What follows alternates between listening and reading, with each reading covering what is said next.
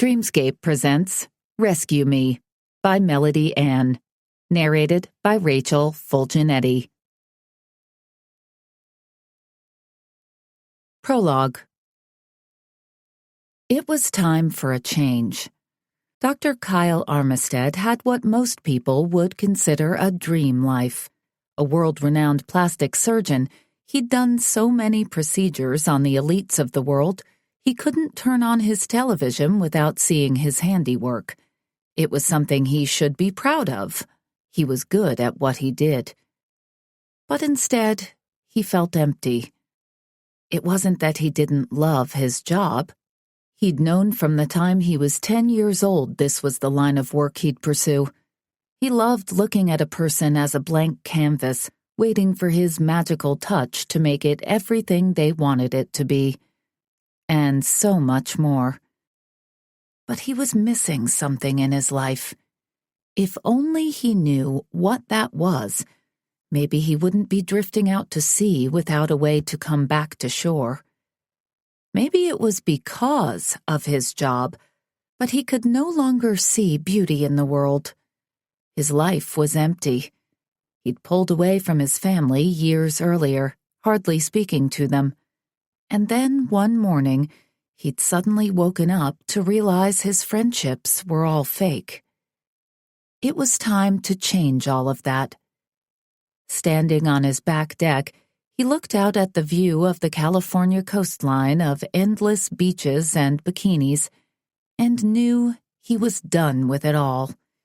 It was time to go home. He missed his family.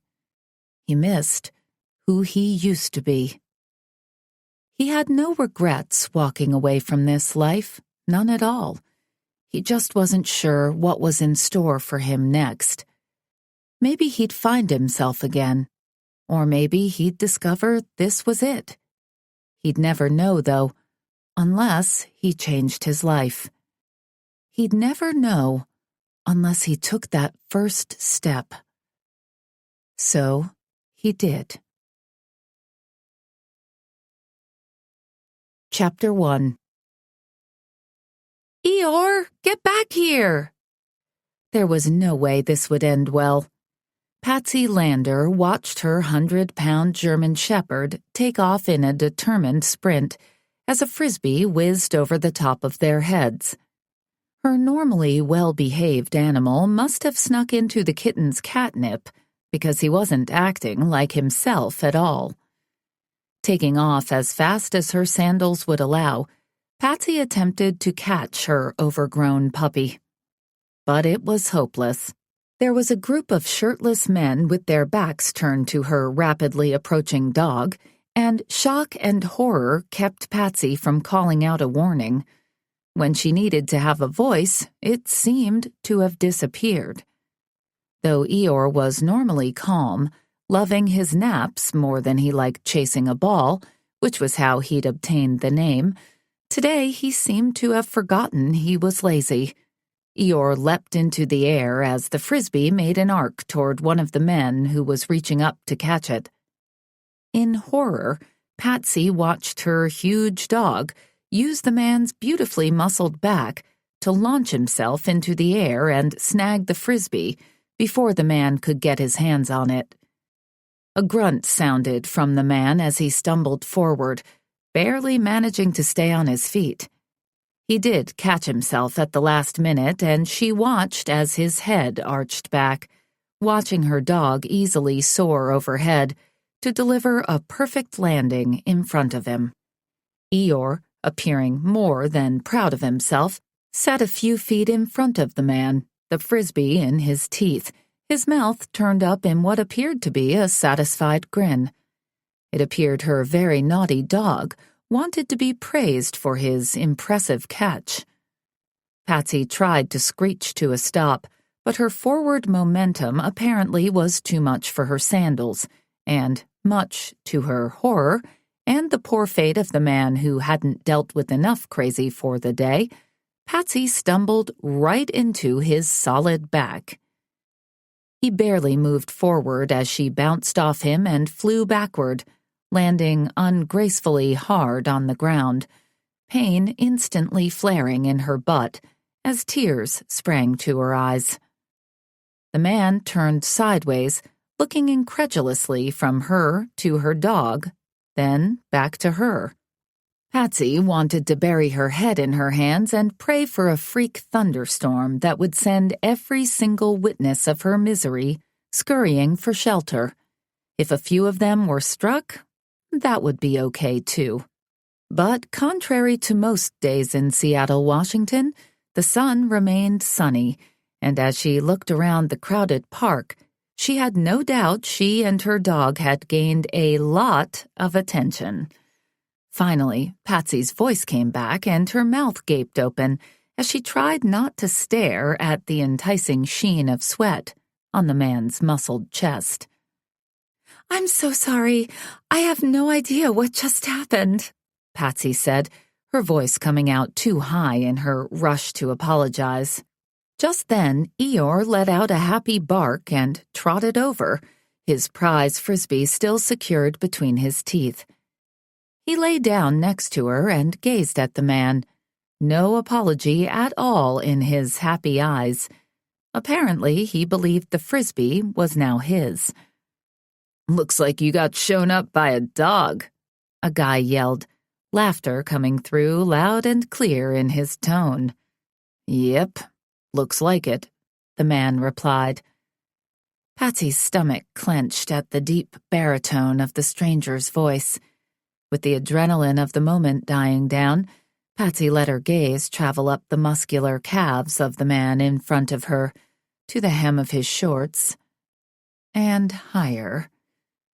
What she saw made her mouth go dry as she realized she was checking him out in a very unladylike manner.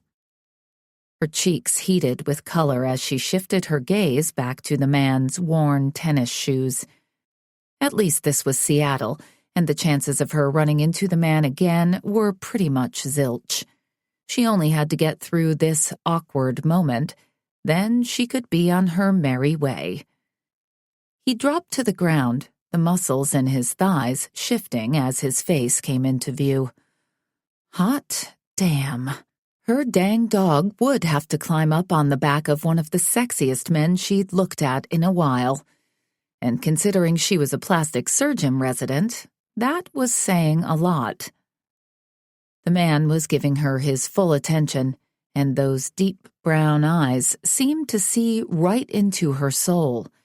She couldn't remember the last time someone had looked at her so intensely. It made her already rapidly beating heart practically thump out of her chest. "Are you okay?" he asked.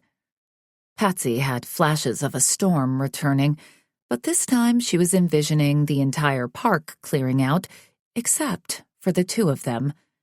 The instant lust was so shocking, she didn't know what to think or say.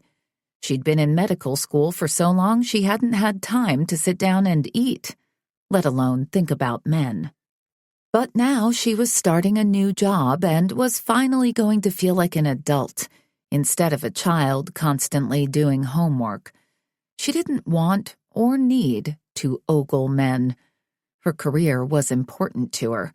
Besides that, her brother-in-law, Ryan Titan, seemed to find it his personal mission in life to make sure men didn't so much as glance at her. He still thought of her as the child she'd been when he'd married her sister, Nicole, and saved them both. Patsy would be furious with Ryan if she didn't love him so dang much. But Ryan was the last person she wanted to think about, as lustful thoughts toward a stranger in a park filled her mind. "Did you hit your head?" the man asked, and Patsy realized she hadn't answered him, telling him she was fine. He reached out and placed his large fingers against her scalp, and though there was no thunder, lightning certainly struck as fire shot through her veins. The man's skin was olive, his body solid, and his eyes so dark she thought she could get lost in the abyss and not care to come back. "I'm fine. I'm sorry," Patsy finally managed to squeak out. She was trying to remind herself she was a sophisticated doctor. She'd been hired by one of the best hospitals in the Northwest, and she didn't need to stay sprawled on the ground like a fool. "Are you sure?" the man asked, clearly not convinced by her answer. "Really, I'm fine. My dog has never done that before. I'm so sorry," she said again. She finally managed to rip her gaze from the man's piercing brown eyes to glare at her dog, who looked a bit sleepy as he laid his head down, finally releasing his prized frisbee. It appeared the game was over, and he was perfectly comfortable taking a nap. Patsy snapped on his leash to make sure he wasn't planning to run off again, but if he was determined enough, he'd pull it right out of her hands, so she wasn't sure what she would do about it. "That was an impressive catch," the man told her as he flashed a smile that showed his straight white teeth and made her lick her parched lips. Damn, the man was entirely too good-looking to be released to an unsuspecting public. He should most certainly come with a warning label. "What's his name?" It took a second for her to realize he was looking at her dog while still grinning. At least it didn't appear as if he was holding a grudge for being used as a launch pad. "Eeyore," she mumbled. The man turned and looked at her incredulously before he began laughing, the rich sound better than any music she'd ever heard. She wished she could pull out her phone and record it, just to listen to it over and over again. Right as she had that thought, Patsy realized she needed to get a hell of a lot more sleep, because her brain was most certainly fried to be having such immature and ridiculous thoughts. "Really? He doesn't seem depressed," the man told her. "He's normally well-behaved and calm, like he is now. I don't know what happened," she said. As if he knew they were talking about him, Eeyore looked up, his tongue hanging from his mouth as he gazed at the man, as if expecting to be petted and told he'd done a good job. Much to Patsy's surprise, the guy leaned down and patted Eeyore's head. "Nice catch, buddy," he said, and Eeyore ate up the attention. "Don't praise him. He's in trouble," Patsy said. "We're all good. It's not a big deal. And to be fair, that was one hell of a leap into the air. Let me help you up," the man told her. He rose to his feet, making those beautiful leg muscles flex and Patsy's mouth water at the same time.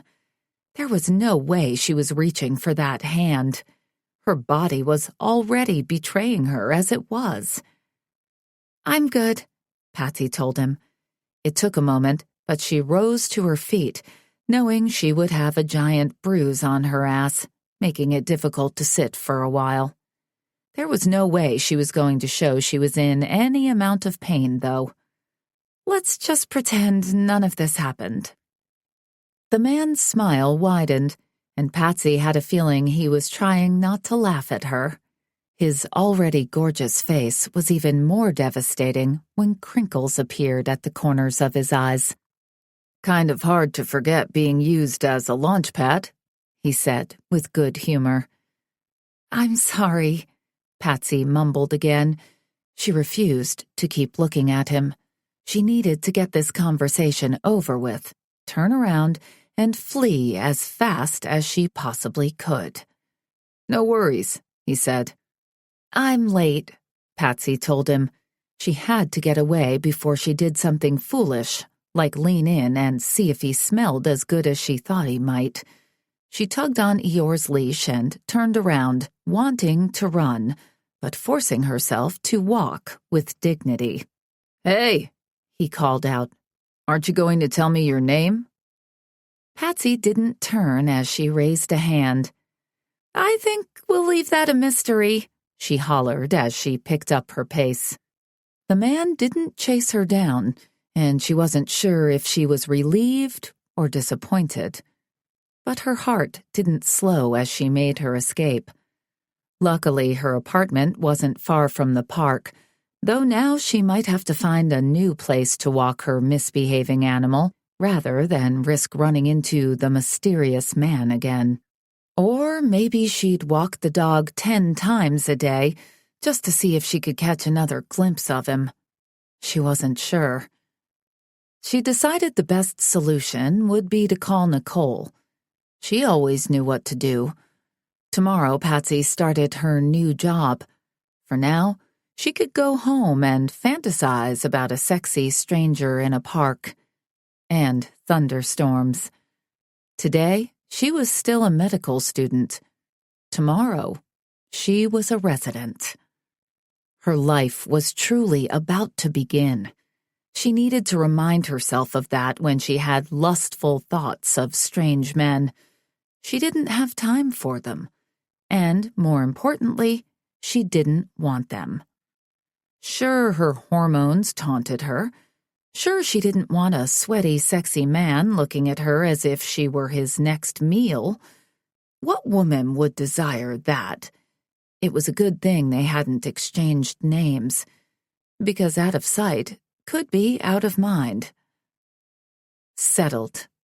That was most definitely settled. She was now ready for a new day.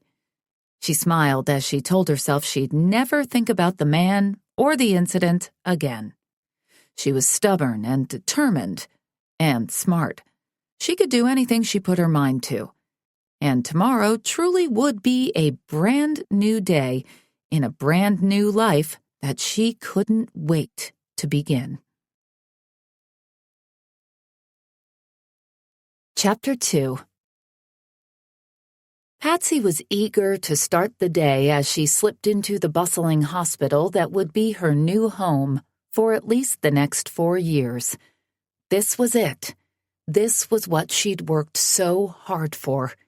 She was lucky to have a supportive family, a sister who always made her feel as if she was proud of her and would support her even if she wanted to be a coffee barista. A lot of people she'd gone to school with after her sister had married Ryan had asked why she'd want to put herself through the torture of medical school when she didn't have to, and Patsy had been disgusted. For one thing, her brother-in-law's wealth had nothing to do with her, though the man had set up a trust fund for her that could support a small country. No amount of arguing had stopped him. She had to admit walking out of medical school without heaps of debt had been nice, but she couldn't help but feel guilty over it. She hadn't been born to be a socialite just because of who her sister had married. She'd been saved through surgery. It was the beginning of her love of medicine. She'd known from the moment she'd survived she'd do the same for others. She'd become intensely interested in plastics because she loved taking something broken and making it whole again. She'd been given a new heart, and though the world couldn't see it, she knew it was there, keeping her alive. She wanted to give that same chance to others. So many people thought plastic surgery was nothing more than a way for vain people to try to hold on to a youth that was long gone. Patsy sometimes thought that way about certain procedures, but she knew there was more to it than that. It wasn't about what was on the outside, even for those type of surgeries.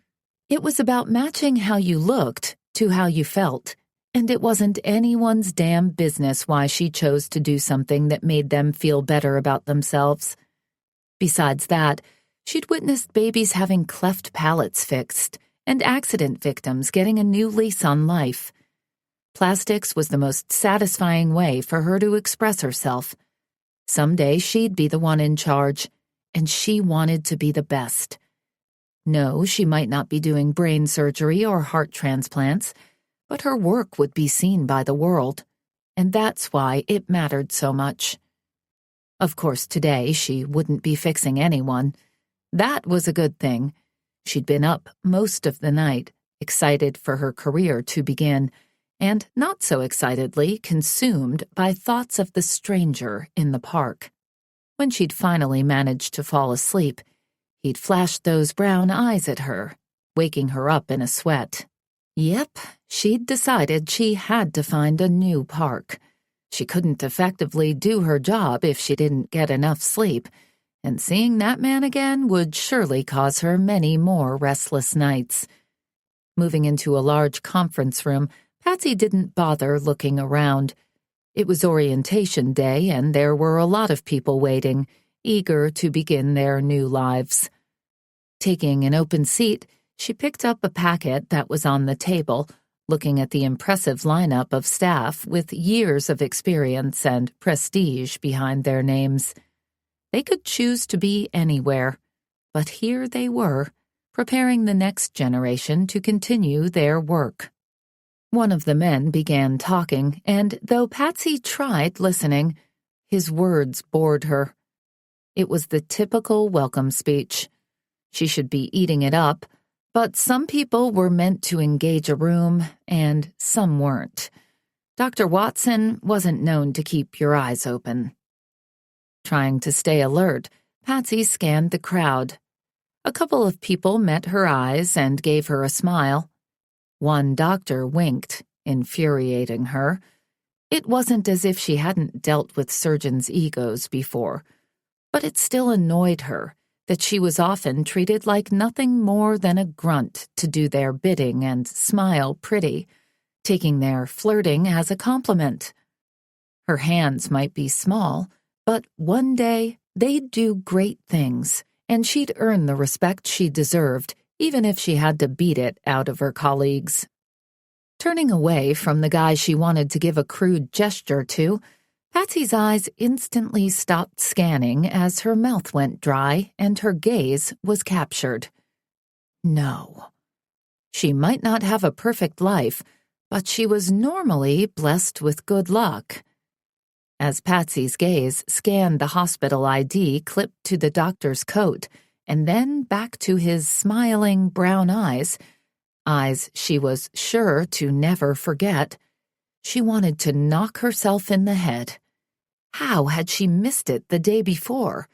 How had she not recognized his face? Probably because she'd been in shock.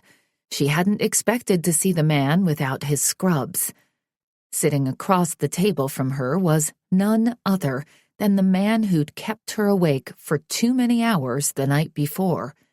And he just so happened to be one of the most sought-after plastic surgeons in the U.S., and her superior, Dr. Kyle Armistead. Thankfully, Patsy was sitting, or she more than likely would have fallen on her ass in front of him, just as she had the day before. Her stomach twisted, and she wondered why fate had suddenly decided to turn on her. She considered herself a good person, one who didn't normally whine about her life. What did she have to cry about, after all? Instantly, Patsy clung to her bottom lip as she gnawed on it, and since Dr. Armistead's gaze locked with hers, she saw the spark in his eyes as they practically caressed her features. And then he winked, just as the other infuriating and patronizing doctor had done. It was a mocking gesture, and they both knew it. She'd refused to give him her name the day before, and now she was in the same room with him. Not only did he have her name, but he had power over her career. She'd sworn she wouldn't be one of those stupid students who was attracted to one of her peers, or even worse, to one of her superiors. But did it count when she hadn't known? She sent him a withering look before turning away, trying to ignore her dry mouth and rapidly beating heart. She needed to get this situation under control. Nothing too terrible had happened the day before. She'd been embarrassed and attracted. There was nothing wrong with either of those emotions. They were professionals, and they could move on from this. It was just that easy, she decided. And then her gaze returned to him once more. It appeared as if his attention hadn't left her. That wasn't helping her frayed nerves, not at all. Realizing other people might be witnessing her internal battle, As her face wasn't exactly known to hide emotion, Patsy jerked her gaze away and found a new fascination with the polished table beneath her folder. She took a moment to analyze the look he'd been giving her, which had appeared to be a cross between amusement and victory. She'd run away, but she hadn't gotten very far. He had nothing to be victorious about. He might have her name now, but that didn't mean he could do anything with it. With resolve to focus on what Dr. Watson was saying, Patsy chose to ignore Dr. Armistead. She'd been ignoring men for years, so this would be no trouble at all. After 2 hours in a room that seemed to be shrinking in on her, Patsy wondered if she could develop nerves of steel in this job. She knew she was making it up in her mind, but it had felt like Dr. Armistead's gaze had been on her the entire time Dr. Watson had spoken and answered questions. It was ridiculous to think that way, but the few times she'd allowed herself to glance his way, he'd met her gaze, his expression unreadable. This was either going to be a short-lived infatuation with the prestigious doctor, or it was going to be the longest residency ever. Only time would tell which way this would go. Dr. Watson dismissed the class, and Patsy was one of the first out of the room. Dr. Kyle Armistead was new to the hospital, highly sought after and snagged up as their new head of the plastic surgery department, so he'd be incredibly busy. She could avoid him while still doing her job, while still learning. She made it a goal to avoid him until she could be in the same room with the man without stripping him in her mind. With that decision made, she felt a lot better. She moved into the changing room and took a deep breath, smiling at the other residents who were eager to begin. She went on autopilot as she introduced herself and chatted with her colleagues. By the end of her first day, she felt great. She hadn't seen Kyle Armistead since the meeting. It was going to work out. Her luck was back where it was supposed to be, with her winning. Chapter 3. Kyle was a lucky man. He knew it on so many levels that when he didn't appreciate his life, he felt not only foolish, but like an ungrateful, spoiled brat. He'd grown up with money, and there had been times in his life he'd rebelled, thinking he was going to make his mark on the world without his family's backing. What he'd failed to remember was that he was able to choose who he wanted to be because he'd been raised by 2 loving parents and shared his life with 3 brothers. He was the oldest, and his mother had thrown her hands in the air the day his younger brother Jason had been born. She'd wanted a girl. But she appreciated all her boys, making sure they each knew her life wouldn't have been the same without any of them. She'd meant the words. So Kyle didn't know why it was so difficult to come back home. There were no ill feelings involved, and he didn't have any childhood trauma to confuse the matter. He knew his family had open arms for him. Maybe it was because he felt so lost right now. Maybe it was because he was ungrateful. He'd only come for 2 visits in the past 10 years, but that hadn't stopped his family from going to him. They made sure to do their visits in the winter, when Seattle weather was driving them slightly crazy. Kyle had to smile as he thought about the last visit with his brother Mitch. He'd decided he was going to learn to surf. That had earned his brother a broken wrist, which hadn't upset him too badly, since the lifeguard had then spent the night with him. Women had always come easy for the Armistead men. Sure, their wealth was appealing.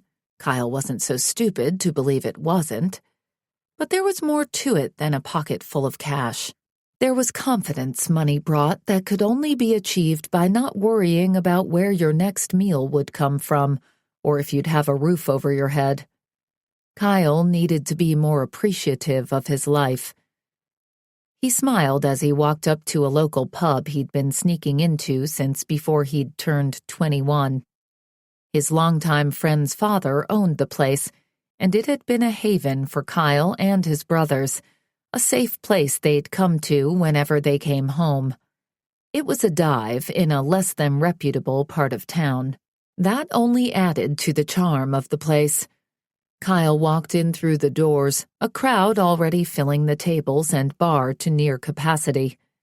The seats were scratched and worn, the tables filled with carvings, and the floor scuffed beyond repair. And it was heaven.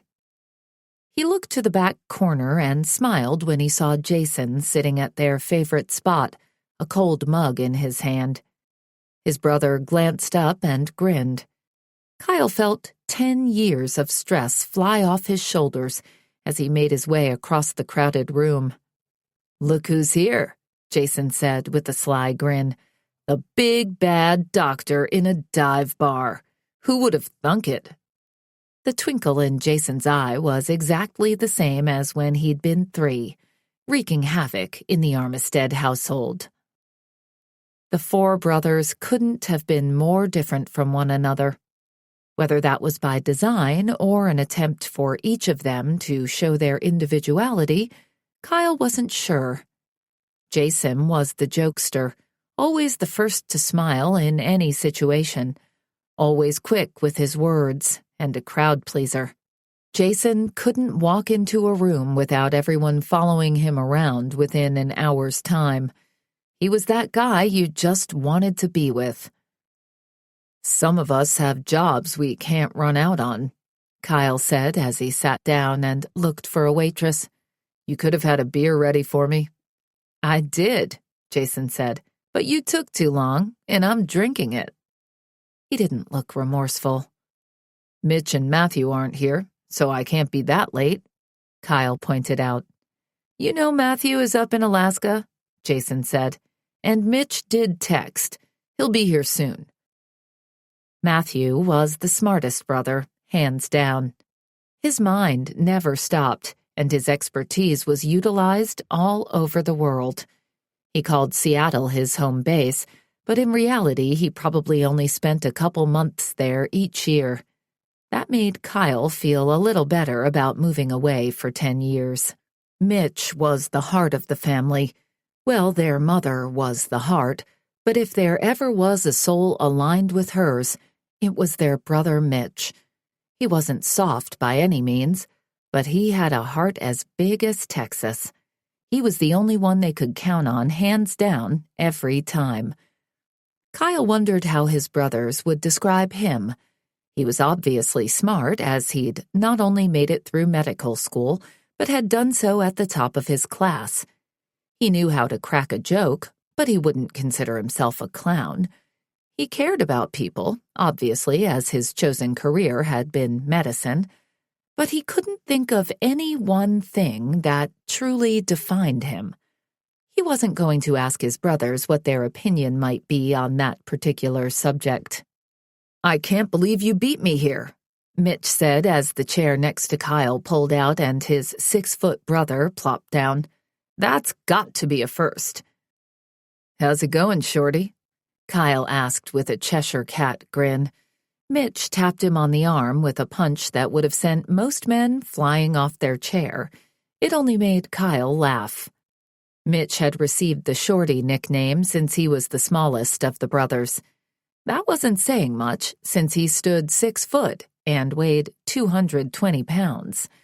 Their father was a giant, and each of the boys had inherited his genes. Mitch flexed just in time for a waitress to appear.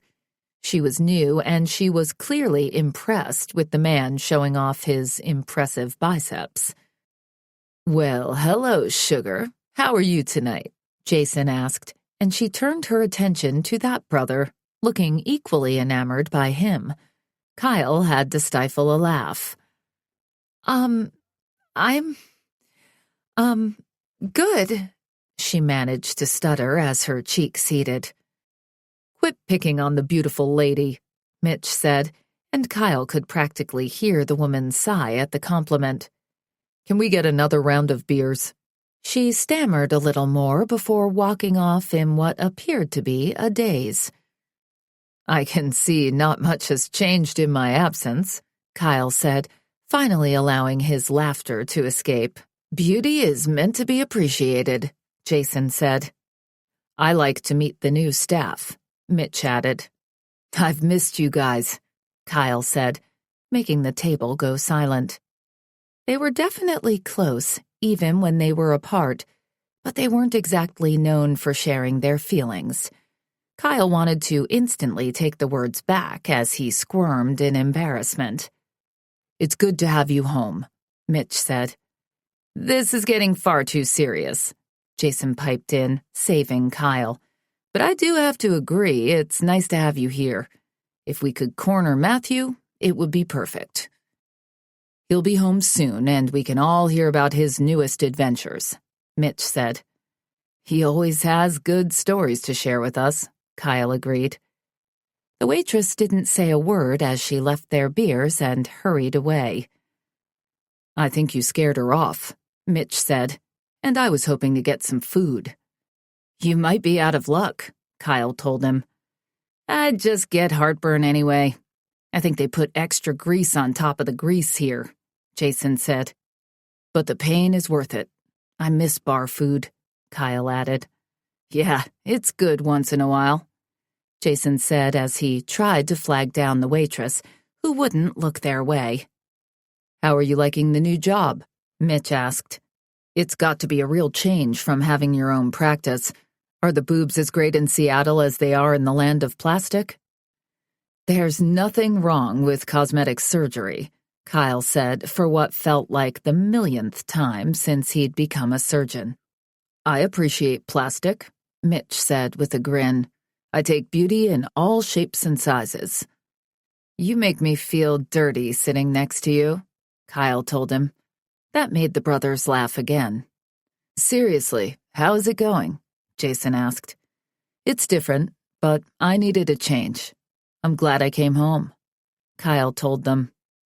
He wasn't 100% sure if he was telling the truth or not. He still wasn't sure what he wanted. An image of Patsy flashed through his mind, and he pushed that thought right out the window. He was her boss, and though he'd enjoyed the hell out of flustering her in that meeting, he knew she was hands-off. Of course, when had that ever stopped him before? Damn it, she was a challenge he wanted to go after. The fact that she'd refused to give him her name had seriously turned him on. He wasn't used to women running away from him. And that damn dog of hers had made him instantly fall in love. What a terrific animal. The waitress finally came back and they ordered their pub burgers, fries, onion rings, and cheese sticks, and they polished it all off while catching up. By the time Kyle left the bar, he was feeling a lot better about his decision to come home. He'd meant to talk to his brothers about the mysterious resident he was technically the boss over, but for some reason, he'd kept it to himself. Maybe when he figured out exactly what he planned on doing with the girl, he'd think to ask for some advice. But he doubted it. Kyle had always been a jump-in with both feet kind of guy. Maybe all he needed to do was take the leap now. Chapter 4. Some of Kyle Armistead's favorite places in any hospital were the surgical viewing rooms. He could close his eyes and listen to the staff on the other side conducting surgery, moving along with them in his mind, asking himself if he'd do it the same way. Sometimes the answer was yes, sometimes no. But he didn't only love the viewing rooms because of the surgeries taking place. He liked them most during the first month new residents were at a hospital, because they tended to not hold back, thinking it was a safe zone. It was a good opportunity to listen, to find out who had what it took to be the best, who would stand out when others fell into the shadows.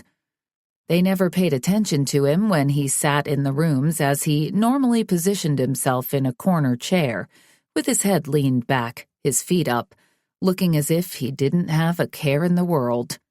A lot of residents would find the viewing rooms a great place to hide away when a surgery wasn't going on. The rooms were dark and quiet, and no one bugged you. Whether it was a power nap or a study hour you needed, that was the place to go. On-call rooms got too noisy, too smelly, and too crowded. Kyle had been in this career long enough to know the ins and outs of any hospital. He was good at his job, and he loved what he did. His lips turned up a bit as he turned out the chatter of the residents. When a person knows how good they are at their job, they might come off as arrogant. Kyle didn't consider himself a man with a big ego. He just knew he was that good. Some were born to yield a scalpel, and others were born to do paperwork. One of the biggest tragedies in life, in Kyle's humble opinion, was when a person didn't appreciate and use the talent they'd been given. It wasn't as if these thoughts went through Kyle's head often.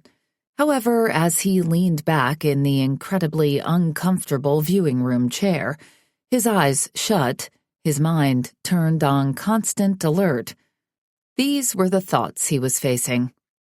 It was better than thinking about her, about his resident who'd been on his mind for an entire week.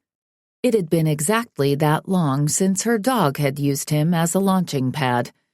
He hadn't been able to keep her from his mind the rest of that day, or the rest of the week, especially with her working in the same building as him. It might be a big place, but it grew surprisingly small when a woman was there that he wanted desperately.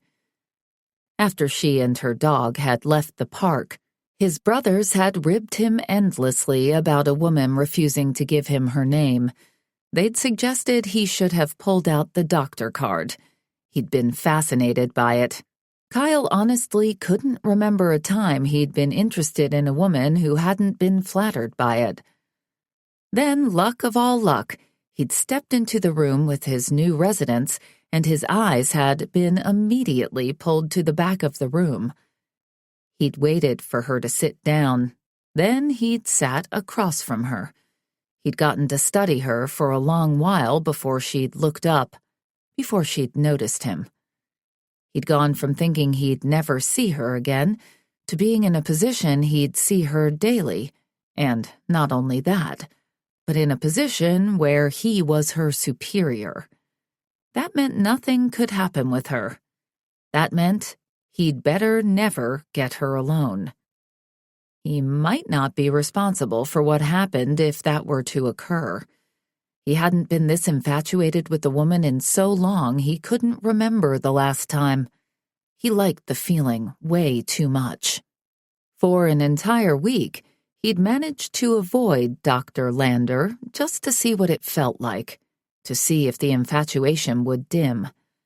But it didn't matter that he hadn't been in the same place at the same time as her, since he could practically taste her as he walked down the hospital halls. It intrigued him. It also slightly infuriated him. No woman had held that kind of power over him since he was in college. He was sure the appeal would soon wear off. It was just a phase, he assured himself. Shifting in his seat, he didn't care what the residents crowded into the room were thinking. He heard their hushed whispers, and it nearly made him smile. He'd been in the business long enough to be the best at what he did, but not so long as to forget how it felt to be a wide-eyed resident, eager to get his hands on a live patient. For 10 years he'd worked in California, doing surgeries on those who didn't want it spoken about, who liked to slip in the back door and emerge 3 months later with his perfected face or body and say it was all natural. Kyle had grown bored, so he'd sold his practice, uprooted his entire life, and moved back home, back to cold and wet Seattle. He was happy being home, or he thought he was happy. He could do without so much rain, but the positive was there wasn't a chance of a drought any time soon, and the spring and summer weather in Washington made the dreary winters almost worth it. Cracking his eyes open, Kyle scanned the room as residents spoke about their latest conquests or the money they'd be making when they got through the long hours of training. Kyle had to fight back his annoyance. He was sure he'd sounded just as stupid at their age. He was about to shut his eyes again when he caught sight of Patsy. She was about as far away from him as she could possibly be in the small room, sitting on the edge of her seat, her full concentration on the surgery going on below as her fingers moved in her lap, as if she were down there, performing the delicate cut and stitches being done on the elderly woman who'd been bitten in the face by her neighbor's dog. The woman's skin was frail, and the surgeon who'd initially stitched her up in a crowded ER should have lost his license. The infection that followed that surgery had landed the woman here, where she was now being properly cared for. It was an easy surgery, and Kyle was glad to see Patsy was utterly absorbed, unlike several of the other residents who wanted to see something far more grueling or challenging. It all began with the basics, though. If you could do the fundamentals, you'd learn the rest. He kept his eyes barely open as he watched her, not wanting her aware he was alert and attentive. It seemed he couldn't really be anything but that way when she was around. It was honestly quite annoying if he dared to admit it. He now knew exactly who Patsy Lander was. Her sister was married to none other than Ryan Titan, a prestigious and very wealthy businessman residing in Seattle. Their family had money, the kind of money that bought respect, the kind of money that gave people an inflated sense of ego when they hadn't earned it, the kind of money he'd grown up with. That kind of money tended to make the people holding it unbearable in most cases. Granted, Kyle had to grudgingly admit he liked the Titan family. His family had known theirs for a very long time, and they weren't the typical elitists. However, that didn't mean Patsy was the same. For all Kyle knew, being a surgeon was nothing more to her than playing doctor because she was bored. As he watched her intense concentration, he realized he was wrong about that. A person didn't make it through that much schooling without truly wanting to be a doctor. That didn't mean the person would be any good at their job, but normally within an hour of meeting a resident, Kyle could tell if they had what it took. He didn't want to admit it out loud, but Patsy definitely had it. He wanted to see her as a spoiled heiress with more concern over her $1,000 heels than her patients. But he didn't see that. It also wasn't as if he could throw stones or anything. Wealth had been an easy part of his life for so long he wouldn't know what it was like to go without. If he didn't want to work again, he didn't have to. He'd sold his practice and decided to go to a teaching hospital, not because he needed to, but because he couldn't quit doing what he loved. He couldn't help wanting to be known for more than just boobs and asses. A surgeon could never quit being a doctor. It was in their blood. If he didn't get to cut, he wouldn't survive. It defined who he was, what he wanted, and his purpose in life. The moment he put on scrubs, he knew what to do. There hadn't been a puzzle yet he hadn't been able to solve, and he'd sought out cases other surgeons refused to do. Those cases had been in the beginning, before he'd moved to California. Once there, he'd wanted to be sought after, wanted to be the best. He'd slowly lost himself as he'd gained a reputation for being the best at what he did. Now he was hoping to be remembered in an entirely different way. He was getting back to his roots, to the beginning, when fixing someone changed that person's life. He had no doubt he'd do exactly that. Yeah, Kyle was arrogant, but it was born of ability. He could perform procedures others couldn't, and that gave a person the confidence to walk with their head held high. Even with all that knowledge, Kyle's thoughts kept returning to Patsy, and he was beginning to grow irritated with her because of it. Logically, he knew it wasn't her fault. She wasn't flirting with him, wasn't doing all those things a lot of women did in his presence to gain his attention. But maybe she was a lot more subtle about it. He couldn't imagine her not being affected by the chemistry between them. That was something that didn't happen every day. One of the residents got a little excited behind him and kicked his chair, making a low rumble of disapproval escape Kyle's throat. The residents grew amusingly silent. There was something to be said about inspiring fear in the new generation. Respect quickly followed. As much as Kyle had enjoyed running his own show for 10 years, it was nice to be back in the hustle and bustle of a busy hospital. As much as this younger generation annoyed him at times, he also thrived on their eagerness to learn, their excitement over procedures that had long ago bored him. There was something to be said about going back to the basics. Still, only half watching the surgery below, Kyle was far more interested in what Patsy was doing. He wasn't sure if she was aware he was there or not, but he found it hard to believe anyone could ignore his presence. She was sitting up too properly, making sure her head was turned just so, and even when the group behind him got a little too loud, she didn't so much as turn an inch to check it out. The surgery wasn't all that interesting, so he had a feeling she was more than aware of him sitting nearby, and she was doing her damnedest to pretend he didn't exist. That was okay with him. It was probably better for both of them if they kept it that way. The last thing he needed was to have an affair with not only someone he was responsible for, but a spoiled little heiress at that. Girls like her required far too much work, and he couldn't simply disappear in the morning. Yeah, he was an ass. Get over it. Kyle was so aware of Patsy's movements, it made him smile when she rose and practically hugged the window in front of her as she began making her way past him. There was no other way around if she wanted to leave the room. He thought about being an ass and stretching his legs out far in front of him so she'd have to climb over him. But that might be pushing this silent game a little too far. He did notice she glanced at him out of the corner of her eye before ripping her gaze away again. Interesting.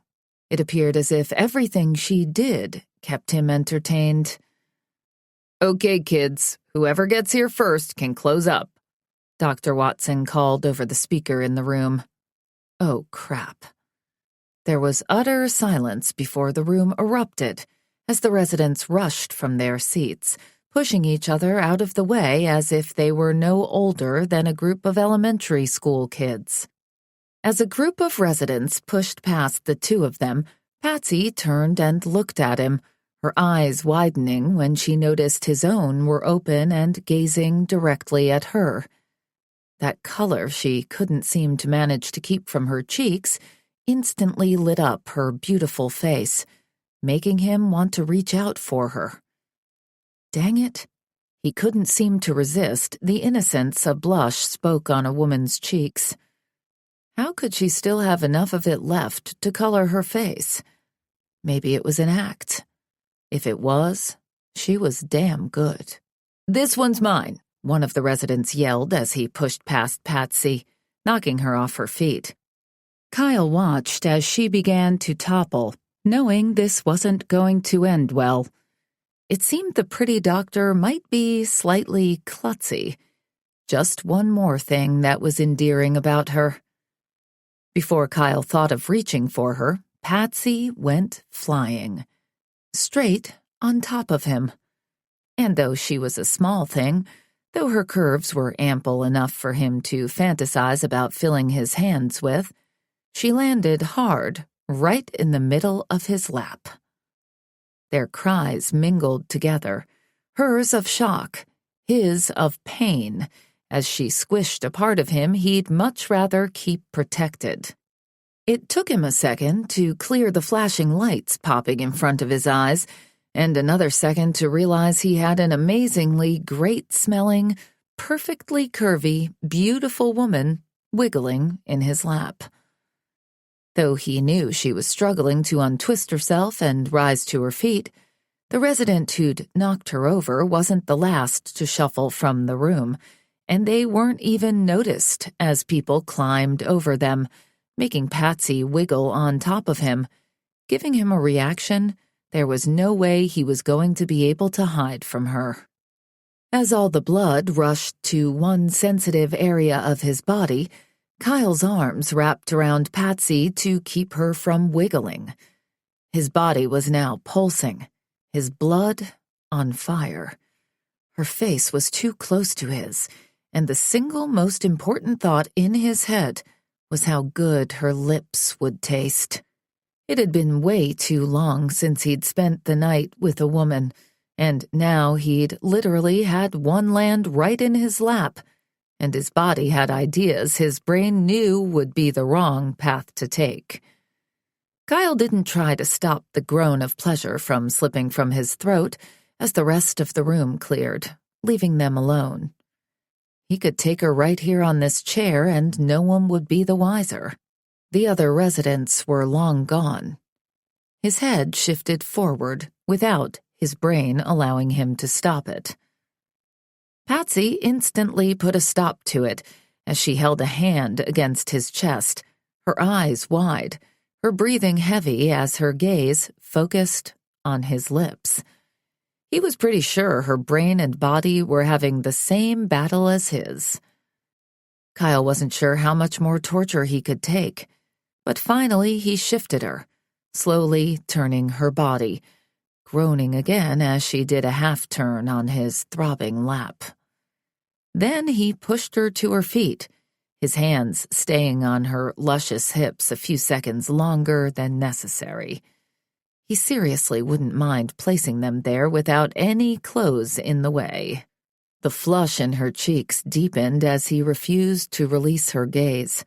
She must have been as mesmerized as he was, because she wasn't struggling against his hold as she stood with what appeared to be shaky knees. There was certainly something going on between the two of them, whether they wanted there to be or not. Kyle wasn't too sure he was going to continue to be able to stop this. He knew he should, but he wasn't sure how much longer he was going to be able to think with the smarter of his brains. "It appears as if you like falling for me," Kyle finally said, forcing a crooked smile to his lips. There might not be a way to hide his body's reaction at having her sweet ass rub on his lap, but there was no way he wanted her to know how desperately he wanted her. Most men would get hard with those curves pressed against them, but Kyle knew there was more to his desire than an ass against his groin. No. There was something about this woman that was refusing him relief. "I'm sorry.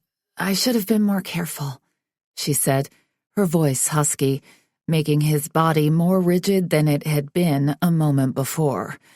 Damn, he wanted to get her to a bedroom, or any horizontal place. He had to remind himself what a bad idea that would be.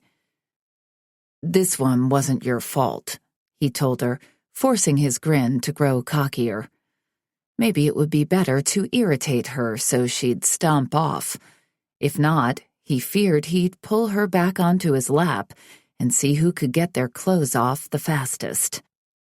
"Technically, the other one wasn't my fault either," she told him as she took a step away. "It was Eeyore's."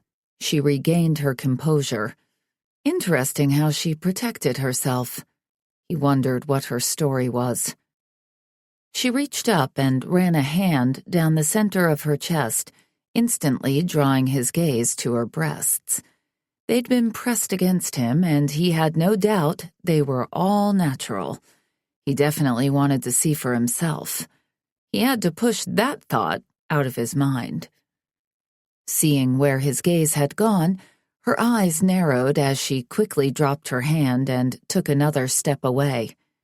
Her cheeks were flushed, but while his body was as hard as ever, she was pulling herself together. It was normally the reverse when he was with the opposite sex. He liked to leave them wanting more. "It's no good to blame things on other people. Or dogs," he told her with a chuckle. She rolled her eyes, and for some reason, that was a challenge. He stood up and took a deliberate step in her direction that made the newfound confidence drain from her eyes as she retreated. It had been a while since he'd felt the need to chase a woman, and right now he felt like a hunter cornering his prey. Of course, this hunt would end in ultimate pleasure for all parties involved. "Stop," she said, holding up her hand before dropping it again, as if she was afraid to come into contact with any part of him. That was probably a wise decision. He already felt as if he was about to go up in flames at any second. "I'm not sure what's going on here," he told her. He did stop, but it took the ultimate willpower on his part to do so. This was all so foreign to him, he didn't know what to think about it. He allowed his gaze to cascade over her body, taking in her youthful face, full lips, slender neck, and flared hips. She was utter perfection, didn't need a single thing changed on her entire body.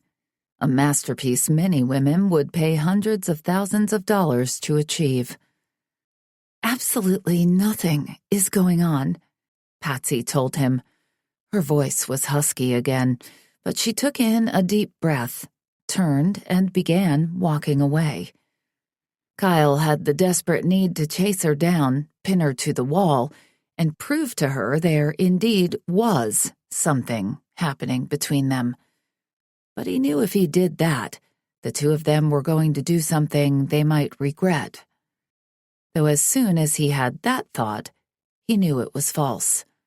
There was no way he'd regret doing anything with Patsy. But on the other hand, he wasn't looking for a relationship, and one-night stands tended to get messy when it came to people you worked with. It looked as if he'd be dealing with a throbbing body the rest of the shift, and probably long into the night. Damn her, and damn him. Maybe the two of them could take a trip to hell together. That might be where this would end up. Chapter 5. Patsy was down 2 halls and an entire floor before she felt air returning to her lungs in a proper way. It was a good thing she was in a hospital, because she wasn't sure what in the hell was going on with her body. Possibly a heart attack. Maybe even a complete body shutdown. Or just losing her mind. She could go to the dang psych ward if need be. What in the heck was wrong with her? She so wasn't this flustered girl. She'd been avoiding Kyle as if he were carrying an infectious disease.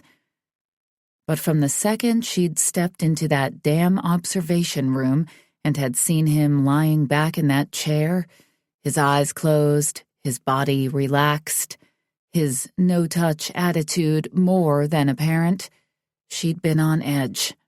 Though there'd been at least a dozen people between them, she'd felt as if a magnet had been pulling her to him. She'd refused to look his way. That was until she passed by him, nearly making it to the exit. Then she'd had to tumble and fall into the man's lap. And his reaction to that tumble had been more than obvious, and her body had responded in a way she couldn't remember happening before. She was a doctor, for goodness sake. She knew how the system worked, knew it was normal to feel attraction, to have all the chemicals mixed together to make one person desire another. It was the way to ensure the species would survive. Sex was essential to mankind. Sex was a need as simple as hunger or thirst. She'd experimented in college, But she'd never been able to get past analyzing every little thing she was feeling, so she'd determined that sex was nothing more than a necessary evil to keep the world producing children. She didn't understand the billions and billions of dollars that were put into selling sex. It was messy and unsatisfying. Maybe it was only good for a guy. Her college boyfriend had seemed pleased with the act, and himself. She'd been left wanting. But as she'd felt Kyle's thickness push against her ass, she'd been having thoughts that had nothing to do with medical musings. No, she'd been hot, and her body had responded, all her blood rushing from her brain to one choice place, and she had to fight not to spread her thighs and push a little closer to him. It had to be pure animal instinct. The need to do that had been the final push she'd needed to break the connection of his eyes. Damn, those eyes were endless brown depths of passion and secrets. They invited a person in, and Patsy wasn't sure she'd be able to escape if she accepted the invitation he seemed to be offering. Patsy was focused on her job, she had to remind herself. She was focused and ready, and she didn't have time for men. That was the plan. And even if she did have time, it would never be with someone as arrogant and self-centered as Dr. Kyle Armistead. Not a chance she'd sleep with a man like him. He was totally the love-him-and-leave-him guy. And she didn't do what most med students did, getting pleasure in 10-minute increments between cases. She had chosen her profession because of her love of medicine, not to sleep with every available man there. She could keep her hormones at bay and, hopefully, forget all about her boss. Easy peasy. She was feeling better already. In her need to get out of the hospital, she rounded a corner and ran smack dab into the middle of a hard chest. She would have gone straight onto her ass if it weren't for the strong arms that quickly enveloped her. "Where's the fire?" the male voice asked. Patsy looked up and took in a breath. Damn. Were all the medical personnel in this hospital downright gorgeous? Was she on an episode of Grey's Anatomy? She was in Seattle, so that could very well be. She almost called the man Dr. McSteamy, barely managing to stop herself. That show had failed the world when they killed off that man. What a true tragedy for all humankind.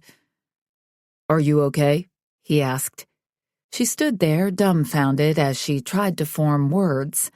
An awkward moment or two passed before she was able to shake off her nervousness. "Sorry, I'm getting lost in my own head this afternoon and not paying attention to where I'm going. Apparently, I'm not doing well at speaking either," she told him sheepishly. He laughed, the sound full of good humor. She gazed at his beautiful face and wondered why her body wasn't reacting to this man as it had to Kyle. They were equally gorgeous, and both smelled incredibly good. It made no sense to her. Maybe it was back to her medical musings and the desire for the species to continue, and her body wasn't calling to this man's body. Maybe something in their DNA wasn't suited. Who knew? She was so lost in her thoughts, she forgot she was standing in front of him. "Are you one of the new residents?"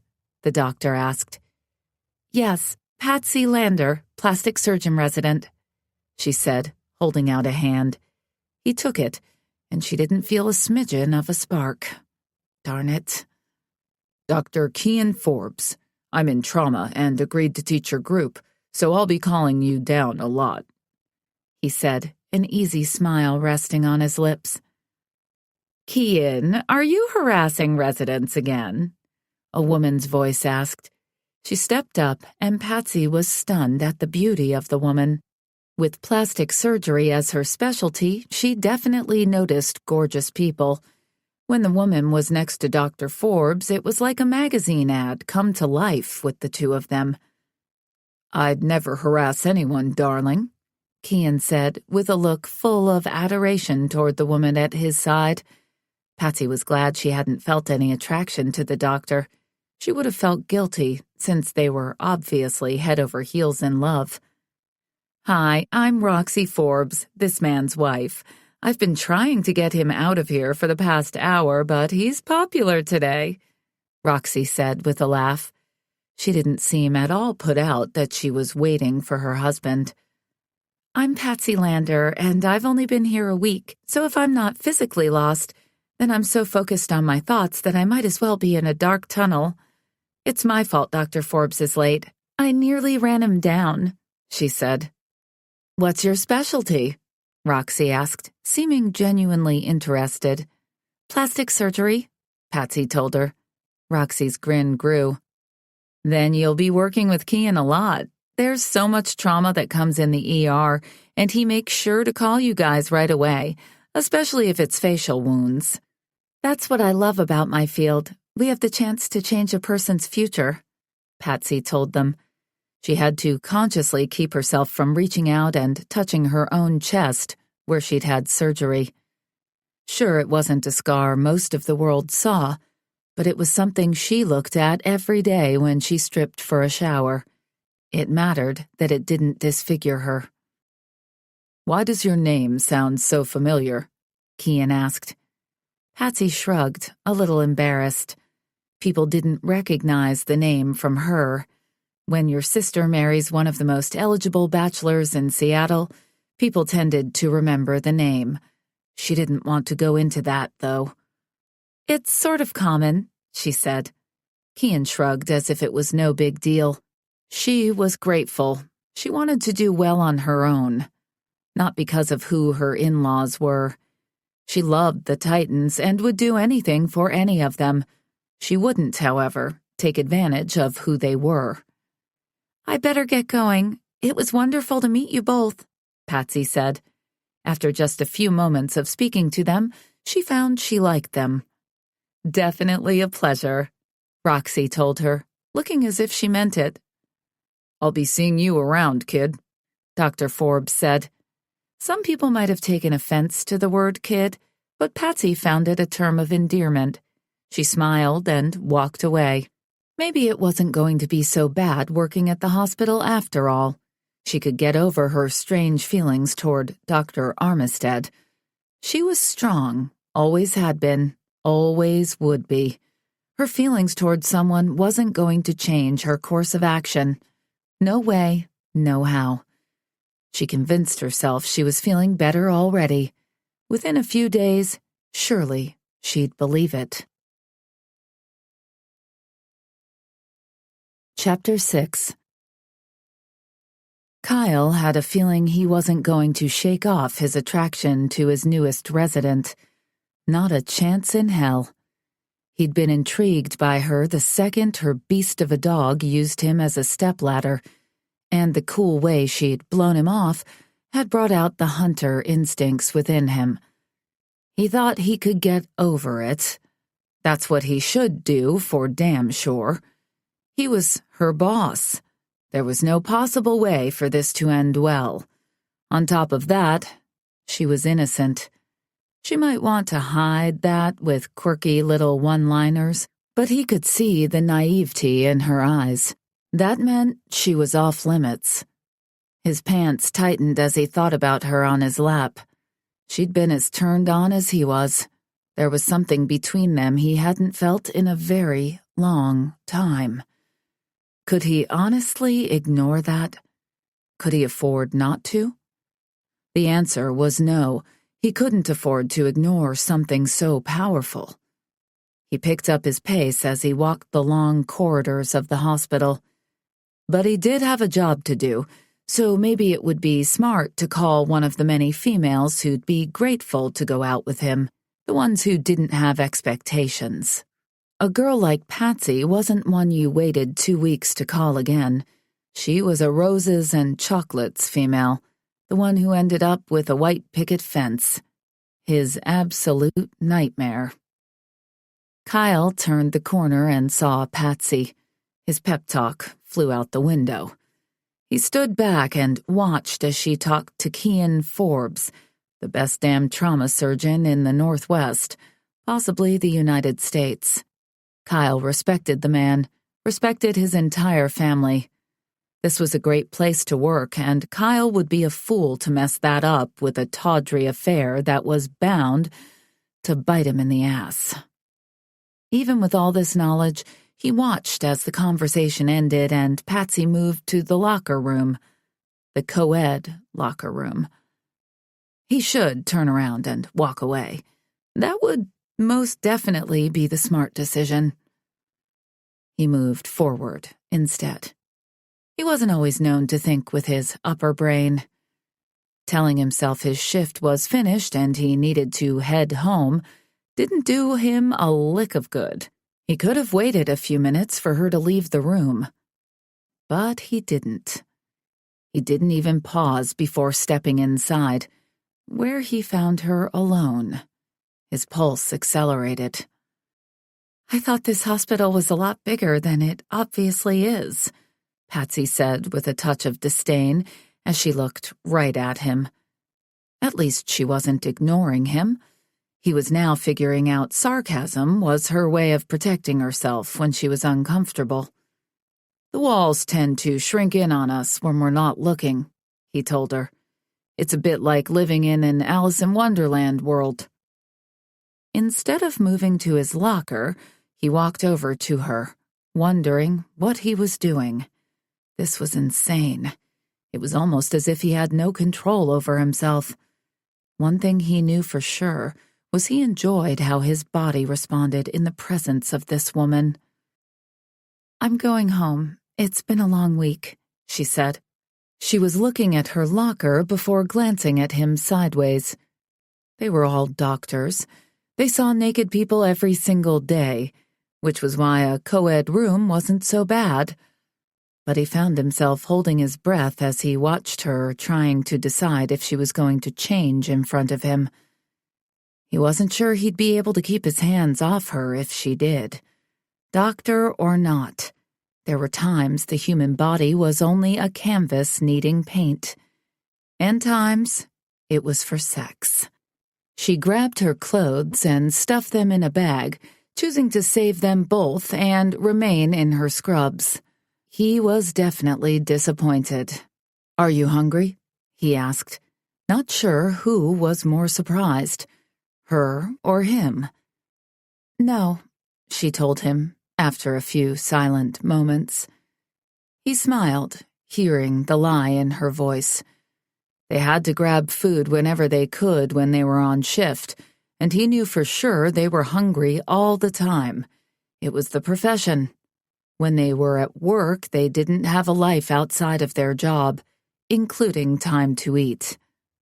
"Want to get a coffee?" he asked. What was wrong with him?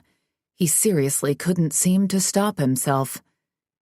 She looked at him as if she was asking herself the exact same question in her own mind.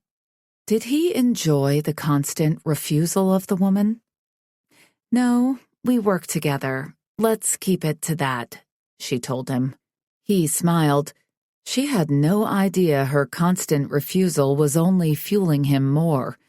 He couldn't even remember being turned down by a woman, not since he'd hit puberty at least. It was almost euphoric.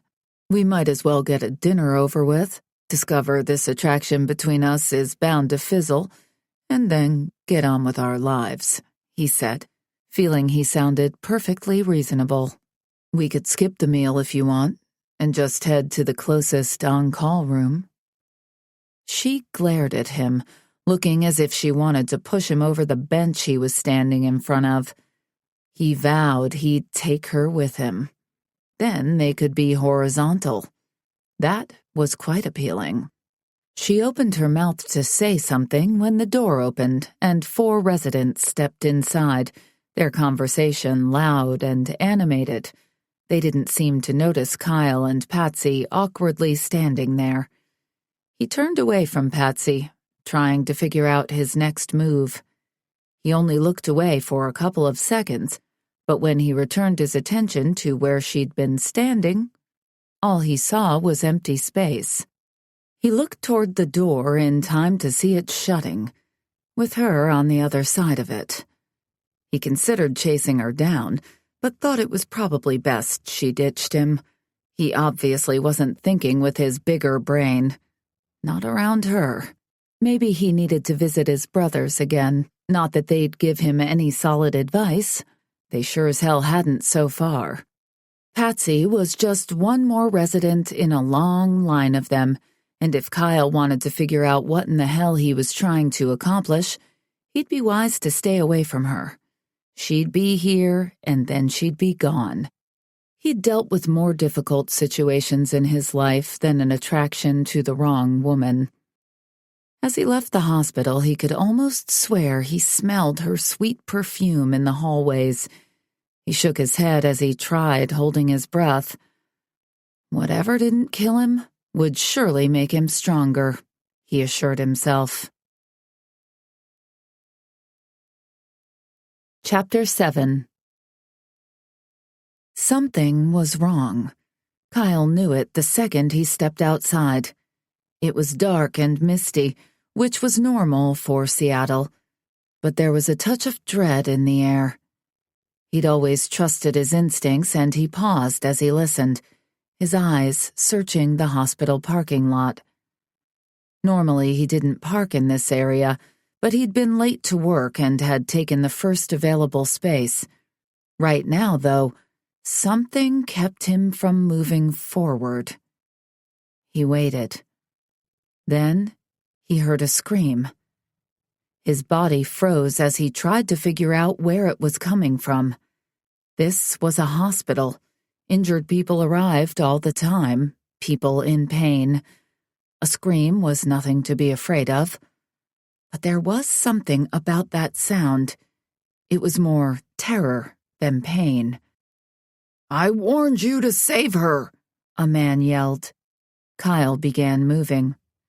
"Sir, please let us talk to you. Just calm down and let's go inside." Kyle's step faltered. He knew that voice well. It was Patsy, and she was foolish enough to try to reason with an obviously unstable man.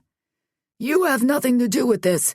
Stay the hell out of my way," the man screamed, his voice shaking. He wasn't in a rational frame of mind, a mind that could be reasoned with. Kyle moved faster. He couldn't yet see Patsy or the man, or whoever was with them, but he'd get through the vehicles and find them. Patsy was obviously in trouble, and there was no way he was sitting back. "I just want to help you," Patsy said. "I'm so sorry about your wife," another woman said. Kyle didn't recognize her voice. "You lying bitch!" the man screamed. Kyle's heart stopped when 2 gunshots rang out and Patsy screamed. "Look what you made me do!" the man yelled. Then there was another gunshot. Then silence. Kyle ran and turned a corner. He found Patsy and another woman on the ground, both of them covered in blood. Several feet away, a man lay on the ground as well, a bloody hole in his head, his body completely still, a black handgun lying a couple of feet from him. Kyle moved to the gun and kicked it farther away. The guy wasn't moving, but Kyle wasn't taking any chances. Then he rushed over to Patsy and she looked up, terror and pain in her expression. His heart thudded as he leaned down, running his hands over her in rapid movements. "Where are you hit?" he asked, his phone out as he pushed a button. The ER reception picked up after the first ring, and he shouted a command of where they were before dropping the phone and grabbing Patsy again. She opened and closed her mouth as if she was in shock, then looked at the woman next to her, curled into a ball, crying. He didn't recognize her. Finally, after what felt like an eternity, Patsy spoke. "I wasn't hit. Dr. Wasp was. He shot her twice, once in the abdomen and once in the thigh," Patsy said. That's when he finally noticed Patsy was holding her hand over the groaning woman's stomach. She was losing too much blood. Kyle reached for the wound on her leg and applied pressure. Everything in him wanted to run his hands over Patsy again, to ensure himself she hadn't been hit by any stray bullets. He glanced the man's way several times to make sure he indeed wasn't a threat any longer. The gun didn't move. Kyle would be shocked if he wasn't dead. The hospital crew arrived in record time, and things moved quickly. Neither Patsy nor Kyle were trauma surgeons, but they could help in a pinch. That wasn't necessary when they were only a few dozen yards from the ER entrance. "What happened here?" Dr. Kean Forbes asked as he quickly assessed all 4 people with a visual before deciding who needed the most help. "I was walking out with Dr. Wasp when this man approached. He held the gun and started shouting at Dr. Wasp, saying she'd killed his wife. Then he pointed the gun at her. I tried to talk him down, but he was beyond listening," Patsy said. Her adrenaline was wearing down, and she began shaking from the terror of what had just happened. "Are you hit?" Kean asked. "No. Dr. Wasp was hit in the abdomen and thigh. Then the man shot himself in the head. Neither Dr. Armistead nor I were hit," Patsy told him. "I'll need you to stay and talk to the police," Kean told her. She nodded, but Kyle wasn't sure if she had heard much of what he'd said. "Did you see anything?" Kean asked him. "No. I walked out and heard shouting, then heard the shots, but I didn't see any of it. I got here after the man was dead," Kyle told him. "Okay, the cops will need your statement as well," Kean told him. "Of course," Kyle replied. "I'll take Patsy in to get cleaned up. Then we'll be in the cafeteria. Tell them to find us there." "It might be a while. That's a good idea," Kean said. Then the man turned away from both of them as he went inside with Dr. Wasp. The gunman was pronounced dead, and a couple staff members waited with his covered body for the police to arrive. This was officially a crime scene. Kyle helped Patsy to her feet, and she was shaking as he placed his arm around her. He was amazed at how composed she was, considering what she'd just been through. She didn't say a word as he began walking her inside the hospital, but she didn't push him away. They made it to the thankfully empty locker room, and he found a quiet corner and sat down, pulling her onto his lap. By now, blood was splattered over both of them, but he didn't care. He'd had blood covering him many times before. "It's okay, Patsy. You can let it out," Kyle told her. Almost as if she'd needed permission, a shudder ran through her, and tears fell down her cheeks as she allowed herself to rest against him. Kyle rubbed her back and had to push down the rage toward the person who'd threatened her. Every instinct in him wanted to go and pulverize the man. He couldn't get that satisfaction, though, as the coward had taken his own life. "I'm sorry," she said, after only a couple of minutes. She pulled herself together far more quickly than many people would have been able to do. "You have nothing to apologize for," he assured her. She shook her head, took in a shuddery breath, then pushed against him. Kyle didn't want to let her go, but he wasn't going to force her to take his comfort. She got up and moved away from him before turning back and looking at him. "No, I shouldn't have fallen apart like that. I'm a doctor, and it's my job to be strong in an emergency." Kyle stood as he let out a laugh with no humor. "We're not just doctors. We're also human beings, and I'd have to wonder about anyone who has a gun pointed at them and doesn't freak out," he offered. "He wasn't after me," Patsy reminded him. "It doesn't matter. You were there, and you were trying to stop it. You could have gotten yourself killed." He wasn't sure why that upset him so much. He didn't know this woman. Yes, he was attracted to her, but they were nothing to each other. "I'd hate myself if I'd have walked away. Could you have?" she asked. Kyle wanted to lie to her, tell her that yes, he could have left. It wasn't his business or his problem. "No, I wouldn't have walked away either." "Then don't expect me to." She stopped, sighed, and walked back to him. She shocked him when she leaned up, wrapped her arms around him, and gave him a hug that melted his cold heart a little. "Thank you for being there, for helping me." He reached around her to pull her in tighter, and she released her grip and stepped back. She seemed as if she wanted to say more, so he waited. She took another step away before talking again. "I'm going to clean up. You probably should too. I don't think either of us is getting out of here for a while." There was such weariness in her expression and body, he wanted to do something for her, but he didn't know what. She didn't wait for his response as she moved to her locker and grabbed spare scrubs. He realized they'd forgotten to grab her bag from the parking lot. He'd call down and ask for it. He was sure someone in the ER had it. But he needed to clean up as well. They each grabbed a fresh set of scrubs and moved their separate ways to the showers. Kyle was a mess at the thought of Patsy in a shower only a few feet away from him. He heard the water turn on, and all thoughts of danger evaporated in an instant. He felt like the worst sort of pig at having lustful thoughts about her after what she'd just gone through. He switched the water to cold and leaned his head against the wall of the tile shower and counted to about 100 before he gave up. The day had been long. The night was going to be longer. But he was glad he'd been there. They finished about the same time, and Kyle met her outside the locker room, unable to be in there with her any longer without doing something utterly foolish.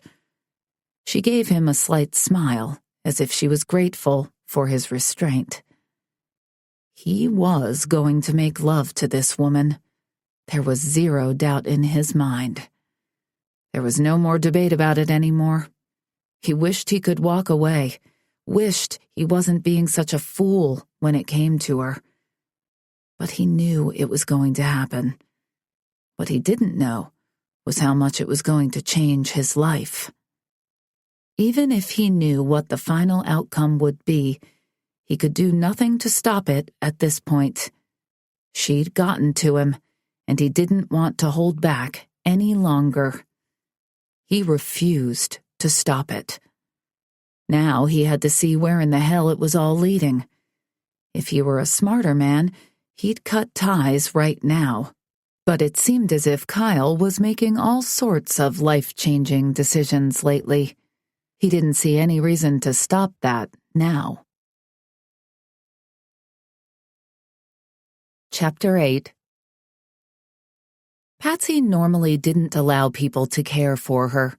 She was strong and stubborn, and because of her childhood, she had learned to take care of herself. Sure, she had a sister who was incredible, who had raised her because their father had been an absolute piece of crap. But Patsy had wanted to find her independence, wanted to prove she was fine on her own. But tonight it had been so easy to lean on Kyle. She didn't know this man, or at least she knew very little about him. She was frustrated at how attracted she was to him, and she hated how she'd fallen apart in his arms. She also couldn't help but smile as she sat across from him in a corner of the hospital cafeteria, drinking coffee. She'd told him no to dinner and no to coffee, and yet there she was, with a tray of untouched food in front of her and a coffee in her hand. "People don't often tell you no, do they?" she asked. He looked at her and smiled, the first real smile she'd seen since, well, probably since the day Eeyore had jumped all over him. It was hard to resist a man who loved a dog, especially her dog, who she thought was pretty dang incredible. No, not really, he admitted. He reached down and picked up his sandwich, taking a bite. She looked at her own food as if it was covered in mold. Eating was the last thing she wanted to do, but she was also a doctor and knew she needed fuel. She picked up a chip and popped it in her mouth, having no clue what flavor it was. "Well, I wouldn't be here now if I didn't have to be," she told him. The fear from the night was wearing off, and she was finding her voice again. "Why do you say that?" he asked. His food was a third of the way gone already. The longer time went on, the calmer she felt. Her appetite started coming back. She picked up her slice of pizza and took a bite, glad she was able to taste the spice of the pepperoni. "Because I told you we weren't doing dinner," she reminded him. "This isn't our date, Patsy. That will come when this is all over," he assured her. She took another bite and narrowed her eyes. "I appreciate confident people, but delusional is another matter altogether," she said. She was shocked when he leaned back and laughed. It felt wrong to be having this conversation, flirting with this man when she'd just watched a woman get shot. Patsy hadn't met Dr. Wasp before that night, but she was another female doctor and a nice woman. Patsy should be more worried, should be more upset. They'd already checked on her, and it looked like Dr. Wasp was going to pull through surgery just fine. Maybe that's why Patsy wasn't more upset, she assured herself. The bullet hadn't hit any major organs, and they'd gotten to her in record time, thanks to Kyle's quick phone call that Patsy had been too shocked to make. "I've been called worse than delusional before, so go ahead and hit me with your best shot," he told her. She finished her pizza and grabbed the chocolate cupcake on her tray. Kyle had loaded her tray down, and she was impressed with what was on it. He didn't know her, but he'd pretty much picked exactly what she'd normally have taken. That should terrify her a little, especially since he had different food on his own tray. She looked at her food, then his, then away. "I've seen you eating in here a few times," he told her, reading her mind. "Do you like stalking residents?" she asked. "Normally, I don't care much at all about residents. I had my own practice for 10 years, but spent a lot of time in hospitals, doing surgeries and consulting with other doctors. Now I'm a teacher, and, of course, I take more of an interest," he said. "Including our food choices?" she questioned. "I only notice the food choices of the residents I plan on taking to my bed," he said conversationally. Patsy choked on the sip of coffee she'd just taken. Kyle sat back and smiled. "That's so not going to happen," she told him. His expression didn't change. "Yes, it will, but I'll give you time to adjust to the reality of it." "That's so magnanimous of you," she said with a glare. "I'm a good guy," he assured her. "I'm always thinking about others." Patsy wanted to fight the smile, trying to break free, but she couldn't quite push it all the way down. "I've yet to meet a surgeon who doesn't think they're God," she told him. He grinned back as he sipped his coffee, looking disappointed when his cup was empty. "That's because we play God every time we're in the OR. "Even when doing a pair of boobs?" she challenged. He laughed harder this time, and she couldn't keep her own smile away. "Hell yeah, when doing boobs. Those are highly important to mankind's existence," he assured her as his eyes trailed down her throat and landed on her own chest. She desperately wanted to cross her arms, but wasn't giving him that satisfaction. "Mine are 100% real," she said instead, as if she didn't care that he was looking at her. His gaze slowly traveled back to her face, and his grin grew as he licked his lips in a way that had heat coursing down her body and throbbing in one particular place she didn't normally pay attention to. She tried not to squirm in her seat. "That's more than obvious," he said in a husky voice. She was saved from the conversation continuing when two officers approached.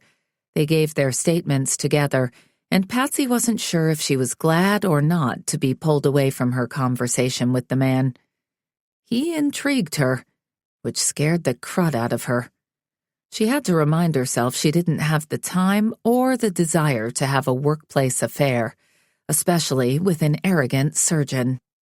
When she was paged to the ER, letting her know they had her bag, she ran like the chicken she was. If she continued her intimate conversation with Kyle, she was afraid she was going to do exactly what he'd said they were going to do, and fall into his bed.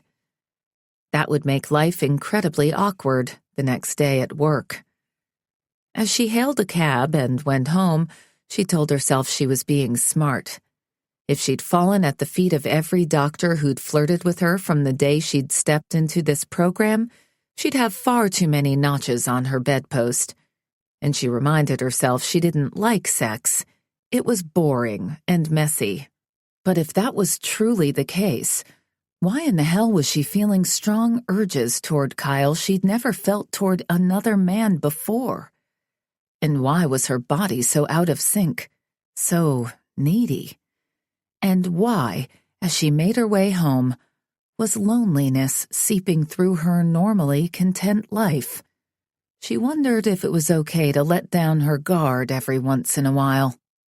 She wondered if she was missing out on something essential, because she was too worried to live. Chapter 9. Family barbecues were mandatory when it came to the Titan family. Patsy had been able to avoid them for a while because she was a resident working incredibly long hours. But she did have a rare Sunday off, and the pleading from her sister had been enough to guilt her into going. It wasn't that she didn't love hanging out with her sister, but Nicole had a way of reading her like an open book, and the second she took a look at Patsy's face, she was going to know something was up. Patsy hoped her acting skills would be up to the task of getting through a family event. She did miss her sister and the wonderful family she'd married into, especially since Nicole and Patsy's family had been so far from perfect, there weren't words to compare how bad it had been. That was all in the past, and their futures had been drastically changed. A lot of that had to do with Ryan, Patsy's amazing brother-in-law. He treated Nicole like the princess she was, and he looked at Patsy as if she were his little sister. It made her feel loved, but a little bit smothered. However, that was better than the alternative. It was much better to have people who loved you too much versus having no one care or know where you were or what you were doing. Walking up to her brother-in-law's house, Patsy took a deep breath, knowing the interrogation was coming. Then she let out a laugh. From the way her thoughts were going, people would think her family were nothing but tyrants. That was far from the truth. They were loving and loyal, and she was acting foolish. She opened the door and made her way into the living room, where the entire family was waiting.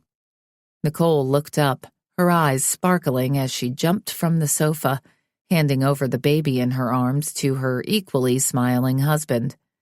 "I've been waiting all day," Nicole said as she ran and threw her arms around Patsy.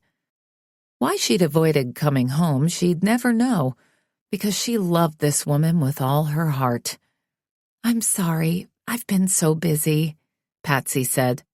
"Just don't ever be too busy for family," Nicole scolded. "I promise I'll do better," Patsy assured her. "Good," Ryan said as he walked up, baby Jessie in his arms. "Your sister starts to go stir-crazy when she doesn't get to see you or talk to you." "I've missed you guys," Patsy assured him. She looked from Nicole to Ryan. Then she let out her hands. "Now give me my nephew." Ryan handed over the 2-month-old baby and Patsy cooed at him. He smiled at her, and she knew he already held her heart in his hands. "He's growing too fast," Patsy told them with a frown. Babies tend to grow when you're not looking, Nicole said with a chuckle. And since this will be our last, we plan to enjoy him for as long as we can. Don't say that. I want a dozen nieces and nephews, Patsy told her sis as she moved into the room and sat down with the baby in her arms. Nicole laughed again. I don't think any of us can handle me pregnant that many times. I'm a bit of a diva. Ryan laughed. I don't mind middle-of-the-night Taco Bell runs, he assured her. Or me getting fat? Nicole asked, with a twinkle in her eyes. His expression went serious. You are beautiful, Nicole. Pregnant, not pregnant, young or old, fat or thin. There's nothing you could do that would change how I see you.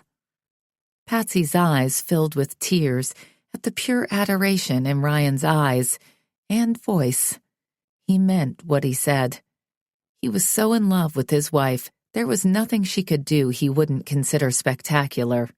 I love you, Ryan. I love you, Nick, he replied before giving her a kiss. Okay, for those of us who are single, this is a bit disgusting, Patsy said. Nicole's head turned to the side as she looked at her sister, and Patsy squirmed in her seat. She knew that look well. She gazed at her nephew and hoped like heck Nicole wasn't zeroing in on her. I know that tone of voice, sis, Nicole said. I also see the blush you're trying to hide. She moved closer. Have you met a man at work? Patsy's cheeks heated more as all eyes in the room turned to her. Oh, I should have popcorn right now. Nick's on to something, Jasmine piped in. She'd been silent so far. Jasmine was married to Derek Titan, Ryan's cousin. Though Ryan, Derek, and Drew were cousins, they were far more like brothers than cousins, and their families were always together. When the three wives got together, there was no stopping them when they wanted to know something. Derek was the one to chuckle now. You might as well spill, because you know they're going to continue to grill you until you tell all. Patsy glared at the man she considered an uncle. They'd been in her life since she was a little girl when Nick started dating Ryan. Patsy had been devastated when they'd broken up. She'd been overjoyed when they got back together again. It hadn't been an easy road for the two of them, but it didn't matter. They were together now and more in love than ever before. At the end of the day, that was all that mattered. There's nothing to tell, Patsy said. I think Jessie needs a diaper change, though. Hopefully, they'd focus on her beautiful nephew instead of her. Don't try to change the subject. We're definitely onto something here, Nicole said as she moved closer. I like a good grilling, Trinity spoke up. Trinity was married to the youngest cousin, Drew, and Patsy had always felt a special bond with her. She looked at her with a pleading glance, and Trinity laughed. I can't help you, kid. Not on this one. I'm too curious, Trinity said in betrayal. Patsy huffed. Okay, she said. But Jessie really does need changing. I'll take care of it. She began to stand when Nick held up a hand. Ryan laughed as he came over and took Jessie. Looks like I'm on dad duty, so your sister can get a tell-all from you, he said. He looked at his son like he was the most precious thing in the world. If Patsy could be with a man who looked at her the way Ryan looked at his wife and children, maybe she'd consider a real relationship. But even though Ryan truly would love his wife no matter what, Patsy was very aware of her internal scars from past trauma. She was worried a man wouldn't see past that. Her college lover certainly hadn't cared enough to see past a single thing, not even the small mark on her chest. That mark told her she was alive, but many men wanted utter perfection. There is a doctor I have a slight crush on, but it can't go anywhere, so I don't see a need to talk about it. It's sort of why I've avoided you the past couple of weeks. You seem to have radar any time a man comes anywhere near me, Patsy said with a long sigh. Nicole's mouth gaped. I just care about you and want the best, she assured her sister. I know you do, Nick, but everything in my life's changing, and I don't really know what to say about any of it, Patsy told her. Nicole looked as if she didn't know what to say herself, a first for her sister. That made Patsy grin. I just want you to be happy. That's all I've ever wanted. Patsy rose from her chair and crossed to her sister, throwing her arms around her as tears sparkled in her eyes. They didn't say a word for several moments before Patsy pulled back. I know you do. You've done so much for me my entire life, sacrificed way too much. I would die for you. She paused as she took a deep breath. But you have to let me grow up and trust that I'm okay. I'll make smart choices in life and dumb ones, but I'll be okay either way. Nicole looked as if she wanted to argue with that last statement, but Ryan stepped back into the room with a happy baby in his arms. He passed Jesse to Jasmine, who gladly took him, then placed an arm around both Nicole and Patsy. Your sister will work on letting you grow up, he assured her. Patsy laughed, and he looked confused. What about you, my sweet brother-in-law? Are you going to let me grow up? She challenged. He shrugged his shoulders sheepishly. I'll do my best, he said. Then, as if he was trying to act nonchalant, which he didn't pull off well, he tried to make his next question casual. Who is this doctor you're speaking of? Patsy laughed heartily as she gave Ryan a big hug before pulling away. He waited, and she kept him that way for a few long seconds. There's not a chance I'm giving you that information.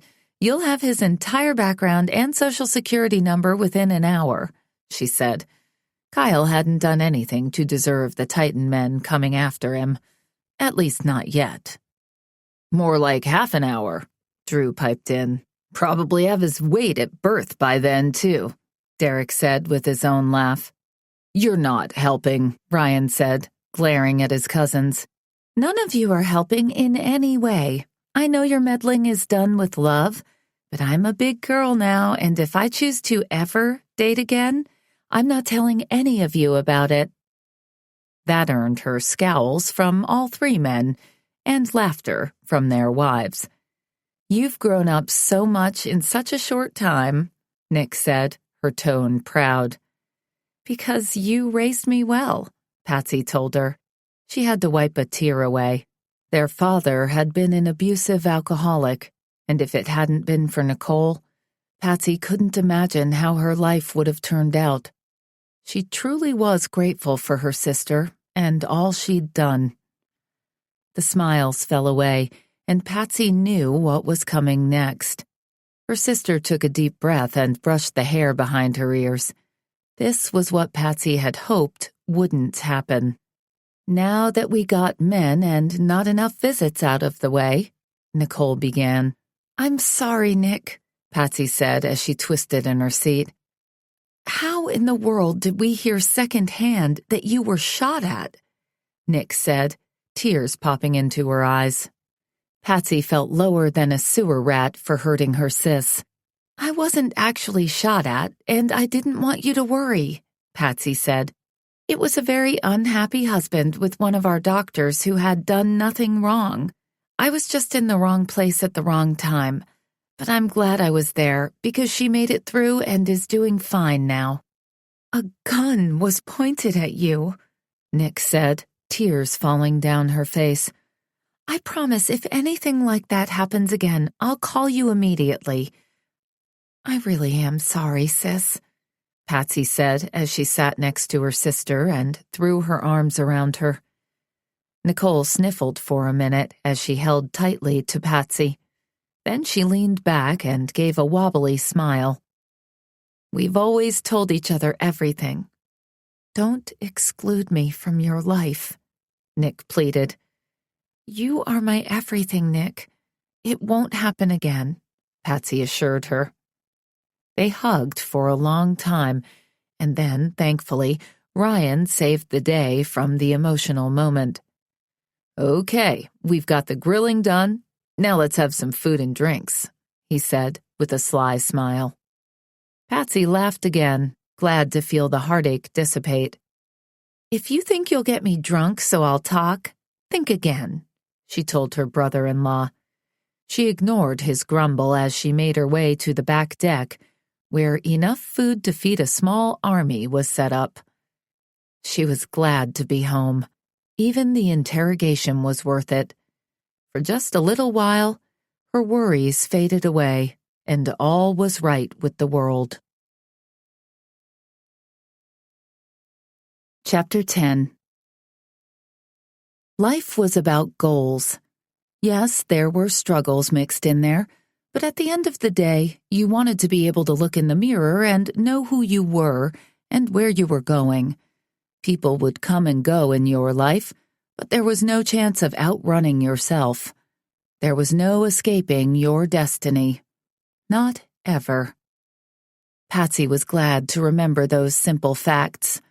Kyle wouldn't be a permanent fixture in her life, so she was happy to get back to doing what she'd always wanted to do. She was even more grateful when he wasn't hovering around her through the next week of her residency. Because she wanted to focus more on emergency medicine, helping those rushed into an ER with a bite wound to the face, a nose slashed off, or a chemical burn, she got to know Dr. Kean Forbes a lot more, which was a bonus. She liked him. He was so damn knowledgeable. But above that, he was patient and kind, and she thanked her lucky stars he gave her the time of day and his expertise. A lot of plastic surgeons wanted to move to a big city and perform $10,000 breast implants, since that paid so much more than fixing a jagged scar on someone's face. But at the end of the day, Patsy wanted to look herself in the mirror and be proud of who she was. Of course, that's what she'd always thought. That was until she had some good insight from a great surgeon. Maybe it was time to be less judgmental of which areas of medicine doctors chose to practice. Just because someone wanted to change something about their body didn't make them vain, didn't make them a bad person. She was beginning to realize no one was ever truly happy with who they were. That was what made people want to be better. And it wasn't her place or anyone else's place to decide on what someone chose to do to themselves. Who was she to judge anyone when she had her own demons? You've learned a lot. That's what will make you great at your job, Kean told her as the two of them observed a mother on the operating table with a deep laceration in her chest from a drug deal gone wrong. She had stabilized, and the internal wounds had been dealt with, so it was time to fix the outside. Sometimes it was easy to cast blame on the life a person had chosen to live. That wasn't Patsy's job, though. I've been pretty judgmental, Patsy admitted. Kean shrugged, giving her a kind smile. We've all had those days. I've had people on my table high on meth with their foot hanging halfway off because they decided to play with fireworks or an axe. I've had pregnant mothers with wounds in their stomachs because they were so drunk they fell down a flight of stairs. I've had my moments of outrage and entitlement thinking I was too good a doctor to treat someone who didn't care enough to take care of themselves. But I learned that I don't know their story. I don't know what got them to that point in life. All I know is I made a vow to help everyone, not judge them. And if I show kindness to someone, it might change their life in a better way. Maybe not, but it's not my place to choose who is worthy of care and who isn't. We're all human, and we all make mistakes. I guess I still have a lot to learn, Patsy admitted. We all do, Kean told her. Patsy felt a certain tingling down her spine before looking up. She told herself not to do it. She was being foolish. But as she held a scalpel in her fingers, she couldn't stand the feeling anymore, so her eyes were drawn to the observation windows. And there he was. As much as she wanted to tell herself she didn't like Kyle Armistead, she was drawn to him so much that she could feel him before seeing him. He was standing there, his eyes fixed on her as she worked. She had barely caught glances of him through the week after the shooting, and the sight of him was enough to take her breath away, enough to make her mess up her surgery. She had to look away before Dr. Forbes and the rest of the staff saw how affected she was. But even as she focused once more on her patient, she couldn't help the image that had been burned in her brain. He looked so damn good in his green scrubs, with his soulful eyes looking at her with what appeared to be approval. He was new to this hospital just as she was, and there seemed to be a hint of unease in his eyes, as if he wasn't quite sure of his own journey. Were the two of them lost souls seeking each other? Had they already bonded in a way that couldn't be broken? That was absolutely ridiculous, she chided herself. "Is everything okay, Dr. Lander?" Kian asked. She had to push back the tremor wanting to rack her body. This wasn't the time or place to think of Kyle. He was just another doctor, one of many who'd come and go in her life. He didn't matter. "Of course. Sorry for the delay," she replied, refusing to look up again to see if Kyle had noticed her distraction. Patsy focused on her patient, trying to ignore the bruising on the woman's face and remembering she was a person, a daughter, a mother, possibly a sister, a niece. No one chose to live a life like she'd chosen. Maybe bad choices had led to her decision, but she still deserved the best medical care, and she deserved respect. She was a human. Maybe it would change how she saw herself if they saw her as a good person. Maybe she'd choose to go down another path from this day out. Maybe she wouldn't. That wasn't for Patsy to decide. There were a lot of stitches needed, and she was grateful for the staff in the room with her, teaching her, standing by with compassion without judgment. Patsy had a lot to learn in this line of work she'd chosen. Thankfully, she had good teachers. She pushed thoughts of Kyle from her mind and worked alongside Kian as they tried to make their patient as good as new. The hours flew by and she became lost in her job. When the surgery was finished, exhaustion filled Patsy, but a sense of pride outweighed it. The smile making her cheeks ache was also rewarding. As she began stripping her surgical garments, she knew she was where she belonged. "You have a true gift for this," Kian said as he scrubbed his hands in the sink next to her. She was glowing at his praise. "I've wanted to do this since I had my own surgery," she admitted, telling this man more than she had told any other medical staff. "We all have a story about why we want to do this. If you ever want to share yours, I'm here," he said. She liked that he offered but didn't push. She was glad she'd come to this hospital. "Thank you. I appreciate it," Patsy told him. As she finished scrubbing up, she couldn't help but glance at the empty observation window for what seemed like the millionth time. Kyle had been gone a long time. Kian's knowing gaze missed nothing. He smiled at her, and she had to fight the guilty blush wanting to steal over her. It was foolish to be crushing after one of the attendings, especially Kyle Armistead. "Kyle hasn't been here long, but I don't often see him watching emergency surgeries," Kian pointed out, making Patsy squirm. "I'm sure he wants to learn all the ins and outs of the hospital," Patsy told him, hoping she sounded nonchalant. "Or he's keeping an eye on one particular doctor," Kian said with a grin that didn't try to hide what he was thinking. "Maybe he has a crush on a nurse. Or you," Patsy said with a slight narrowing of her eyes. She'd discovered early in her career choice that faithfulness wasn't considered mandatory in a lot of the students and doctors. "I've heard a lot of the nurses have a crush on him," Kian said with a laugh, not offended by her tone. "And I'm not too worried he's coming after me."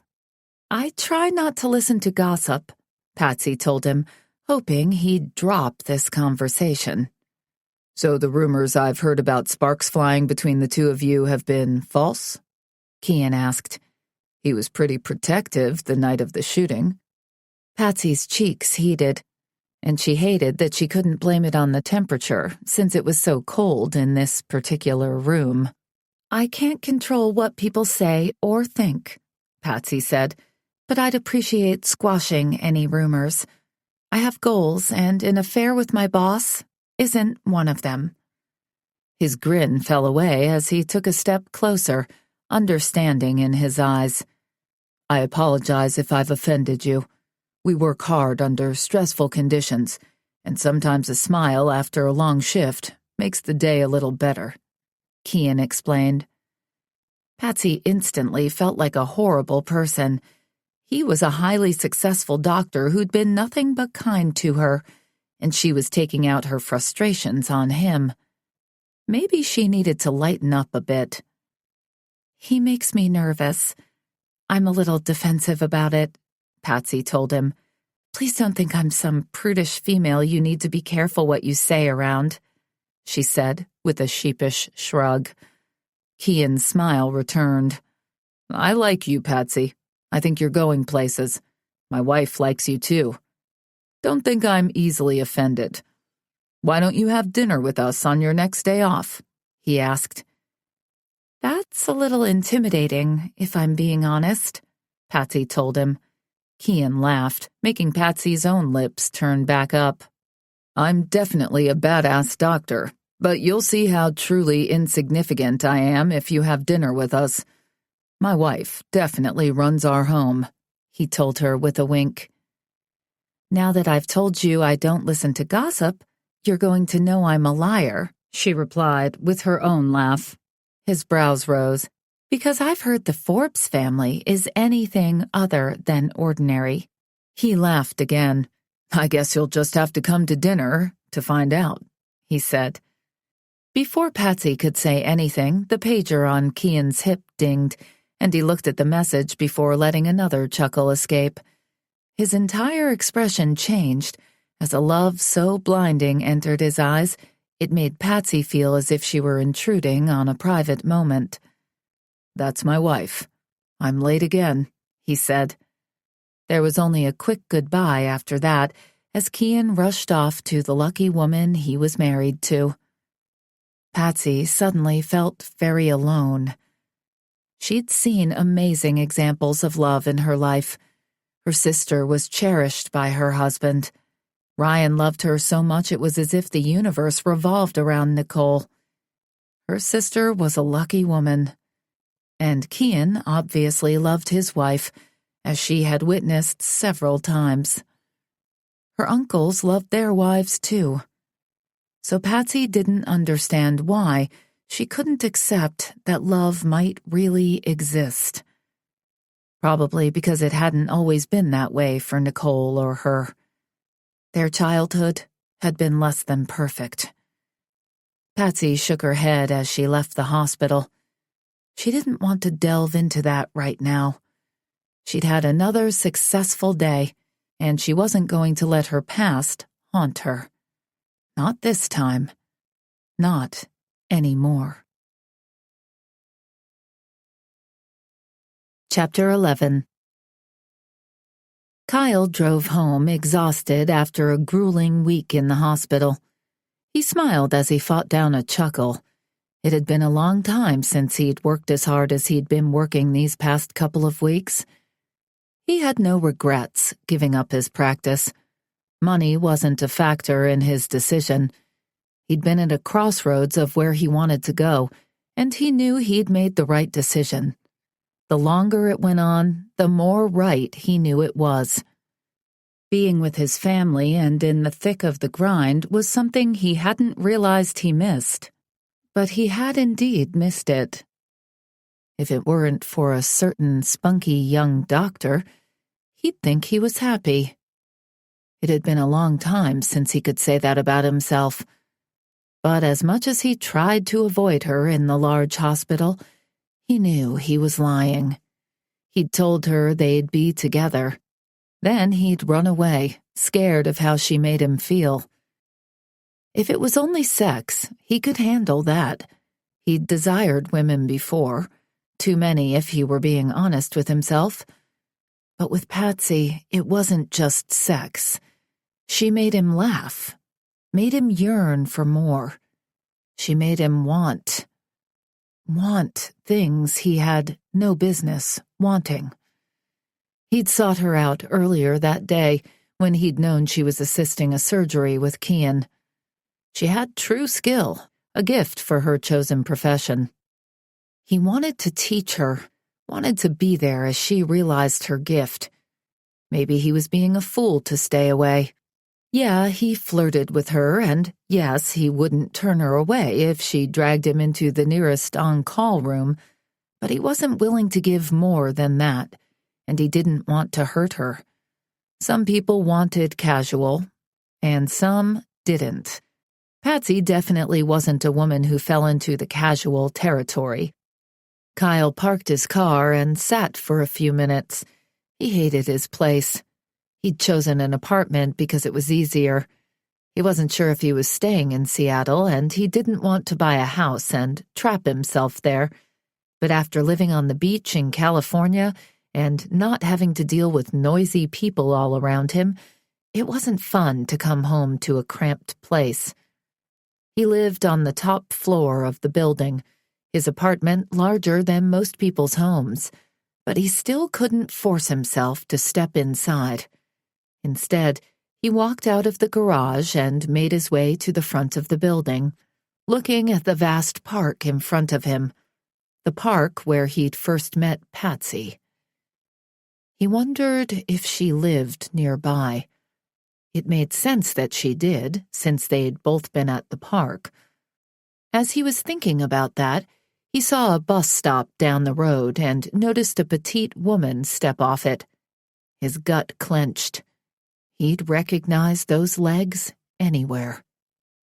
His mood suddenly improved as Patsy moved closer to him, her head down as she huddled in her jacket. It might be the end of summer and the days were still warm, but the nights cooled off quickly, with breezes blowing in from all the water around Seattle.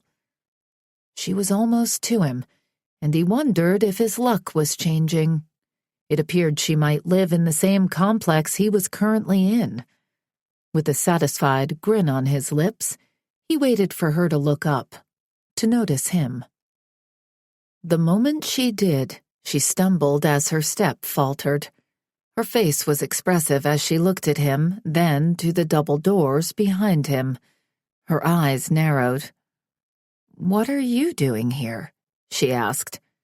"Waiting for you to invite me in for dinner," he easily told her. Her cheeks flushed, and her mouth opened and closed as if she was trying to figure out how to respond to his words. Kyle could see she'd been raised by someone who'd taught her manners, because she was fighting with how to respond to his invitation. "Are you serious?" she finally asked, after a few long moments passed. "If you're willing to feed me, I am," he said with an easy smile. "I'm getting sick of eating takeout and TV dinners." She looked completely unsure of what to say next. It made her that much more endearing. He had a serious crush on this woman, who looked as if she'd rather be run down by a Seattle cabbie than have dinner with him. He wondered why. Their first dinner together had been in a cafeteria with terrible food, but the conversation had been good, and he'd walked away wanting more from her, if not terrified of how he felt at the same time. But her constant rejection was confusing, because he knew he wasn't hard on the eyes. Plus, he was a successful doctor. He was charming and made sure his dates enjoyed their time with him. And though it had been a while since he'd had a woman in his bed, he was one hell of a lover. He couldn't remember the last time he'd been denied a date. She took a deep breath and her shoulders firmed.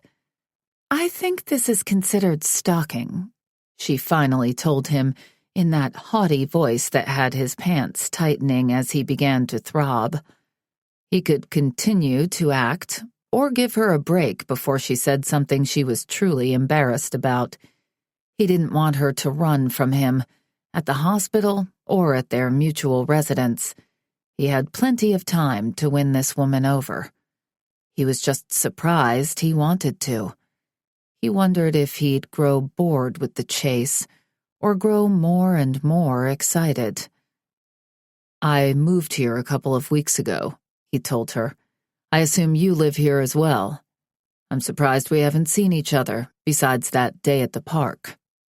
Her expressive eyes widened a little, making her look slightly like an anime character. That comparison made his grin widen. He had a friend who would probably never settle down because those characters had given him an unreal expectation of what he wanted a female to look like. "You live here?" she asked, sounding hopeful it wasn't true. His ego might have been bruised if he wasn't aware she was fighting her attraction toward him. "Yep, it's a nice place to live. If you don't want to feed me, maybe I can talk you into joining me for some takeout. It's not nearly as bad with company." "Look, Kyle, I'm very busy. I don't want to seem like a prude or rude or anything, but I'm focused on my career right now, and I'm not interested in dating." She couldn't look him in the eyes. She was lying. No, she might not be interested in dating, but she liked him, and it couldn't be easy for her to keep barriers between them. He'd break her down. "You aren't looking for friends either?" he questioned. Her eyes snapped to his. "Are you trying to be my friend?" she countered. He smiled again. "For now, if that's what it takes to get you to have a meal with me," he told her. He wasn't going to lie and say that was all he wanted when he wanted so much more. "I've got friends," she said, that haughtiness returning to her voice. "So what can I do to get you to quit avoiding me?" he point-blank asked. Her cheeks flushed again. "I haven't been avoiding you. I've told you I'm very busy," she said, the words trailing off as she looked at his chest. She obviously didn't like to make eye contact when she fibbed. He said, his voice a low purr. "I'm new to the city and I could certainly use a friend. I thought Seattle folks were nicer than those in California," he said. He'd do whatever it took to get what he wanted. Her eyes snapped back to his, and he could see the wheels spinning in her head, as if she was trying to figure out if he was telling the truth or not. She had compassion. He'd noticed that about her from the start. It was one of her most appealing traits. He'd use that to get to know her better. "We work long hours. It's hard to have friendships," she said. He could see he was finally getting where he wanted to be. "I'm not asking you to give me your firstborn," he said, loving the flush spreading down her neck at his words. "Just asking for a meal." He wasn't sure if he wanted her to cave so easily or not. Of course, she'd been denying him for weeks, so this wouldn't exactly be caving. She placed a hand on her hip as she studied him for several more moments. Then she let out a sigh. "I've eaten dinner, a huge dinner." She looked as if she was struggling with something, but then she firmed her resolve. "I really have to go." He didn't want to let her leave. What was wrong with him? What he wanted was to pull her into his arms and kiss her. He wanted that more than he'd wanted anything in his entire life. It wasn't a matter of if they kissed. It was a matter of when. The longer it took for it to happen, the less restraint he was going to be able to use. He was falling hard for this woman, which surprised him, since he normally lost interest in the opposite sex after the first date. Maybe that's why he liked this one so much more. He was actually getting to know her a little, and so far, he liked what he'd learned. "I better let you go then," he said before stepping to the door and holding it open. She skirted around him, making sure not a single inch of her touched him as she darted inside the building. Kyle thought about following her to the elevator, but he had to take baby steps. Maybe he should go for a run in the park. That might burn off some of his excess energy. He waited for the elevator to close with her in it before he pressed the button and waited for the next one. He was going to change and come back down. He'd get her off his mind before he climbed into bed. But knowing she was so close would wreak havoc with his sleeping pattern. That was for dang sure. Even with all of that, Kyle was in a much better mood than he'd been in 30 minutes earlier, and it was all because Patsy Lander stirred him up, making him act and think about things he normally didn't. He was falling hard for the girl, but that wasn't something he was willing to analyze. He was simply going to enjoy how it made him feel. He was going to enjoy her, and he was going to make sure she enjoyed him. Chapter 12. As soon as the elevator doors closed, Patsy let out a shaky breath. She hadn't dared inhale as she'd passed too closely by Kyle while entering her building. She couldn't process that he lived in the same building as she did. Were the fates against her? She was already madly attracted to him, no matter how badly she wanted to deny it. This wasn't going to help at all. How close was his apartment to hers? How had they not run into each other sooner?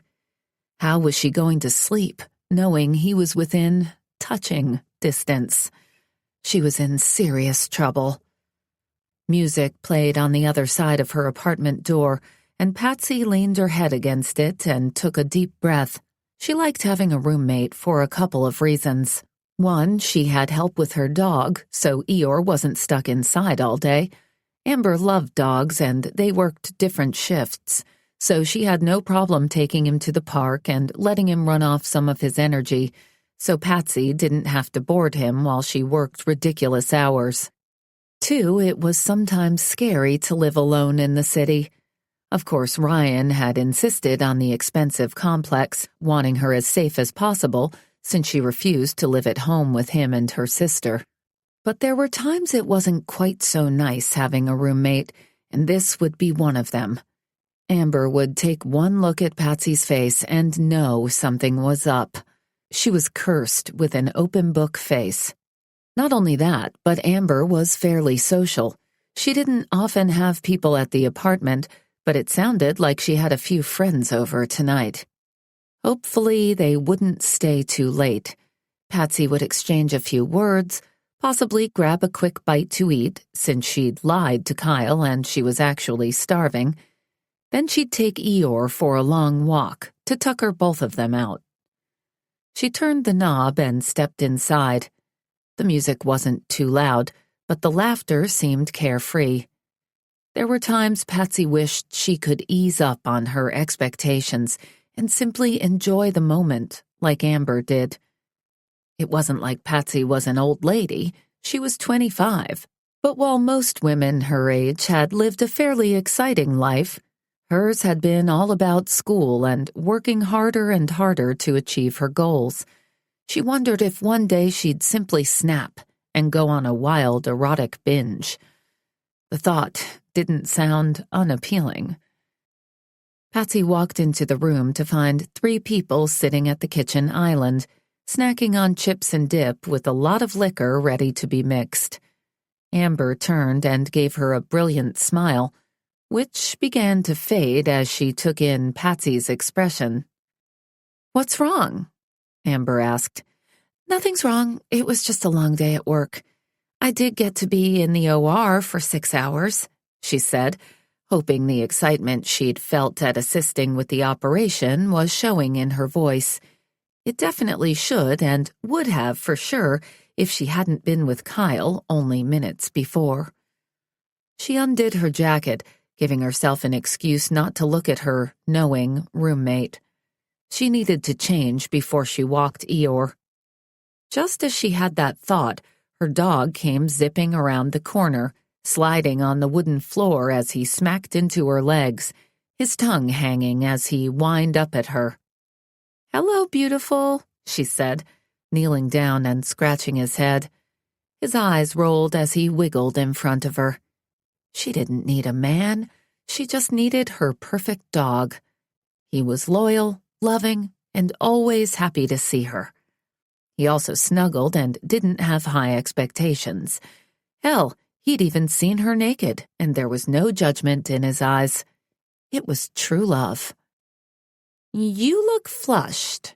Amber paused as if she was doing a math problem in her head. "From more than just the cold. There's something in your eyes." Her roommate was as bad as her sister. Patsy tried to figure out how to downplay this moment. "I was talking to one of our newest neighbors," Patsy said. "He flusters me a little. That's all. No big deal." She hoped she sounded casual enough. Amber's eyes gleamed. Her friends smiled.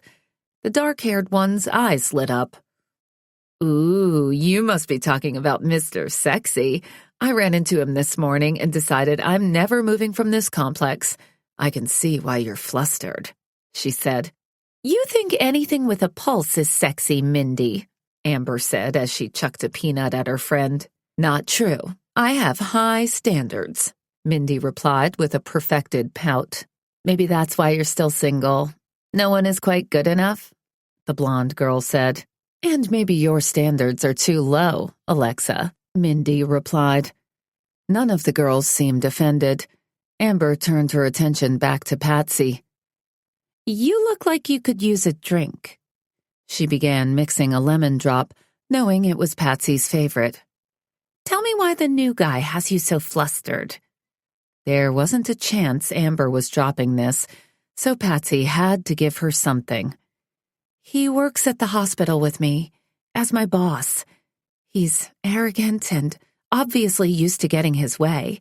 He annoys me, that's all," Patsy said, gratefully accepting the drink Amber held out. "You've been working with Mr. Sexy and you haven't said anything?" Mindy gasped. "There hasn't been anything to say," Patsy said with a shrug.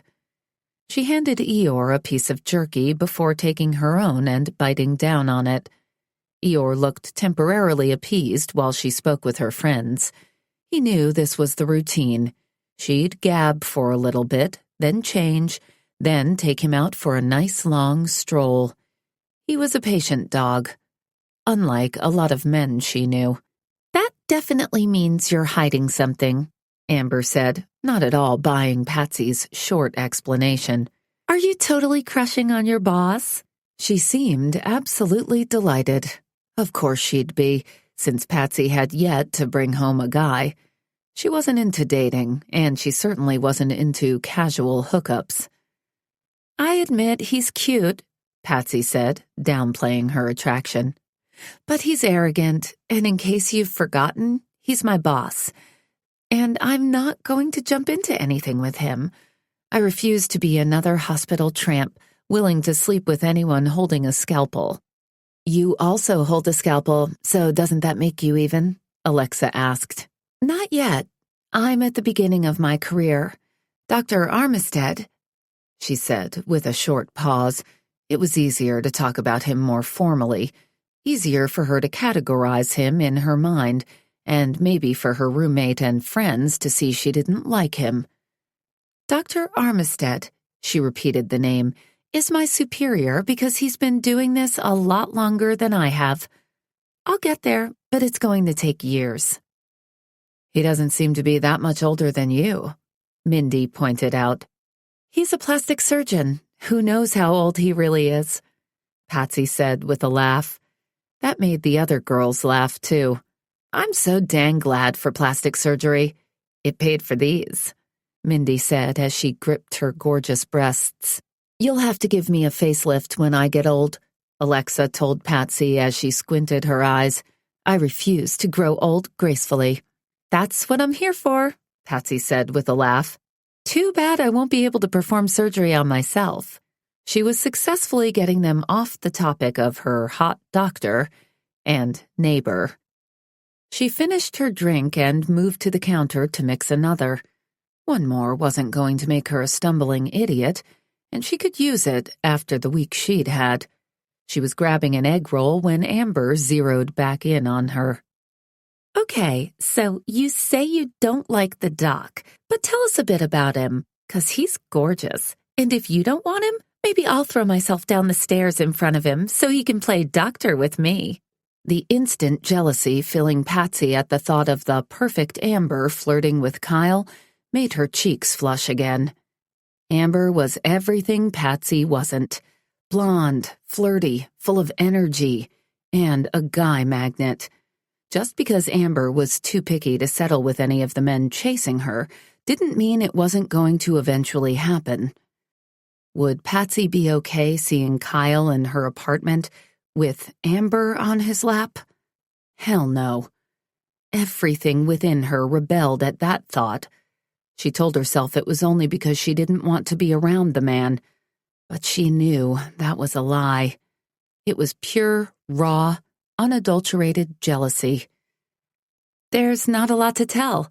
He had his own practice in California, sold it, and came here. I don't know why. I haven't talked to him about it. I just listened to hospital gossip. I think his family lives here, though. She couldn't look at Amber as she said this. Her friend read her too well, and she didn't want Amber to see the jealousy most likely residing on her face. She was a hot mess. That was for dang sure. I'm sure there's more to this than you're telling us, but Eeyore is about to have a heart attack waiting.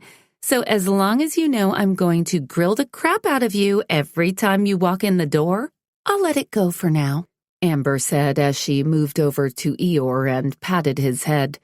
He looked at her with what seemed a thankful expression. Why, thank you, Queen Amber, Patsy said with a bit of sarcasm and a lot of relief. She turned and moved down the hallway to her bedroom. Eeyore waited impatiently at her door as she changed into her yoga pants and running shirt. She had some energy to burn, and she wasn't going to do it by sitting in her apartment, eating and drinking. As she grabbed Eeyore's leash, she decided a little buzz was exactly what the doctor had ordered for a nighttime run. There'd be no walking tonight if she wanted to sleep. She needed a good run instead, which Eeyore always put up with. If she got some side cramps, at least she could focus on that instead of one very sexy neighbor. It was all good. It would work for sure. Eeyore looked at her as they moved down the staircase, preferring to start the workout early and avoid the elevators at the same time. She could swear she saw judgment in her dog's eyes. You don't know, she told him, and his head tilted to the side. Sure, he's sexy, but he's also arrogant and a pain in the ass. I'm much better off not knowing him. Eeyore didn't talk back to her, so her sanity was clearly still in place, but she did feel slightly judged. I know, I'm losing it a little, she told her dog, but I'm also getting very little sleep and have a lot on my mind. Eeyore whimpered a little as they neared the exit. A good run will do both of us good, she assured her dog, and we'll wash all thoughts of the sexy doctor from our minds. She was smiling as she moved across the street to the nearly empty park. She didn't worry about running at night, not with Eeyore at her side. She might know he was a big ball of fur, but he was big indeed, and other people didn't know he was a gentle giant. No one had tried attacking her with him there. She didn't have a dog for her protection. She had him because she loved him. But it was an added benefit. It was probably why Ryan had gifted the dog to her. She didn't mind, though. She couldn't imagine not having him. She began her run, and her worries faded away as she and Eeyore let off their steam from the day. Kyle was completely forgotten, she assured herself. Out of sight, out of mind. It didn't take long for Patsy to get into a good rhythm, and Eeyore, used to their nightly strolls, whether walking or running, trotted easily beside her. When there was no one in the park, she'd undo his leash, knowing he wouldn't run from her, at least when there wasn't a group of hot men playing frisbee. Maybe she should rethink letting him off his leash. That incident had brought her nothing but trouble. More people were in the park than usual at 9 on a Thursday night. A sweet old couple were holding hands as they sat at a fountain, looking over and smiling at her and Eeyore as they passed, making Patsy's heart flutter at how charming it was. A few teens were using the skate park to try out some flips, hooting and hollering before someone shushed them and they got kicked out. A few other runners passed her, and she gave them a nod, but she wasn't in the mood to visit with anyone. She found her groove and it felt good. She was determined to think of anything other than Dr. Kyle Armistead. The more she ran, the surer she was she could do exactly that. She looked ahead at the well-lit path and couldn't help but smile at the smooth muscles of the man in front of her. He definitely had runner's legs, which were currently flexing with each step he took. The man didn't appear to be in a hurry, as she wasn't running too fast and she was gaining ground on him. Shadows cast along the path, but there were enough lights that she didn't feel isolated on this particular trail. It also gave her a muted view of the man about 20 yards ahead. Not wanting to pass him, she matched her pace to his, allowing her eyes to soak in the smooth way he moved along the trail.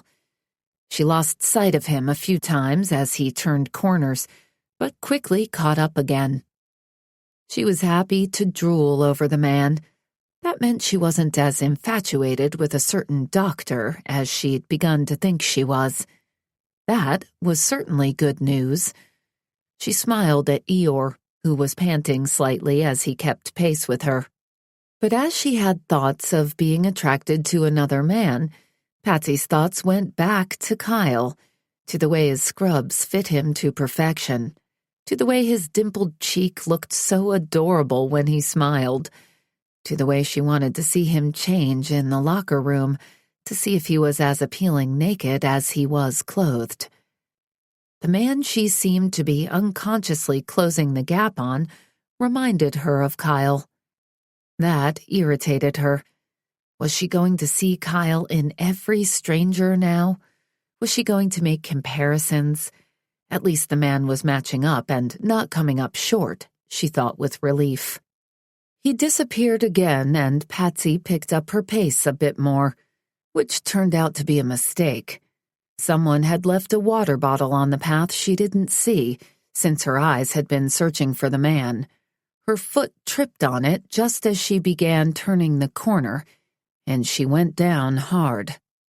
Eeyore instantly stopped and whimpered, licking her face as she cried out before silencing herself. She'd managed a twist at the last moment, but the side of her leg was throbbing, and she knew she'd scraped it pretty badly. It would have been worse if she'd been in shorts instead of running pants. "This is gonna leave a bruise," she said to Eeyore. She was fighting tears. "It's okay. Maybe if I could get my mind out of the gutter, I wouldn't be such a klutz." The dog seemed to nod in agreement. That made her glare at her favorite animal. He didn't seem offended. "I guess you really do like falling at my feet." Patsy tensed. She knew that voice all too well. She closed her eyes and took a deep breath before gaining the courage to look at the sexy leg she'd been staring at for the last 10 minutes. Of course the man running in front of her had reminded her of Kyle. It was him. Slowly, her gaze traveled up his long legs, over his torso, and to his face. There was a smile there, but a hint of worry in his eyes that made her heart thump. Well, crap. This was just a perfect ending to a perfect day. Chapter 13. Kyle knew the moment Patsy was behind him. She wasn't as quiet as she might believe she was, and her misnamed dog gave away even more. He enjoyed knowing she was there and had been running at far too slow a pace, hoping she'd catch up to him, wondering if she would. It had been euphoric having her there, making all of his senses scream with the need to turn around and see her. If he'd slowed any more, he would have been walking. But the anticipation of waiting for her to catch him had been more exhilarating than anything he'd felt in a long time. He'd decided it was time to stop and wait for her when he'd heard her yelp. He'd instantly turned to find her on the ground, a water bottle on the path. He hadn't even noticed it, but must have skimmed over it with his long strides. She didn't appear hurt, but he still felt a need to protect her. She tended to get a bit klutzy when she was nervous. Had she known he was ahead of her? Had it made her nervous? He could get used to the two of them running together. There was something healing about a night run, especially after a long day of surgery. Eeyore looked at him with adoring eyes, so he kneeled down and scratched the dog's head. Eeyore sighed and eyed Kyle, as if to ask why it had taken him so long to give a simple scratch. That made him smile. He turned his attention back to Patsy, who wasn't hero-worshipping him like her dog was. That was slightly disappointing, but he was determined to change her mind about him. Something this intense between them shouldn't be ignored. "It's you," she said between clenched teeth. "I should have known it was you." Well, that answered his question on whether or not she'd known it was him running in front of her. If she hadn't known, he wondered why she hadn't caught up to him or tried to pass. He'd been going at a snail's pace. "Did you enjoy the view? You were behind me for quite a while," he said, his grin turning up when her cheeks flushed, and not from exertion. "I feel as if you're stalking me again." Her mouth opened, but no words came out. Instead, she took in a breath, and he watched as she visibly tried composing herself. He wondered if it was a good or bad thing how much he flustered this woman. "This is my park. I've been running here for 2 months," she pointed out. "Eeyore needs exercise every night." As I was the one in front, he paused and flashed her his most wicked grin. "I'd say that answers who's stalking whom." A myriad of emotions flashed across her face as she tried to compose a suitable response to him. It was fascinating to watch the varying expressions. She hypnotized him. He'd give every last dollar he had to know exactly what was happening in that big, beautiful brain of hers. She was obviously attracted to him, there was no denying that, but for some reason she wasn't willing to act on it. He knew it wasn't because he was technically her boss. The hospital certainly didn't like romances blooming in their hallways, but it happened all the time and wasn't forbidden. No one was going to lose their job over it. Plus, both of them obviously knew how to keep it professional at work. It wasn't as if he'd take her right there on an OR table. Though as soon as he had that thought, it was quite appealing. He wondered if he'd ever be able to look at another table again and not think of doing just that.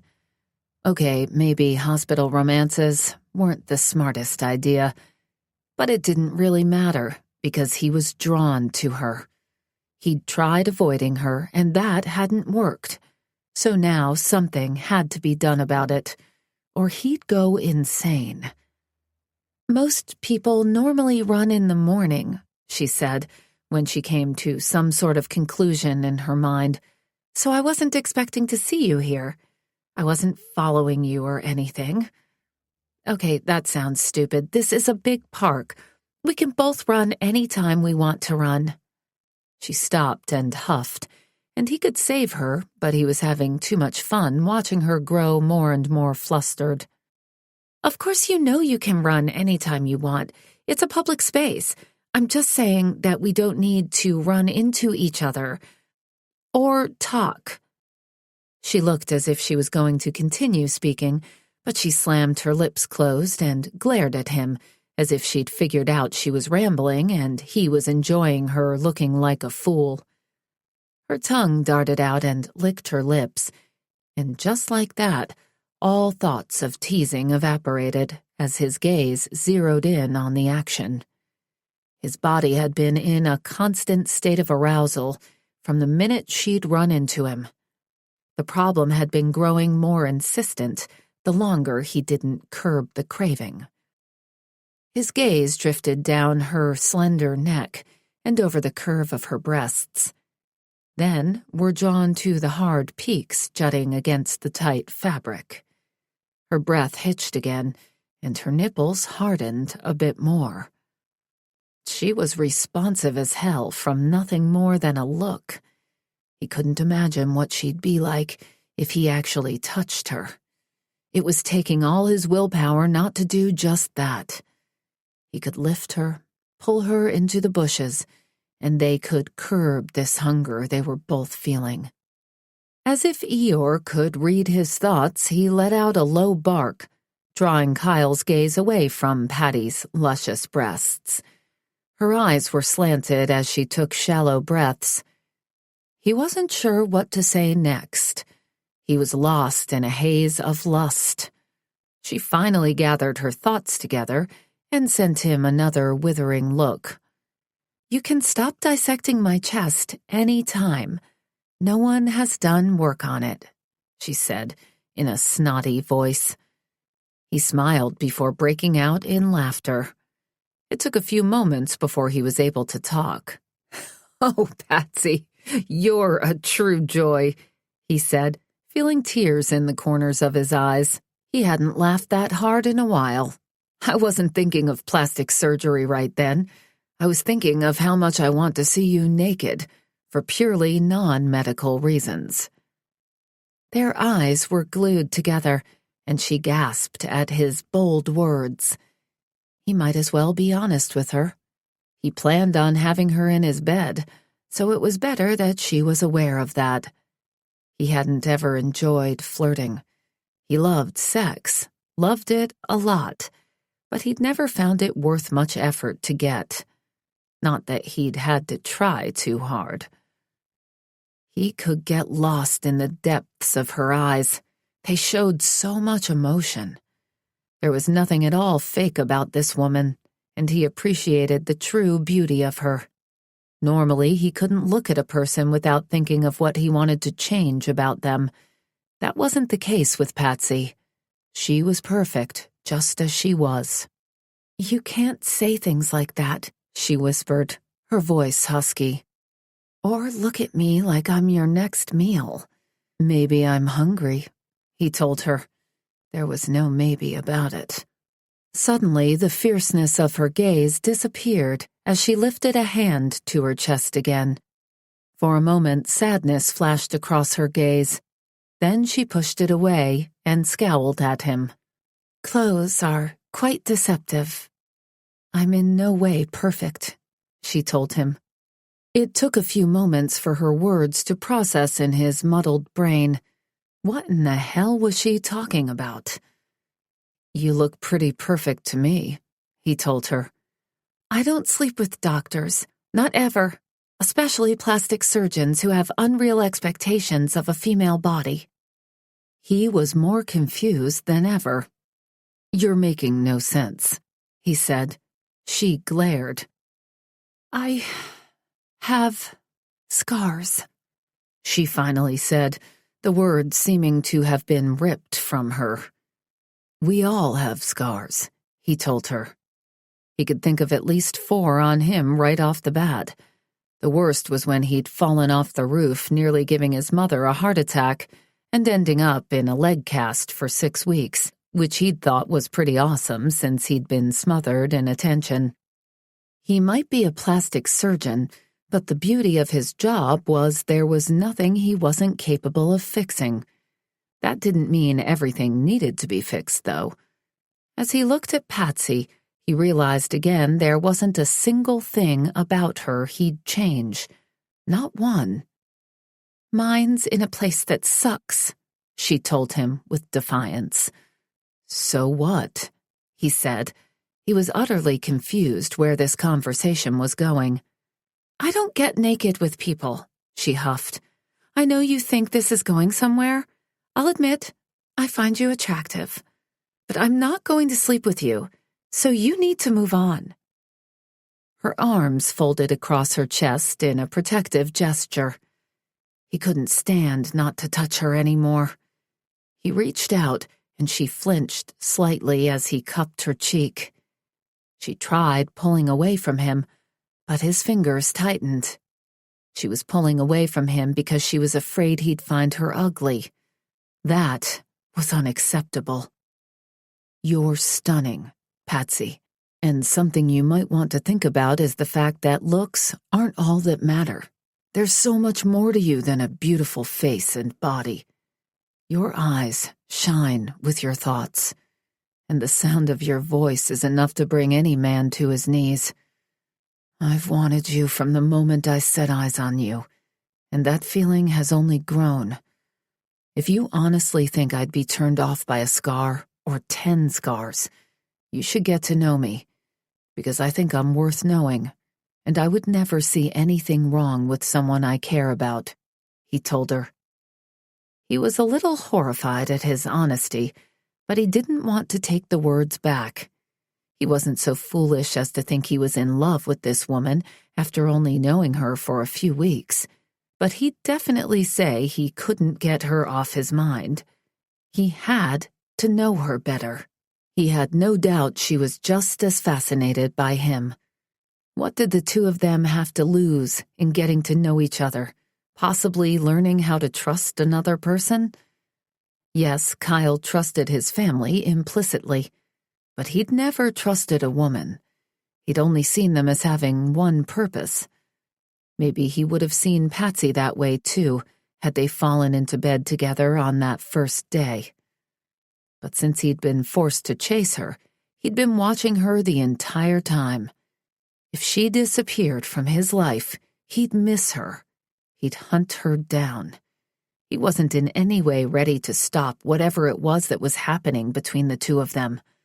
And the longer this dance went on, the less it frightened him.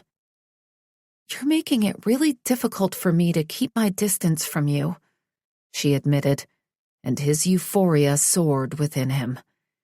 Eeyore earned his name as he'd lost interest in the conversation and was napping right beside them, his head on his paws. Kyle was sure an earthquake could hit and the dog wouldn't stir. He couldn't stand not to touch Patsy for a second longer, not when she was looking so vulnerable and lost. They were in the middle of a running trail where anyone could pass by, and he still didn't care. Kyle normally kept public displays of affection to a minimum, preferring to not even kiss a woman in public, let alone touch her. But he didn't care around Patsy. He couldn't stand not having her in his arms any longer. She let out a surprised gasp, but didn't fight him as he sat down and pulled her legs over his, straddling her across his lap.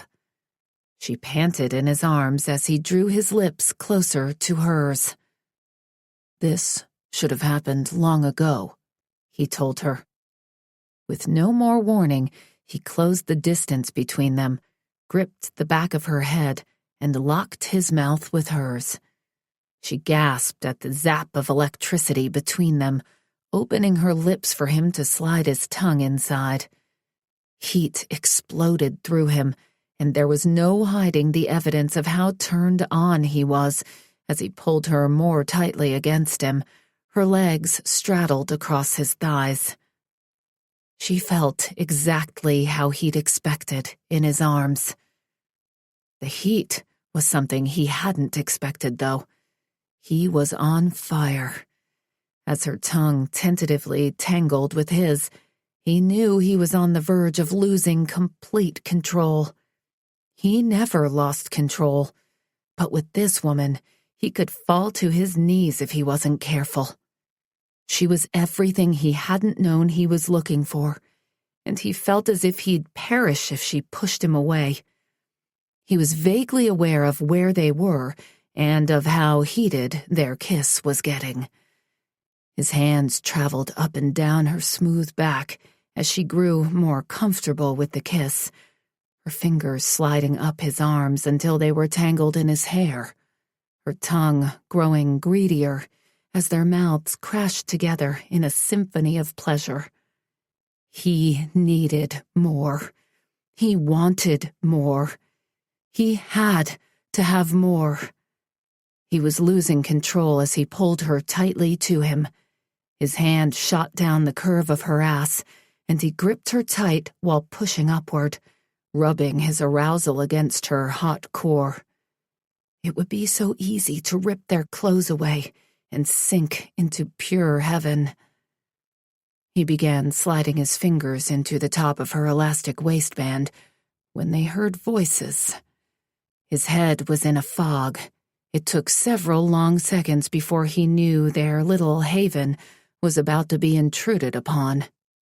With an agonized moan, he pulled back and nearly came undone when Patsy whimpered her disapproval.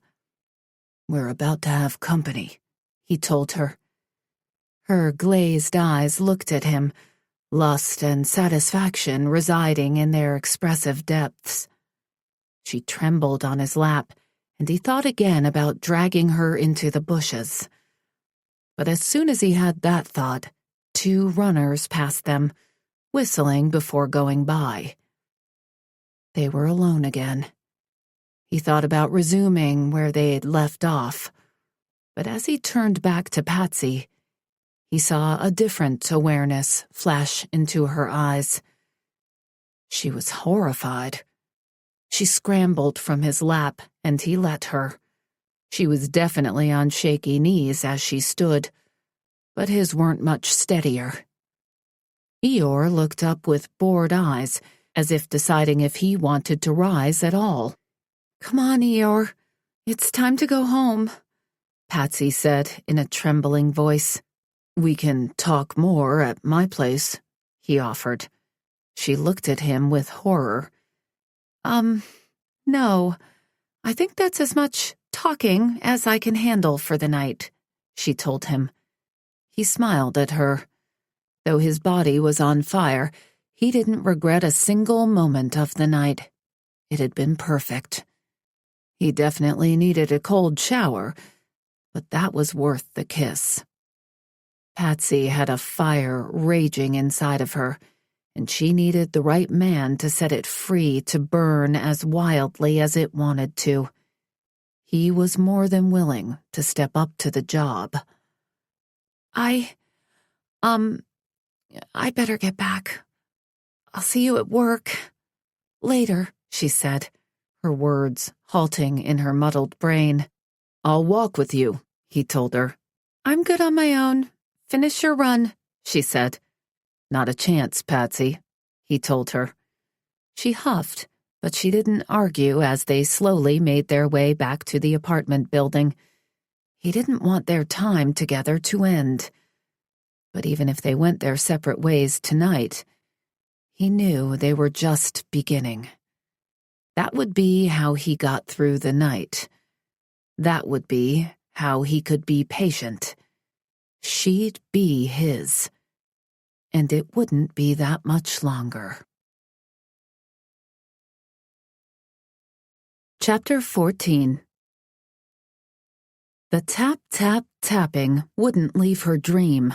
Patsy twisted in her bed, but still the knocking persisted. Finally, her eyes opened, and she looked over at her clock and groaned. It was 4 a.m., and she hadn't gotten to sleep until at least 2. Her roommate was gone, and she had no other choice but to get up when she finally figured out the knocking wasn't in her dream, but at her front door.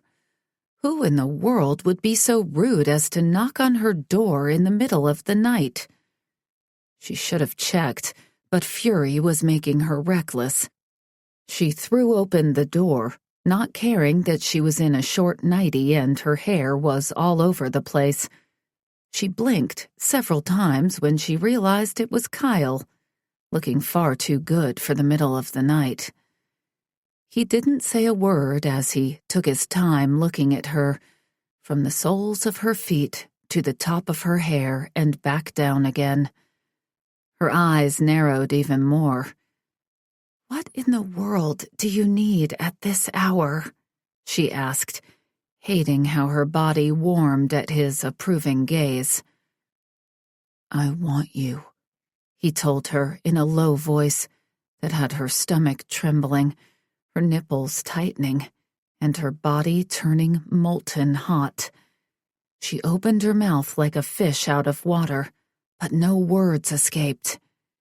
He smiled slow and easy, and she was tempted to grab the front of his shirt and drag him inside her place. This man was far too dangerous to be living so close to her. She might be able to resist him at the hospital, just barely, but if he kept showing up at her apartment in the middle of the night, she was a goner. "As much as I want to pursue the invitation in your eyes, that has to come later," he told her, making her even more confused. "We've been called into the hospital." "What?" She couldn't keep up with him. She hadn't gotten much sleep, she excused in her own head. "There's a patient, and I've been called in. You want to learn, right?" he asked. Yes, of course," she said, coming fully awake. This was about her job. Her job mattered to her. "All right. As delicious as you look as you are, you might want to put on more clothes," he told her when she didn't move. Patsy didn't say anything, just turned and walked away from him, leaving her door open as she moved to her bedroom. It took a few more seconds to clear her head before she grabbed her scrubs and went to the bathroom and threw her hair on top of her head, took a 1-minute shower, then dressed. She was back in the living room in under 10 minutes. Kyle didn't say anything as he walked out of the apartment beside her, waited while she locked it up, then placed his hand on the small of her back as they quickly moved down the staircase. Being next to him was confusing Patsy in a way she didn't remember feeling before. It seemed everything about this man caused unwanted emotions to filter through her.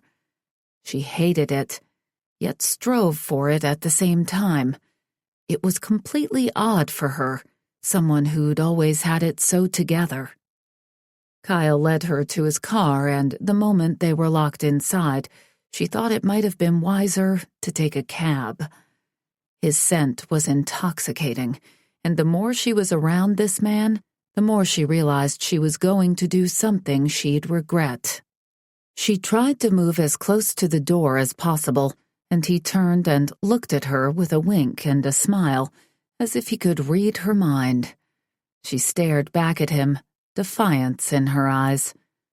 But her frustration drained at the raw desire in his expression.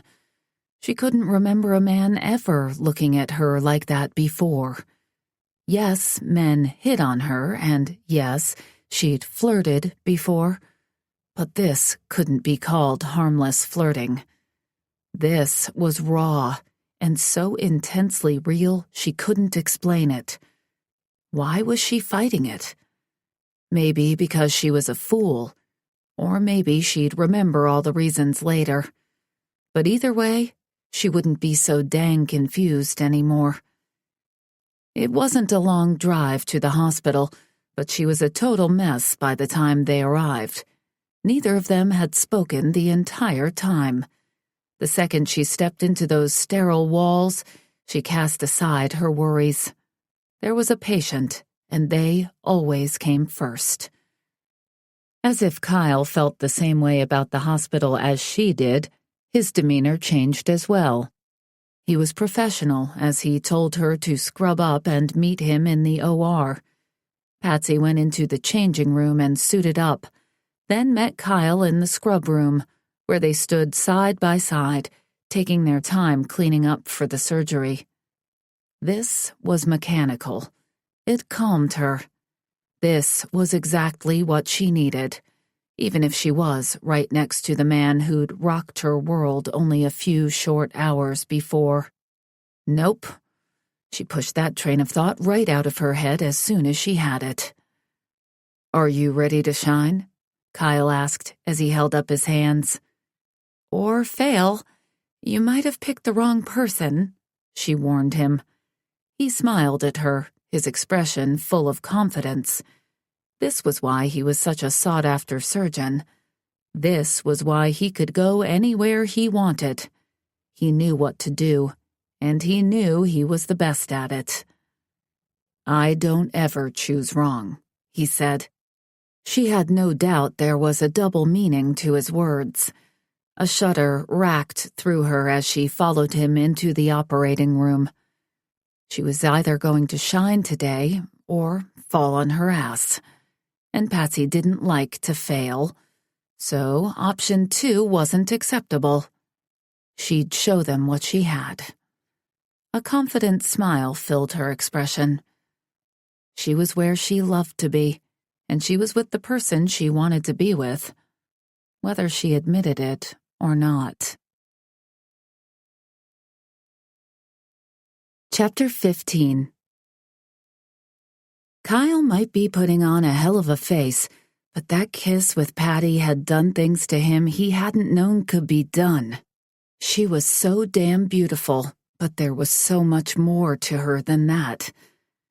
She'd intrigued him from the moment he'd met her in the park, and his desire for her had only grown over time. The two of them were headed toward an inevitable conclusion, and for once in his life, Kyle didn't want to run from it. As he waited by the table, he took a moment to study the way she walked with confidence, the way her eyes took in everything about their patient. She was going to make a hell of a doctor, and that was only one part of her. The longer this went on, the more he was going to lose himself in her. Kyle didn't realize he was so completely absorbed in her until his scrub nurse's words came through his muddied brain. "Is everything okay?" she asked. Kyle shook the cobwebs from his brain. This was no place to get lost. He had to be 100% on his game in this room. It was unacceptable to be anything other than that. In this room, he didn't matter. Only his patient did. No, everything wasn't okay. But he assured himself he'd make it that way soon. He'd get over his utter absorption with the woman once he bedded her. He knew once would never be enough, but at least his hormones would be tamed enough to think of other things besides her 24/7. Or so he hoped. "I'm good. Let's get started," Kyle told the nurse, who nodded but seemed a bit unsure. Kyle really needed to pull it together before the staff started talking.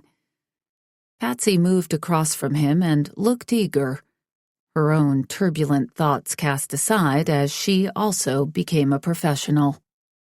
"Where do you want me?" she asked. He took a calming breath at her choice of words. His body wasn't in the best of shape right now, and that was dangerous. He had to push thoughts of exactly where he wanted her from his head. "Right where you are," he told her. "Let's begin." 2 hours into the surgery, Kyle's desire was certainly tamed as his admiration for Patsy increased. He hadn't performed a surgery with her yet, and that was a shame. She was talented, with an eye for detail, and a demeanor that made other staff members give her their respect and admiration. Her hands were steady, and her voice was calm. She didn't have too much pride to ask questions, but she had the knowledge and skill to not need to do it too often.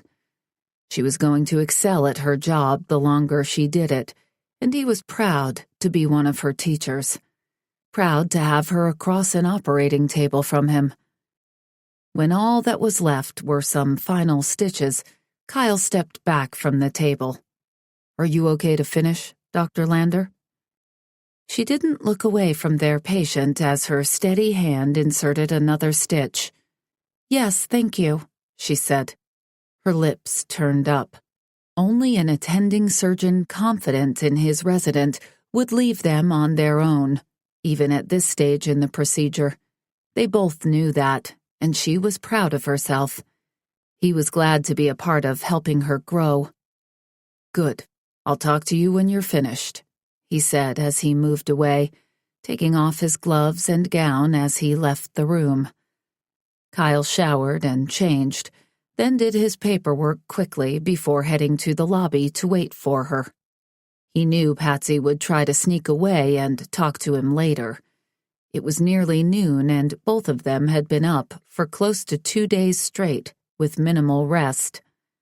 But they were going to the same place, and he hoped, the same bed. Just as he'd thought, he saw her walking toward the exit doors, glancing behind her as if she carried a victory of getting away from him. He smiled from his place near a large column. He waited until she was exiting the door to step beside her. "Ready to go home?" he asked. She whipped around to see him, her eyes wide, her luscious lips parted. Damn, she was a beautiful woman, especially with flushed cheeks and sleepy eyes. "I wasn't expecting a ride home," she told him. He could see the wheels turning in her head to see how she could get out of getting back into a vehicle with him. He wasn't having it. "Of course I'll take you home. I brought you here," he told her. Just as he had when they'd left the apartment, he placed his hand on her back and led her to his car. He felt a slight shudder pass through her, and his body, which had calmed during surgery, instantly hardened again. He wanted this woman, and knowing she wanted him too made him even hungrier. They began the drive home, both of them tired, but not in a sleepy kind of way. Sleep wouldn't come easy to either of them with the way their bodies stirred. It was because of both the surgery and their desire. They'd had a successful procedure. Now they needed to have a romp in his bed. And then they'd both sleep like babies. Scratch that. Babies didn't sleep at all. They'd sleep like exhausted puppies. They were pulling into the apartment complex when her stomach let out a loud growl that had him laughing and her cheeks flushing. He now had an excuse to get her into his place. "Come on, Dr. Lander. I dragged you out in the middle of the night. The least I can do is feed you," he told her as he led her to the elevator. "I'm fine. I just want to take a nap," she told him, moving to push the button for her floor. He blocked her. "No way. I'd feel far too guilty sending you off with your stomach screaming its displeasure at being empty for too long," he said. "Besides, we can go over the case notes." He knew that would get her to his place. She sighed and nodded. "I guess it's better to go over that now rather than later." They made it to his floor, and he found himself slightly nervous at her having come into his place. It was still a mess as he hadn't been there very long, but at least he had leftovers that he only had to warm. Kyle could certainly cook. He'd learned how to do it so he didn't have to eat out all the time. But with his busy schedule, he found he cooked less and less. Besides, it wasn't exactly fun to make a meal for one all the time. Being alone was something Kyle had always assumed he wanted. He had always wanted that. Until one dark-haired woman had stepped into his life. "I'll get the food ready. You pour some wine and sit down," he told her, as he pulled out a bottle from the fridge. Patsy looked at her watch and frowned. "It's barely 1 in the afternoon," she told him. "That's only what the clocks say. We haven't slept, so it's nighttime for us," he argued. She laughed as she took his electric wine opener and removed the cork, then poured 2 glasses, while he heated spaghetti and added extra cheese on top. "Let's sit on the couch. I've had enough hard seats for the day," he told her, as he carried both their plates to his living room. Patsy followed him and wedged herself into the corner of his couch before accepting the plate he was holding out. She set her wine glass on the coffee table in front of her, putting some distance between them. He always had enjoyed a challenge. "We haven't had a chance to talk much," he told her as he took his first bite of food. The taste awoke his hunger, and he had to keep himself from devouring the entire plate in a few bites. "We talk every day," she told him. Then she made his body ache as she sighed and licked her lips. "This is fantastic." Her hunger went into overdrive like his as she stopped speaking and concentrated on eating.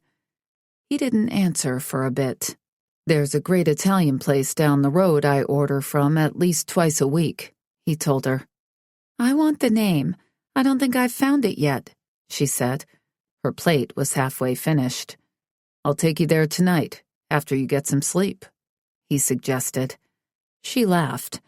"I shouldn't eat pasta twice in one day." She spoke the words, but he could see she wanted more. Her food was nearly gone, and she looked as if she could finish an entire second plate. "You can eat it 3 times a day if you want. You don't have enough meat on your bones for it to make a difference." She laughed. "It depends on the week," she assured him. "Weeks like this, when I barely get a chance to eat, everything seems to shrink. But then I have a couple of rare days off and I do nothing but stuff my face, and my clothes get too tight." "Mama Calzone's has the best tiramisu I've ever eaten," he said, really wanting to take her out for dinner, and not buying for 1 second that she had the ability to put on extra weight. She was far too active. Her eyes lit up as she finished the last of her spaghetti and rose to take her plate to the kitchen. "That's just mean. That's my favorite dessert," she told him over her shoulder. He finished his own food and set his plate on the coffee table as she returned and picked up her wine. "Then it's a date," he said. She licked her lips again and tasted her wine, and his pants grew painfully tight as he swelled. She couldn't do anything without him wanting her, but sitting in his house on his couch, with her lips wet from wine and her eyes sparkling with humor, he was a slave at her feet. "It's friends getting dinner," she countered as she finished her wine, then looked at the glass with a frown, as if it didn't dare be empty. He fought a smile and grabbed the bottle and refilled both their glasses. "We're much more than friends, Patsy," he told her, sitting closer to her after the wine was poured. He heard her breath hitch at his words. He reached out and ran a finger across the bottom of her lip as moisture from the wine dripped a little. He wanted to mop it up with his tongue, then pour the rest of the bottle of wine all over her body and lick that up as well. "We don't really know each other, so we aren't anything," she said, her voice husky. "I want to change that," he told her, pausing as he shifted a little closer. "I want to change it right now." He was done with his wine. He didn't need it to get drunk. Not when he had her in front of him. She'd been making his head spin for weeks. "It's not a good idea," Patsy said, but he heard her desire, felt the tremor in her body. "If you're leaving, you better do it now, or we're going to my bedroom," he warned. He leaned down and ran his lips across her neck, and into the soft hollow at her shoulder, gently nipping her skin. Her breathing deepened as she set aside her glass and reached for his head, running her fingers in his hair as her head fell back, giving him more access. "I don't think I can leave," she said, just the slightest trace of frustration in her tone. As much as it pained him to do so, he pulled back, looking in her eyes. His desire was calling him every foolish name in the book, but he didn't want her to say their first time was coerced by him. He wanted her as accountable as he was. "I want you so bad. I've ached for weeks," he said. "I need you to want me just as much." She looked at him confused, as if she wanted him to make the decision for her. He wanted to do that too, but he couldn't. Not this time. The next kiss would come from her, or it wasn't going to happen. He waited, calling himself every inventive name he'd ever thought of in his entire lifetime. Emotions flickered across her face as she struggled over what to do. He wasn't sure if he'd survive if she walked out his door. He'd never respected a woman this much, never cared so much if she wanted him or not. Of course, on that note, he couldn't remember a woman not wanting him, especially one he desired. Her gaze dropped to his mouth, and he groaned. She licked her lips as she leaned forward the slightest bit. She was finally shutting down her highly intelligent brain and allowing her body to take over. She closed her eyes and closed the gap between them, her lips tasting his. That's all the incentive he needed. He pulled her onto his lap and took over the kiss, losing himself in her softness. She moaned into his mouth, and this time they weren't in a public park or a hospital corridor. This time there was a bed close by, and he planned on taking full advantage of it. She shuddered against him as he broke from her lips and kissed his way across her cheek, circling the lobe of her ear while his hand traveled over her back and to her side, his fingers brushing the side of her breast. She pushed into him, her hips pressing forward as her breasts rubbed against his chest. He wanted their clothes gone, but he also didn't want to rush this. The sensation was too good, the anticipation too great. She arched her neck, and he kissed his way up her throat, tasting vanilla and cinnamon, making him so damn hungry for more. He moved upward, kneading her lips again. His hands moved to her hips, and he pulled her against him, making sure she knew how turned on he was, how turned on she'd made him. She cried out against his lips as her tongue danced with his. She reached up and gripped his hair tightly in her fingers, yanking him closer. In one smooth motion, he moved his hands to her luscious butt and rose. Her legs wrapped around him, and their kiss didn't end as he moved toward his bedroom, praying he didn't trip on one of the boxes scattered throughout the apartment. He pulled from her mouth so he could see, and she buried her face in his neck. He groaned as her teeth nipped at his skin before her tongue soothed the spot. Somehow they made it to the bedroom. He wasn't quite sure how, since his vision blurred with her wicked little mouth doing the most beautiful things to his neck and jaw. The two of them fell onto the bed, her soft body pressed beneath his. He sank his hips against hers, and her legs wrapped tightly around him. If there weren't clothes between them, he'd be sunk deep within her hot folds right then. "I need you so damn bad," he growled before kissing her deep and hard, until neither of them were breathing right. When he pulled away and looked at her swollen lips, he felt like a caveman who'd marked his woman. "Take me, please," she said, pushing her hips up and rubbing against him. He didn't need to be asked twice.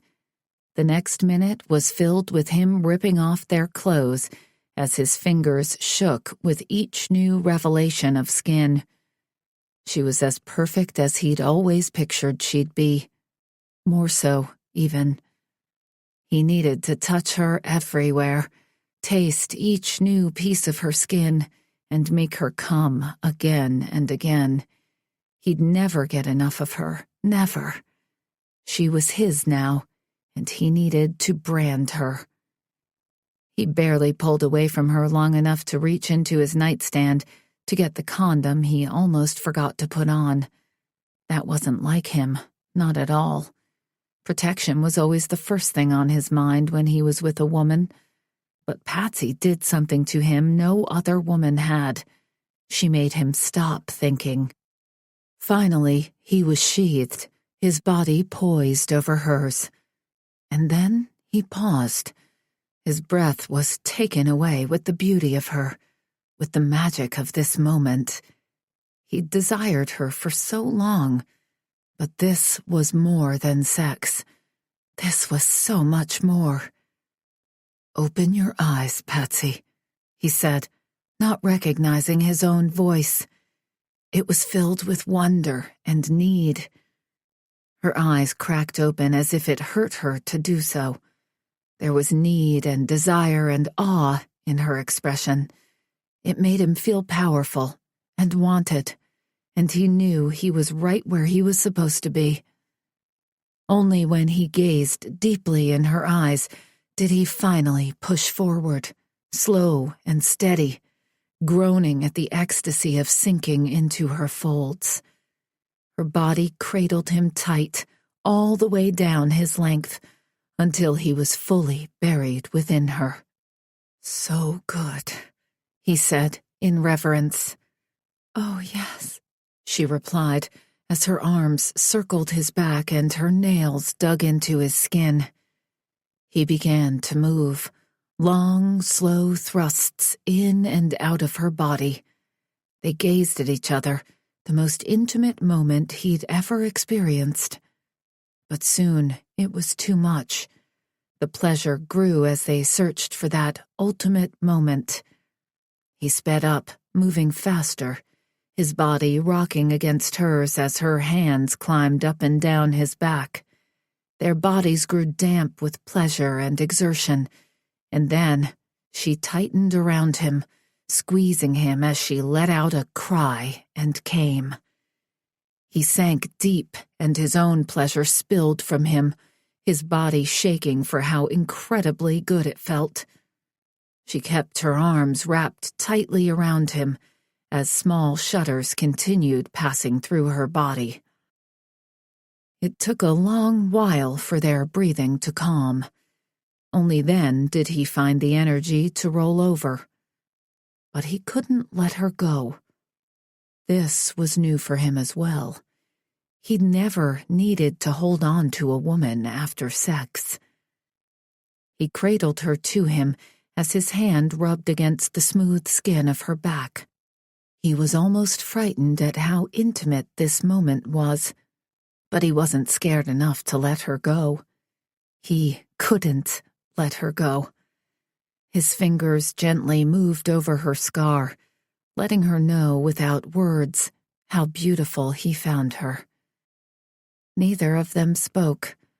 Kyle realized she had to be just as frightened as he was at how intimate this had become. He'd had sex with many women, but he'd never felt whatever it was he was feeling then. It should make him want to get up and run. But it didn't. Instead, he let it all go, shut down his mind, and closed his eyes. He was right where he was supposed to be, and he wasn't letting her get away from him. Chapter 16. It was pitch black in the room when Patsy woke up with a start, panic filling her as she realized she didn't know where she was. There was something holding her down, and she opened her mouth, ready to scream. Kyle mumbled beside her as he shifted, and the day came flooding back to her. All of it. Him at her door in the middle of the night, the ride to and from the hospital, the surgery, the dinner, the sex. The best sex. The most intimate sex. The life-changing sex. Now she got it. Patsy stilled as her body hummed with a new need Kyle had awakened in her. He'd given her so much pleasure, what had to have only been hours before. And then she'd fallen asleep in his arms, completely comfortable, completely safe. And she wanted more. She couldn't ever remember wanting more. Sex had never been like that for her. It had never been so intense, so beautiful, so perfect. She'd never felt as if she was right where she belonged. She hadn't even thought about her scar. She hadn't been self-conscious of it, not even when he'd traced it. He'd made her feel that damn good. That thought scared the hell out of her. She had plans and dreams, and they didn't include a man. At least, not yet. She couldn't be like those girls who went all gaga over a man and forgot about her own dreams. She wouldn't do that to herself. She wouldn't fall in love. Yes, she'd seen examples of true love and the beauty of it, but she'd also seen the devastation that only supposed love could bring. As she listened to Kyle breathing deeply beside her, she realized she was in serious danger of doing just that with this particular man. She'd be such a fool if she did. She tried comforting herself. People had sex all the time. Co-workers had sex more often than bunnies. It didn't have to change anything. They could go right back to where they'd been before the sex. Or they could go back to before that, when they didn't know each other.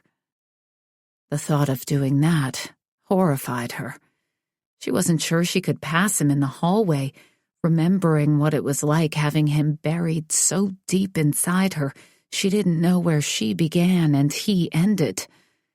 She was dang sure she wouldn't want to see him pressed up against another woman in some dark corridor. She was in trouble. She turned her head and saw it was 10. They'd slept the entire day away. Of course, neither of them had slept much, and she normally went weeks with little rest. But still, she couldn't remember the last time she'd even slept 6 hours, let alone 8. Because Patsy wanted to do nothing more than lie in the safety of Kyle's arms, she forced herself to move. She was already too comfortable in his bed, and that was unsafe for many reasons. First, she had plans that didn't include Kyle. And second, she knew who he was. He was a playboy through and through. So even if she could let down her guard and fall for him, he'd be victorious in his conquest and be done with her. And then she'd be embarrassed at work and heartbroken. That was a lose-lose situation she wanted nothing to do with. It took her a good 5 minutes to inch her way from beneath his heavy arm and leg. She stood over the bed, her eyes adjusting to the dark. Their dinner plans had definitely flown out the window. That was good. She wanted to try the Italian place, and if she'd gone there with him, she was afraid she'd never be able to go back again. She was getting too sentimental, too weepy, and they'd only slept together 1 time. She had a real problem she refused to deal with. Turning away from the sight of his beautifully naked body, Patsy forced herself to walk away. She gathered her scattered clothes, hoping she didn't forget anything, then went to the bathroom, where she discovered her panties were missing.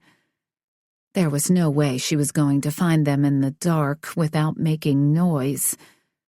Mortified at leaving them behind, but left with no other choice, she made her way from his apartment, praying no one she knew saw her walk of shame. Not daring to use the elevator, she took the stairs to her floor and let herself into her apartment, instant guilt filling her at the sight of her dog gazing up at her with accusing eyes. "I'm so sorry," she told Eeyore, who instantly forgave her, rushing up to her and giving her a quick lick on the cheek as she knelt to pet him.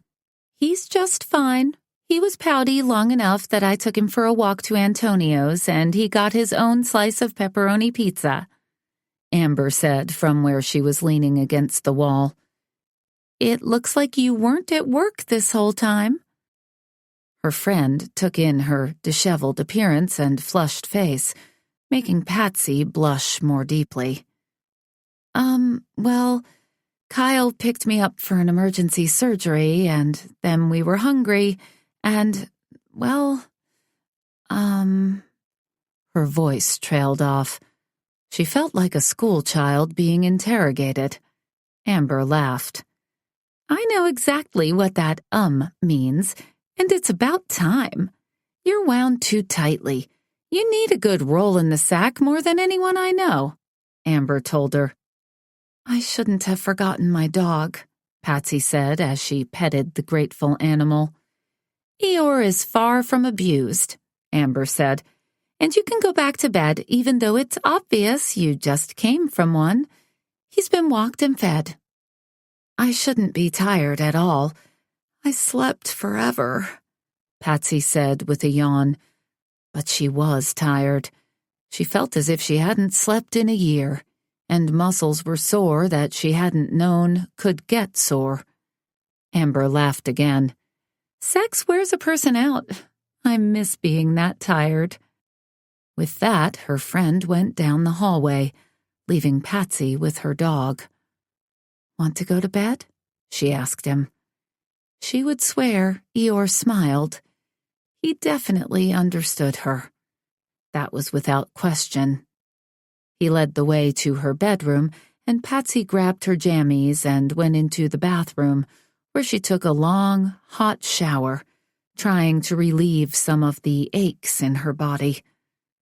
Some of the soreness evaporated, but the empty feeling of not having Kyle sunk deep within her was an ache she couldn't take care of.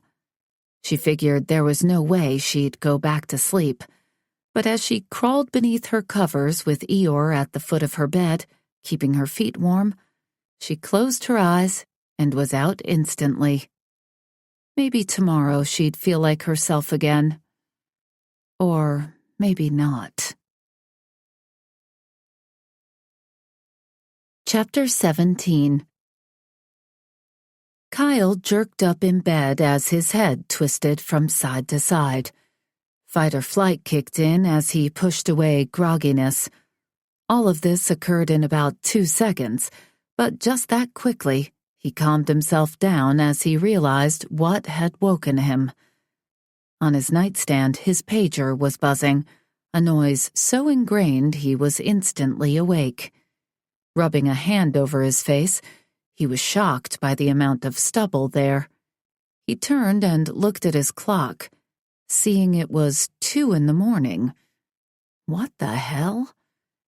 He ran his hand across his cold bedsheets and realized Patsy had been gone a long time, though her scent hung heavy in the room.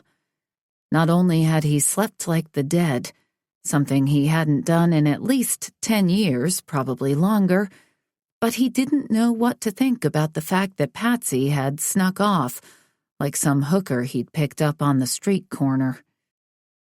He should be relieved. He wasn't. Looking at his pager, he picked up his cell and sent a message letting them know he'd be there ASAP. Then he rose and stretched, his body sore from his incredible activity with Patsy, then sleeping like the damn dead. There was no emergency at the hospital, so he took his time in the shower, letting the hot water soothe his aching body. He guaranteed he wouldn't sleep like that again for the next 10 years. He was a doctor. Sleep was a luxury. All through the shower, he told himself he was glad she'd left. He hated messy morning afters. 90% of the women he'd been with were aware he wasn't a relationship guy. But there were the 10% who wanted more. Those were the cases where he immediately regretted having sex. The pleasure wasn't enough to deal with the drama. But he'd enjoyed falling asleep with Patsy in his arms, and he didn't like that she'd snuck away from his place. Stepping into his bedroom, he went to his walk-in closet and grabbed some clothes, not caring what he wore. When he stepped back into the bedroom, a piece of red caught the corner of his eye, and he bent down, his lips turning up in a smile, his body going instantly rock hard. She'd forgotten her panties. He lifted the lacy things, fascinated with their sexiness. Patsy was so damn conservative on the outside, but she was passionate in the bedroom. He'd opened her up less than 12 hours earlier and wasn't ready to let go. He stuffed the panties in his pocket. He hurried to get to the hospital. He knew she'd be there. Though Patsy had indeed left his bed without a goodbye, Kyle smiled as he made his way to work. He was going to see her again and couldn't wait to touch her, make her blush, possibly even get her in an on-call room where he could test if the sex was as mind-boggling good when they were fully awake.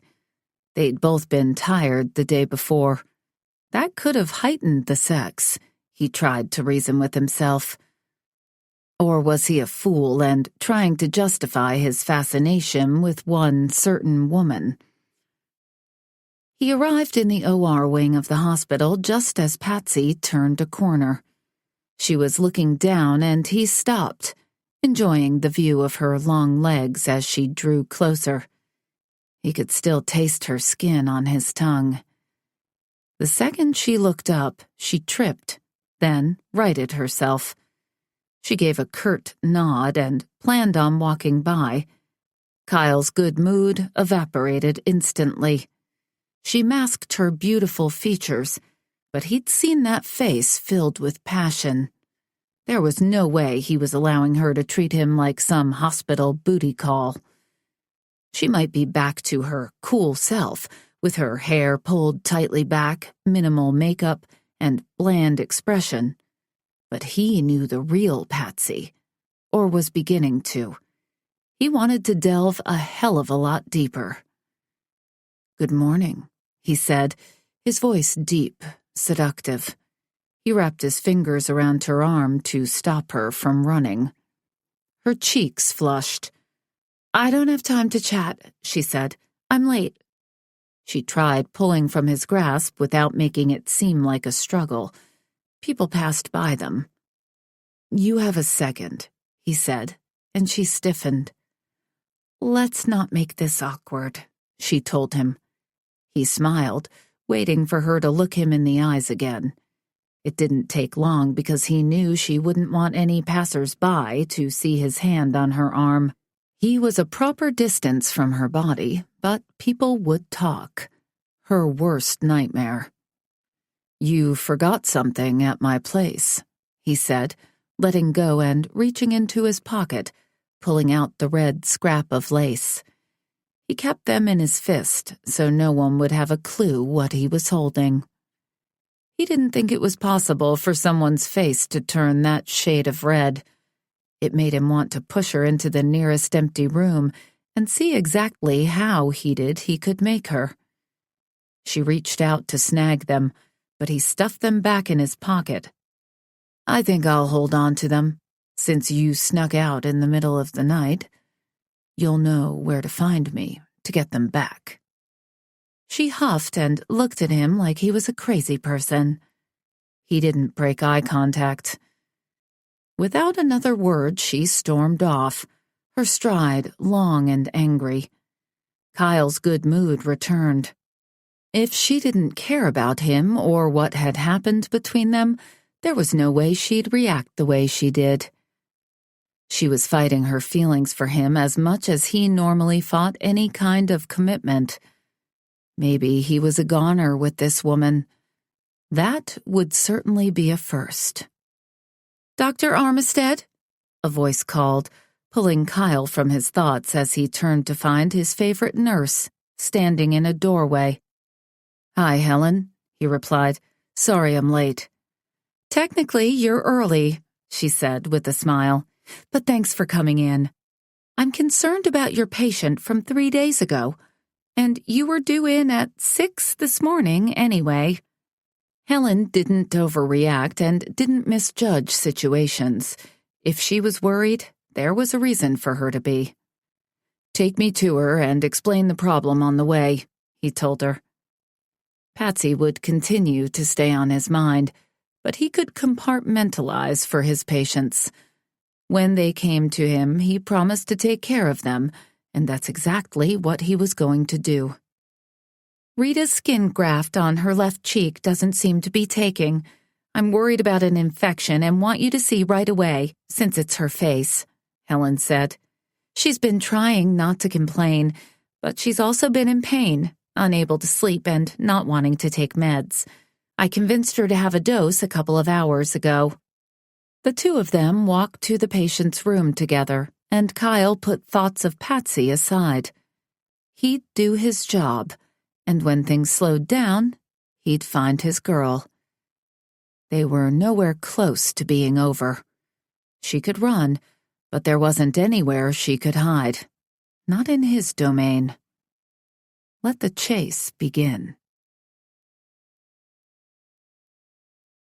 Chapter 18.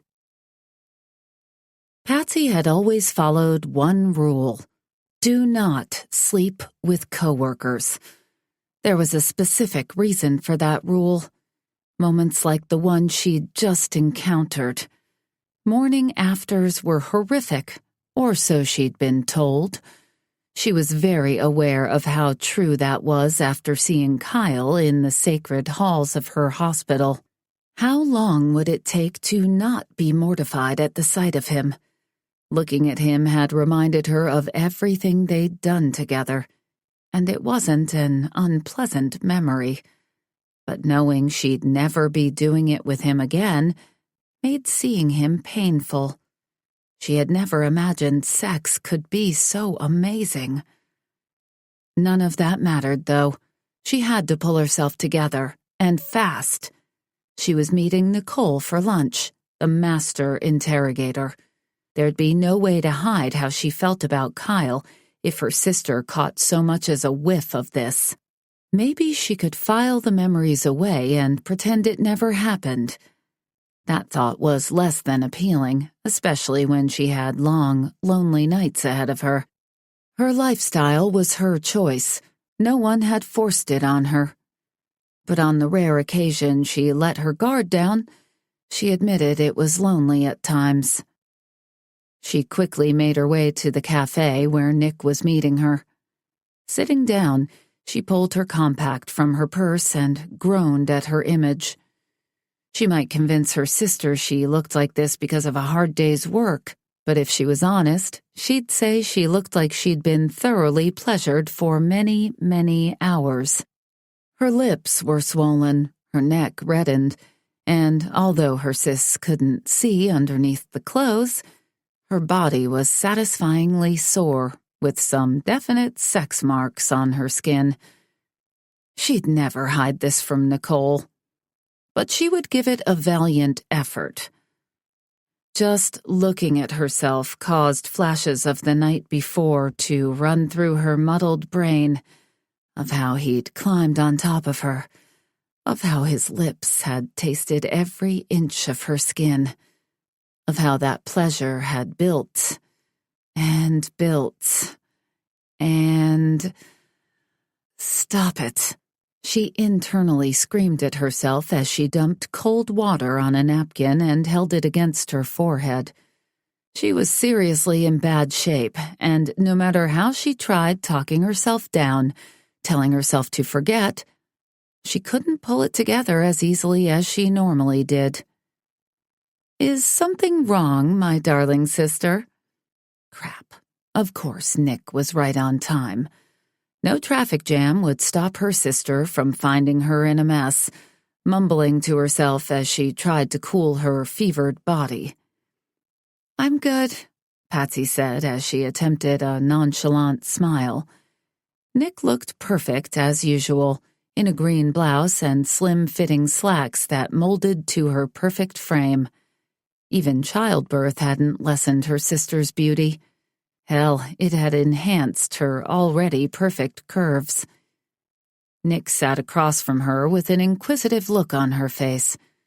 Patsy knew that look well, knew her sister was analyzing the situation and would have it summed up in no time at all. Dang it. She should have stated an emergency and canceled this lunch. Before Nick could say anything, the waitress came and took their order. With the cafe close to the hospital, the waitstaff knew how to feed people fast so they could eat and get back to work. One advantage in Patsy's corner. Alone again, Patsy reluctantly looked at her sister, who was beginning to smile as light dawned in her knowing eyes. "Are those signs of sex I see on your neck?" Nick asked, her lips turning up in a megawatt smile. Kyle had gotten a bit frisky as he'd tasted her. Makeup didn't seem to be covering the evidence of his excitement. She should have worn a damn turtleneck beneath her scrubs. "No, I have a rash," Patsy said, her cheeks flushing. She never had been a good liar. It wasn't a good trait in her field of work. She couldn't assure a family everything was okay when it wasn't. "I don't think I've ever seen a hickey on you," Nick said in wonder. "Not ever. Not even as a teen. It had to have taken a lot of skill for some guy to mark you." "No one has marked me," Patsy said with a glare, as her fingers traced her neck where Kyle's mark beamed out like a damn lighthouse beacon. "I want details. A lot of details," Nick said as the waitress dropped off their food. Patsy picked up a few fries and stuffed them in her mouth so she had an excuse not to talk. "I'm patient. Take your time eating." Patsy was trying to form a feasible story in her muddled brain, but sex must have made her IQ drop because she was coming up blank. "Waiting," Nicole patiently said, taking delicate nips from her onion rings. Her sister looked elegant even while eating cheap diner food. "I didn't plan on sleeping with him," Patsy finally said. The truth might actually set her free, if that saying meant anything. "I get it. Been there, done that," Nick said with a laugh. "Who is it? How was it?" "I don't want to talk about it," Patsy told her. "Because it was terrible?" Nick questioned. "I wish," Patsy said with a sigh. She was giving in. Of course she was. "It was the best night of my life. But it can't happen again." "Why not? You're an adult. I'm assuming he's of legal age," Nick said with a laugh. "I'm glad you're amused by my misery," Patsy said with another glare. "I'm never amused by anyone's unhappiness," Nick said, "but clearly you aren't miserable. You're just confused." "More than confused. I don't have time for an affair, and if I did, it wouldn't be with an arrogant doctor who changes bed partners more often than he changes his sheets." "Did he say he didn't want to see you again?" Nick asked, her eyes narrowing. "No," Patsy admitted. "But I know. How do you know? Nick asked. Because I've been around this type of man since I began school. They like to rack up the notches on their bedposts. It's just who they are. Maybe you should talk to him. Most fights we have with other people are one-sided, Nick pointed out. We aren't exactly in a fight. I snuck off when he was asleep, and now I'm avoiding him. I have a career to think about. Honey, you're a great doctor and will only grow better over time. But don't let your personal life go to hell because of it. There's more to life than work, Nick said. I don't want more right now, Patsy told her. You know you could always bring him to the house for dinner, Nick said, clearly excited at the prospect. There's not a chance of that happening, Patsy told. This peaceful moment is yours. Rest in it, breathe in it, and let it soothe you before the story resumes.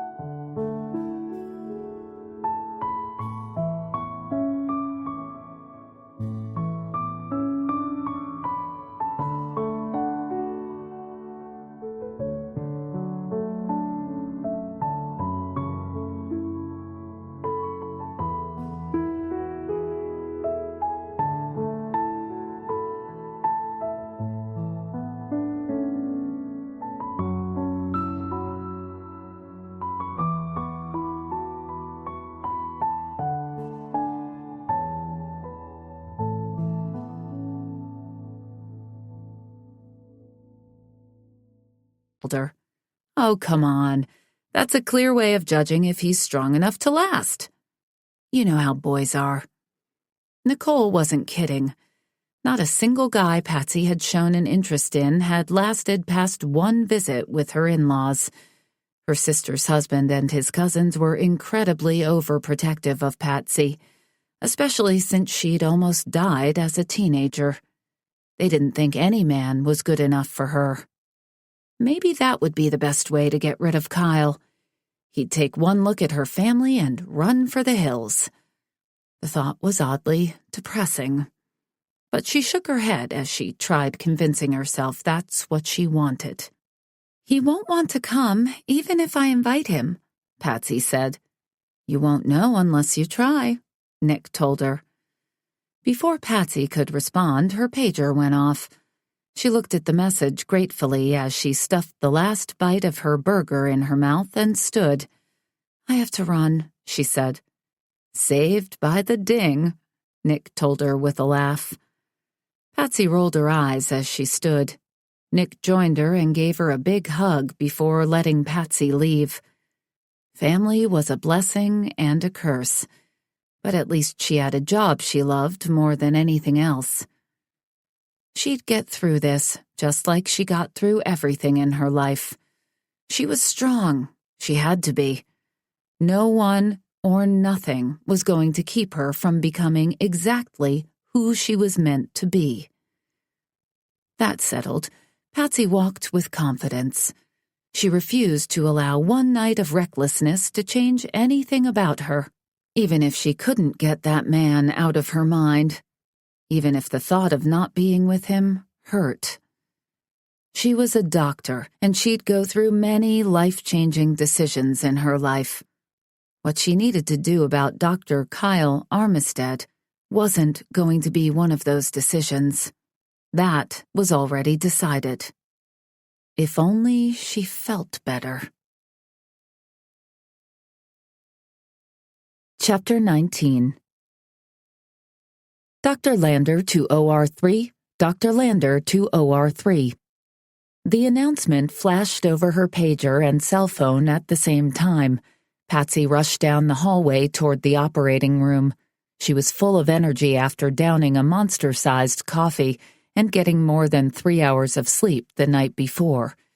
She stopped in the scrub room. Her heart thumped at the sight of Kyle at the sinks. He looked as good as an oasis after being lost in the desert for 3 days. He turned and looked at her, a distant gaze in his eyes. That stopped her wandering mind. She was instantly concerned. "Thanks for coming so fast," he told her, his voice tight. "What's wrong?" she asked, as she moved beside him, now in full work mode, not worried about the awkwardness that had been between them for well over a week. "We have a 6-month-old baby who was in a car wreck. It caught fire. His other doctors stabilized him, but the left side of his face is burned. We need to save as much of the skin as possible and seal up the wounds." Patsy felt her blood run cold.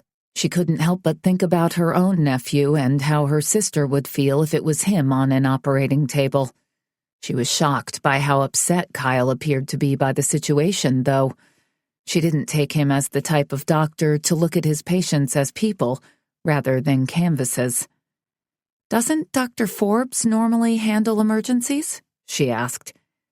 The need to scrub so thoroughly was sometimes frustrating when a patient was waiting, but adding infections to the baby's injuries wouldn't do him any good at all.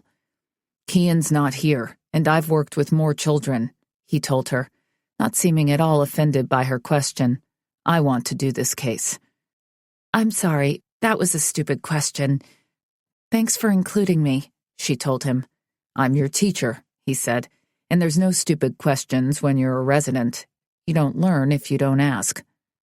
Then he walked into the OR, leaving Patsy to finish on her own.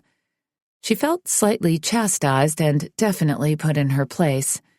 She needed to have respect for him as a doctor, if not as a man. She joined him a few minutes later and spent the next couple of hours getting to know more about the man than she'd already known, in a positive way. He was focused and patient and a good teacher. He was also saving this child from horrific scarring that could follow him the rest of his life. When they finished, they carefully scrubbed away the mess from the surgery before Kyle turned to her. With the surgery over, Patsy had the need to run away quickly, go back to the silence that had followed them since they'd slept together. "Would you like to speak to the parents with me?" he asked. "Yes," she said, without hesitation. She wasn't often asked to do this. That far outweighed her need to flee. She followed him through the hall to a patient room where a woman lay in the bed, bandages on her head and hand, her eyes puffy and swollen, tears still falling down her cheeks. She looked as if she'd been in an accident. A man sat next to her bed, his own eyes red and swollen. He stood as soon as they entered the room. "How's our son?" he asked, terror and hope in his voice. Patsy stood back as Kyle approached the terrified parents. "Andrew is going to be fine," he assured them both, moving close to the mom and taking the seat next to her as he reached for her uninjured hand. "We were able to save some of the skin and get all of the burned flesh removed. After he's had some time to heal, we'll do a skin graft that I believe will attach beautifully. Not only are his vitals stable, but you'll be able to recognize your beautiful baby boy with no problem," he assured them. The mother burst into more tears as she squeezed Kyle's hand. The father sat next to him and thanked him repeatedly. "It's okay to let it out. You've been through a lot today. But you and your son are both going to be okay," Kyle told the mother again. "I should have been paying more attention to traffic, and I would have seen that car. I did this," she said, her sobs making her words barely recognizable. Kyle squeezed her fingers. "The officer said a drunk driver hit you. There was nothing you could have done to stop this," he told her. "Don't blame yourself. Work on healing, so when Andrew's ready to go home, you can take care of him. You've been protecting him from the beginning of his life. It might be a little rough for a few months, but you're doing a beautiful job. He's healthy and happy, and that's why it was easy for me to do his surgery. If he'd been malnourished, or you hadn't been taking such good care of him, this could have gone an entirely different way." "Thank you for that," the mother said, her sobs breaking Patsy's heart. "Of course, it was my pleasure, and I'll be following up with him every couple of hours, and when I'm gone, the staff knows they can page me at any time. I won't let anything happen to him, not on my watch," he assured them before turning. "This is Dr. Lander. She assisted in the surgery and did a beautiful job with Andrew's stitches." Patsy stepped forward. "Your son was in very good hands with Dr. Armistead. I've never seen a better job done or so much care put into a surgery," Patsy assured the parents. "Thank you, Dr. Lander. Thank you so much," the father said. Kyle continued speaking with the parents while Patsy slipped from the room, a tear sliding down her face. She wanted to think of Kyle as nothing more than a Playboy plastics doctor, but it was getting more and more difficult to look at him that way. The care he'd shown with that baby had been beautiful, and the way he'd spoken to the parents wasn't common in a lot of doctors. But just because he was an excellent surgeon didn't mean he was a good partner. Yes, she'd been avoiding him, but he hadn't done anything to stop her from doing so. As grateful as she was to do these surgeries, she'd rather not share an OR with him. It was too confusing for her already befuddled brain. She went home that night more confused than ever, wondering what it all meant. Chapter 20. One thing about working in a hospital when you were trying to avoid the messiness of your life was that you were so busy you didn't have time to dwell on anything but work. For the next few days, Patsy did little more than pass Kyle in the hallways as she moved from patient to patient and doctor to doctor. The heated gazes exchanged between the two of them let Patsy know he was remembering their night together just as vividly as she was. But when they were at work, sex was pushed to the back of her brain. As long as she didn't see him, she was fine. The rare moments she was home, though, well, those moments were filled with images of their bodies entwined, of how it felt to be in bed with Kyle, held by him, filled with him. Luckily, she wasn't home a heck of a lot, and when she was, her time was filled with her clumsy, beautiful dog, or she was passed out, too tired to think straight, let alone agonize over something that wasn't meant to be. Patsy learned more and more every day, and for that she was grateful. She knew her love would be emergency medicine. She enjoyed working with Dr. Kean Forbes more than any of the other surgeons. He was patient and knowledgeable, and every time a plastic surgeon was needed in the ER, he paged her. It made her feel special. And it had the added benefit of keeping her away from Kyle most of the time. His specialty was cosmetics, which was not what she wanted to do. Breast implants and eye lifts were great and all, but she wanted slashes and wounds and putting people back together like a puzzle. That, to her, was the most satisfying. "You look like you're 1,000,000 miles away." Patsy's hand stilled as she worked on delicate facial stitching. She paused as she looked at Dr. Forbes, who was grinning at her. "I might have noticed some mumbling going on there," he said with a laugh. "I tend to talk to myself when I allow my mind to go too many places," she answered with an embarrassed shrug. "I think we all do that," Kean told her. "I'm sorry. I'll try not to get distracted." The patient should always come first. She didn't want Kean kicking her out of the OR because she was being foolish. "If this is you distracted, I can't wait to see what happens when you aren't," he told her. "You're an excellent surgeon with an eye for detail." His praise warmed her. Of course she loved working with him. He made her feel good about herself. "Thank you for teaching me so much," Patsy said, as she put the final stitch in her patient, then examined the area to be sure. "It's easy to teach someone so willing to learn," Kean told her. "This is great. We're all done." She beamed at him. He didn't have to go over anything she'd done, the greatest compliment he could give her. They'd definitely have to keep an eye on the patient and make sure everything was healing nicely, that the skin would come together without any abscesses, but for now they were finished. She stepped away from the table and removed her gloves as they walked into the scrub room together.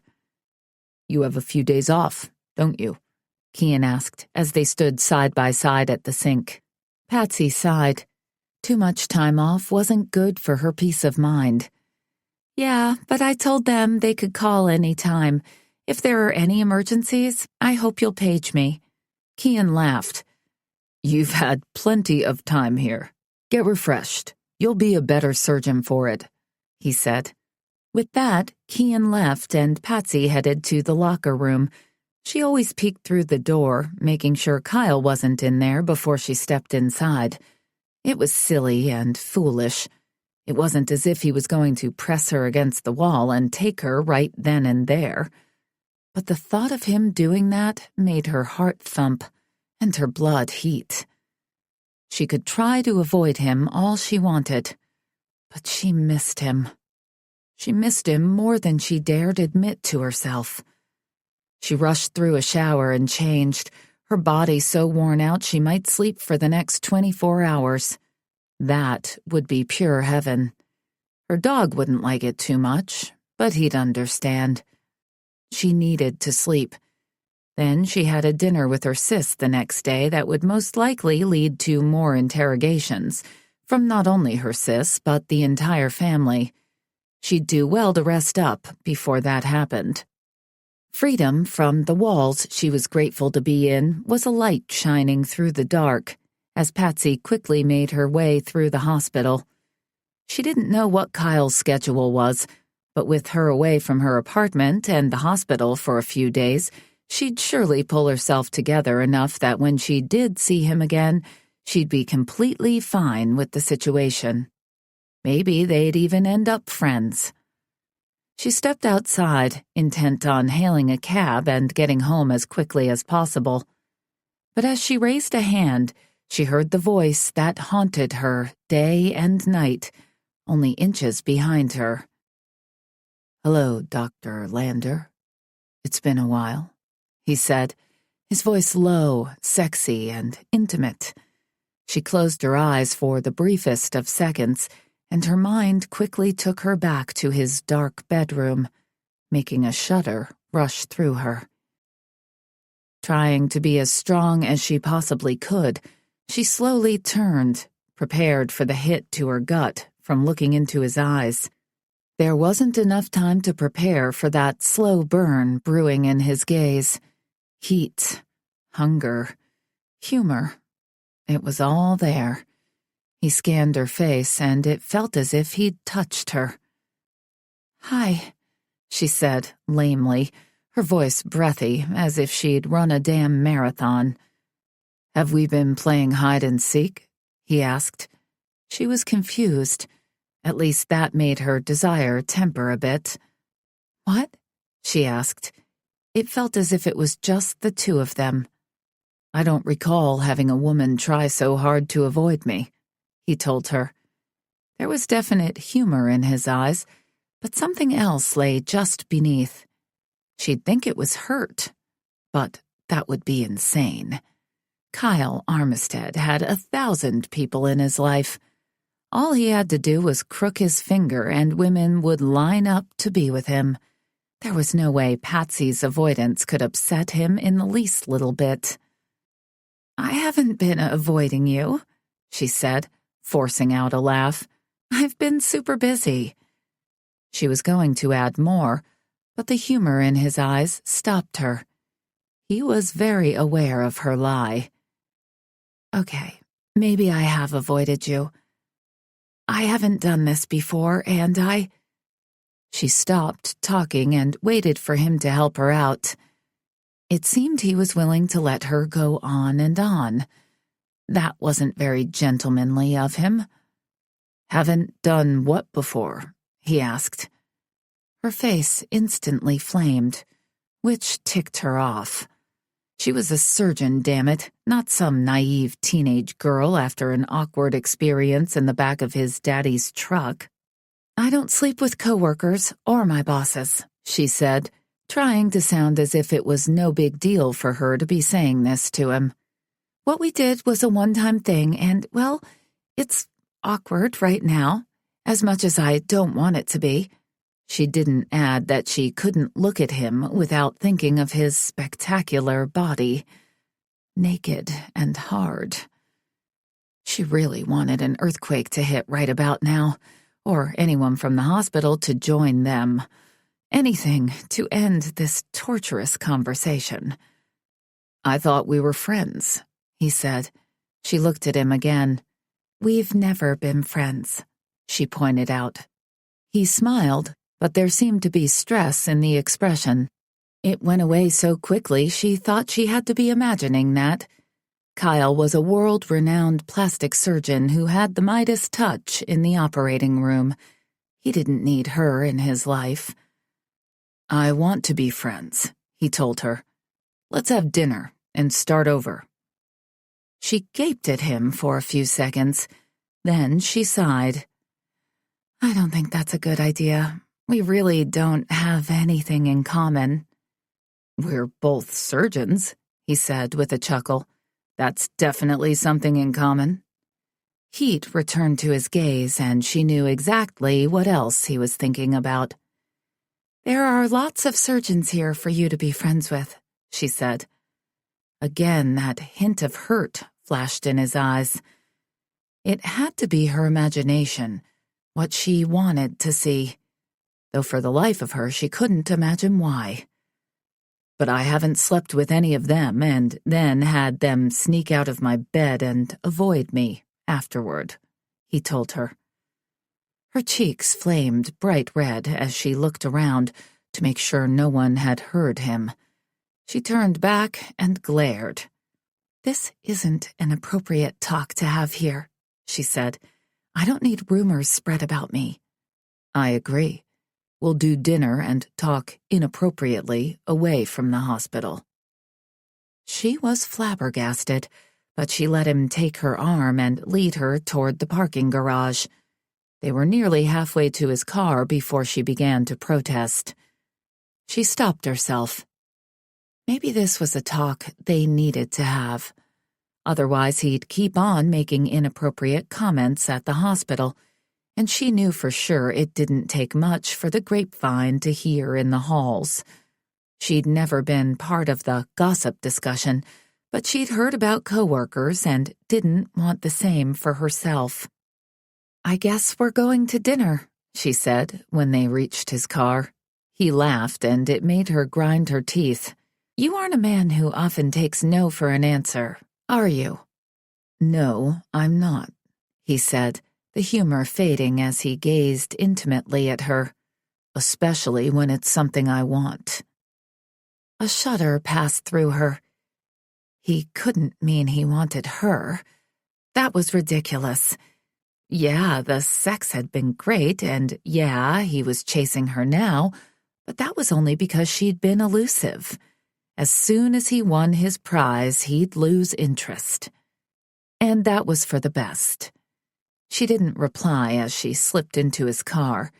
They would have dinner, she would put her foot down, then this would all stop. Easy. Patsy refused to think nothing in life was quite that cut and dry. What she wanted to think about was much better. Dinner. That was all, nothing more. She could do it. Then Kyle would be nothing but a distant memory. Yeah, and she'd put down her scalpel and try space travel. That was just as likely. Let the dinner begin. Chapter 21. Patsy never enjoyed dating. That might seem odd to some people, but dating wasn't relaxing. It was a lot of work. It required sharing personal information about yourself and trying to dig out information on the other person. That wasn't something she liked or was good at. What was the worst kind of date? Hands down, the answer was dinner. Why was the standard date a dinner at a restaurant? Why did you need to sit across the table from essentially a stranger and have everything about you judged? What kind of food would you choose? Was it kosher? Were you drinking too little or too much? Should it be white wine or red? What if you wanted a beer? What if you wanted water? Were you trying to look after your weight? The questions went on and on and on and on. With all of that weighing on your mind, how could you relax enough at a meal to get to know another person? It made no sense to Patsy. So, of course, given she was already nervous around Kyle, he goes and insists on dinner at a place with other people just dying to listen in on an awkward conversation and laugh about it later. It actually helped calm her. It would be easy to terminate this relationship, or lack of one, if he was just another typical guy. She'd been on dinner dates before, and there hadn't been a single good memory from having dinner together. Kyle led her into an upscale restaurant, another strike in the negative column. It was worse to go to some high-end place where she couldn't understand the menu. It didn't matter that once her sister had married into the Titan family, she'd been surrounded by wealth. Though the Titans were incredibly wealthy, they weren't snobby at all. Yes, she'd dined at some nice places, but her favorite memories of being with that family were pizza and game nights, theme parks and family barbecues. Nothing spectacular happened at a fancy restaurant. Not ever. You seem uncomfortable. Do you not like this place? Kyle asked as they were sat at a table. She shrugged, trying to pull herself from negative thoughts. Patsy didn't focus on the bad. Maybe that was another strike against this man. She didn't like how it made her think about herself. I've never been here, she told him as she gazed at the menu. Nothing on it looked appealing. He stared at her a few moments and smiled. The waiter appeared and asked if they'd like something to drink. Patsy internally sighed. This meal would take at least 2 hours. She'd much rather be in her pajamas eating pizza than sitting through 2 dull hours. Kyle's laugh startled her out of her thoughts once more. Then he surprised her when he stood. The waiter's expression didn't change. He was obviously used to eccentric customers. We're leaving, thank you, Kyle told the man. Is there something I can change? The man asked, keeping his expression neutral. Nope. The lady obviously doesn't want to be here, Kyle told the waiter.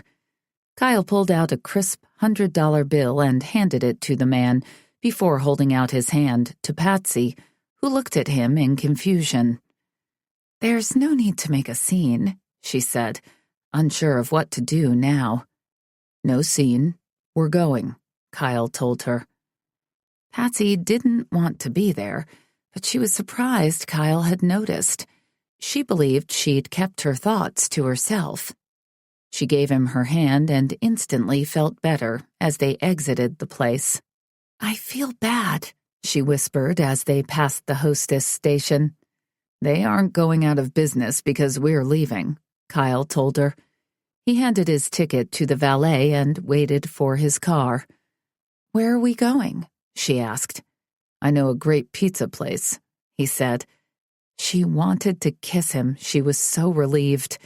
And even though she still thought about those pajamas, at least pizza wouldn't take nearly as long as a 5-star restaurant that turned a meal into artwork.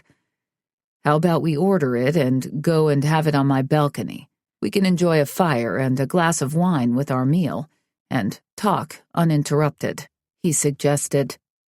Patsy was a little terrified at being at his place again, but it was as if he was reading her mind with his suggestion. Just because she went back to his place didn't mean anything would happen. She was stronger than that. She'd have pizza and maybe a couple glasses of wine, and she'd tell him in no uncertain terms this thing between them couldn't be more than casual acquaintances. That should be easy peasy. I think that sounds great, she said.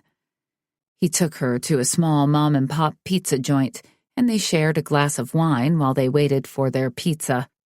Kyle kept the conversation casual as he talked about his latest patient, who'd lost nearly 200 pounds and was having excess skin removed.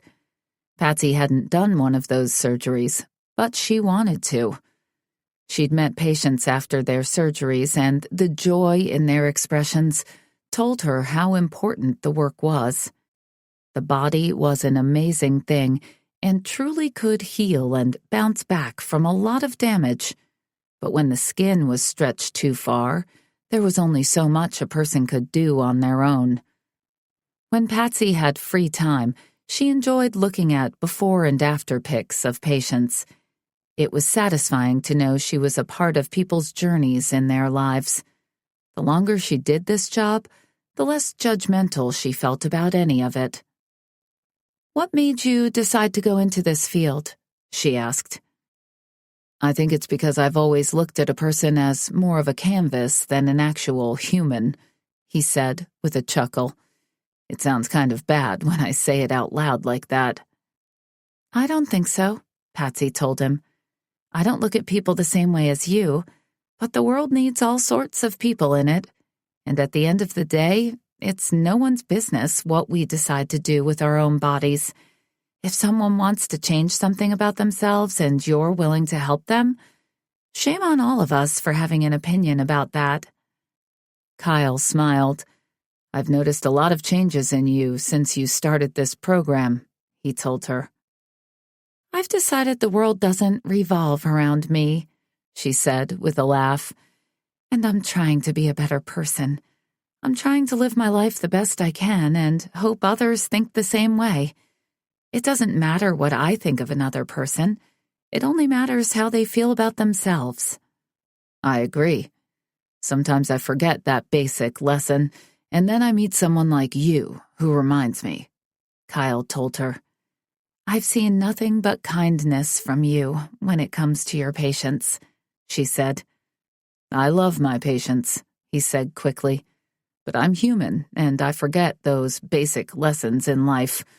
I, too, want to look at people without any judgment.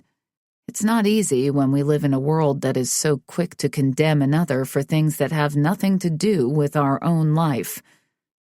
Why do you think that is? Patsy asked. Why, what is? Why are we so harsh towards others? He sat back and thought about her question. She appreciated that he wasn't blowing off her words with a thoughtless reply. I honestly don't know. I wish I could come up with an answer, he told her. I think it's definitely something that's taught to us somehow because we don't come out of the womb hating ourselves or anyone else. So if being negative toward others is something taught, we should be able to shift that thinking, don't you think? Now it was her turn to look deep inside. I think that's easier said than done. To change a lifelong habit isn't easy. Nothing worthy of change is ever easy, he pointed out. And nothing easy is ever worth it, she said. They smiled at each other, and for the first time, Patsy felt completely comfortable with a man, completely in sync with him.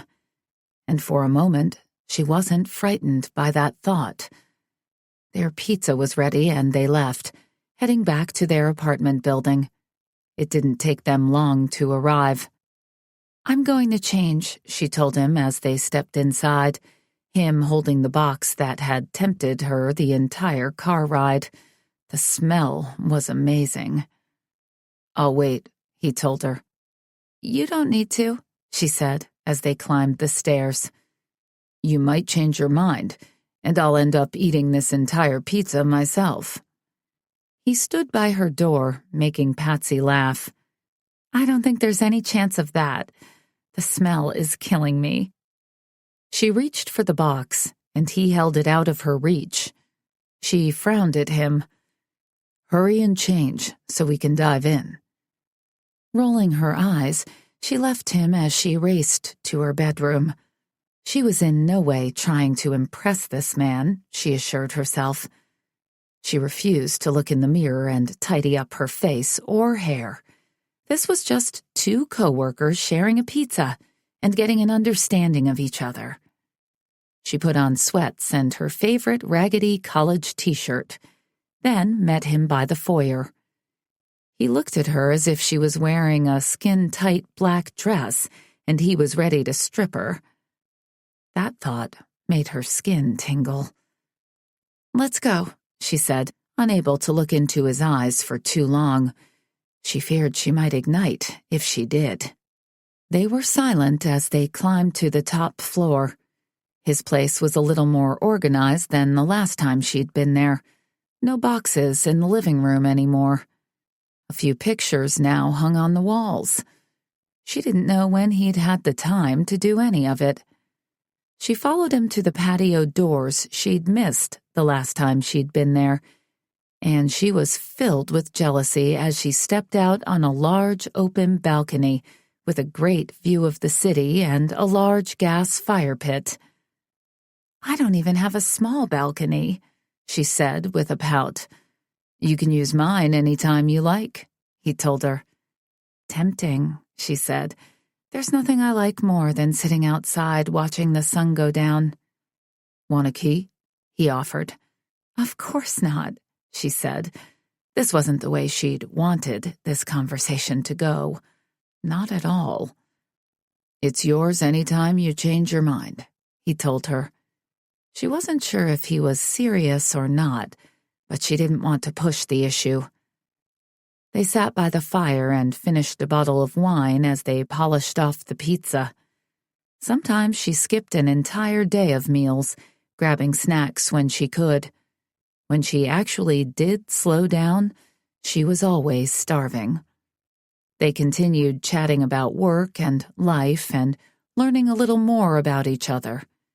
It grew later, and as it came time to leave, Patsy knew she was in trouble. They didn't talk about the fact that their night together was a one-time thing, and as she looked at him, she realized that wasn't at all what she wanted. She hated dating, she reminded herself, but this non-date had been about the most perfect night she'd experienced in a very long time. She didn't want it to end. From the look in his eyes, he felt the exact same way. She had a decision to make, and she knew she had to make it quick. Chapter 22.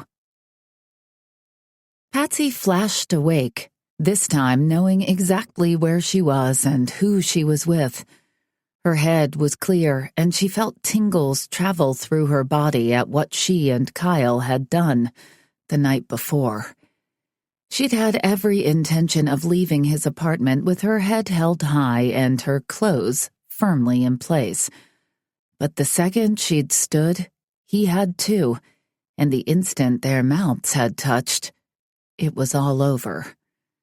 The protests in her head had been drowned out by the raw need filtering through her. She wanted this man, wanted what he could do to her, and with her. She hadn't argued, not even once. And they'd fallen back into his big, beautiful bed and made love for at least 2 hours straight, and then, once more, she'd fallen asleep in the comfort of his arms. As she lay trapped beneath the weight of his arm and leg, she tried telling herself she was glad it happened, but it certainly couldn't happen again.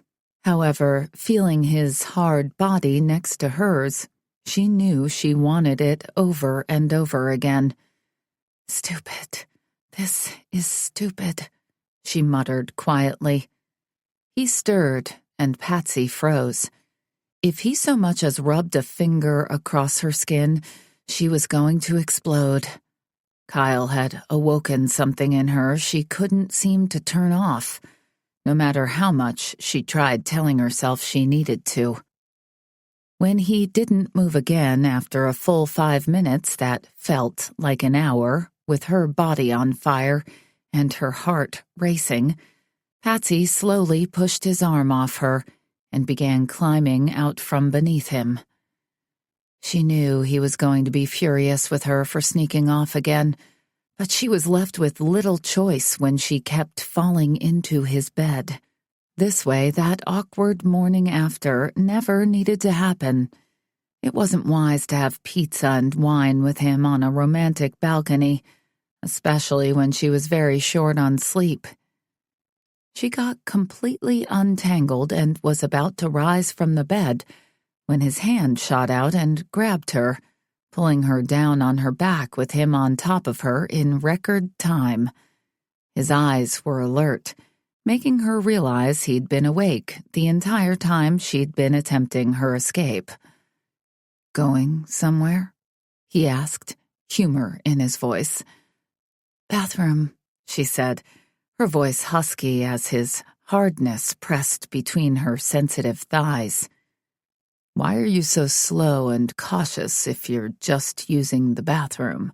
he asked with a chuckle that told her he knew she was lying through her teeth. "I didn't want to wake you," she said. "I was being considerate." He began to gently rotate his hips, and she quickly forgot anything other than the way he made her feel.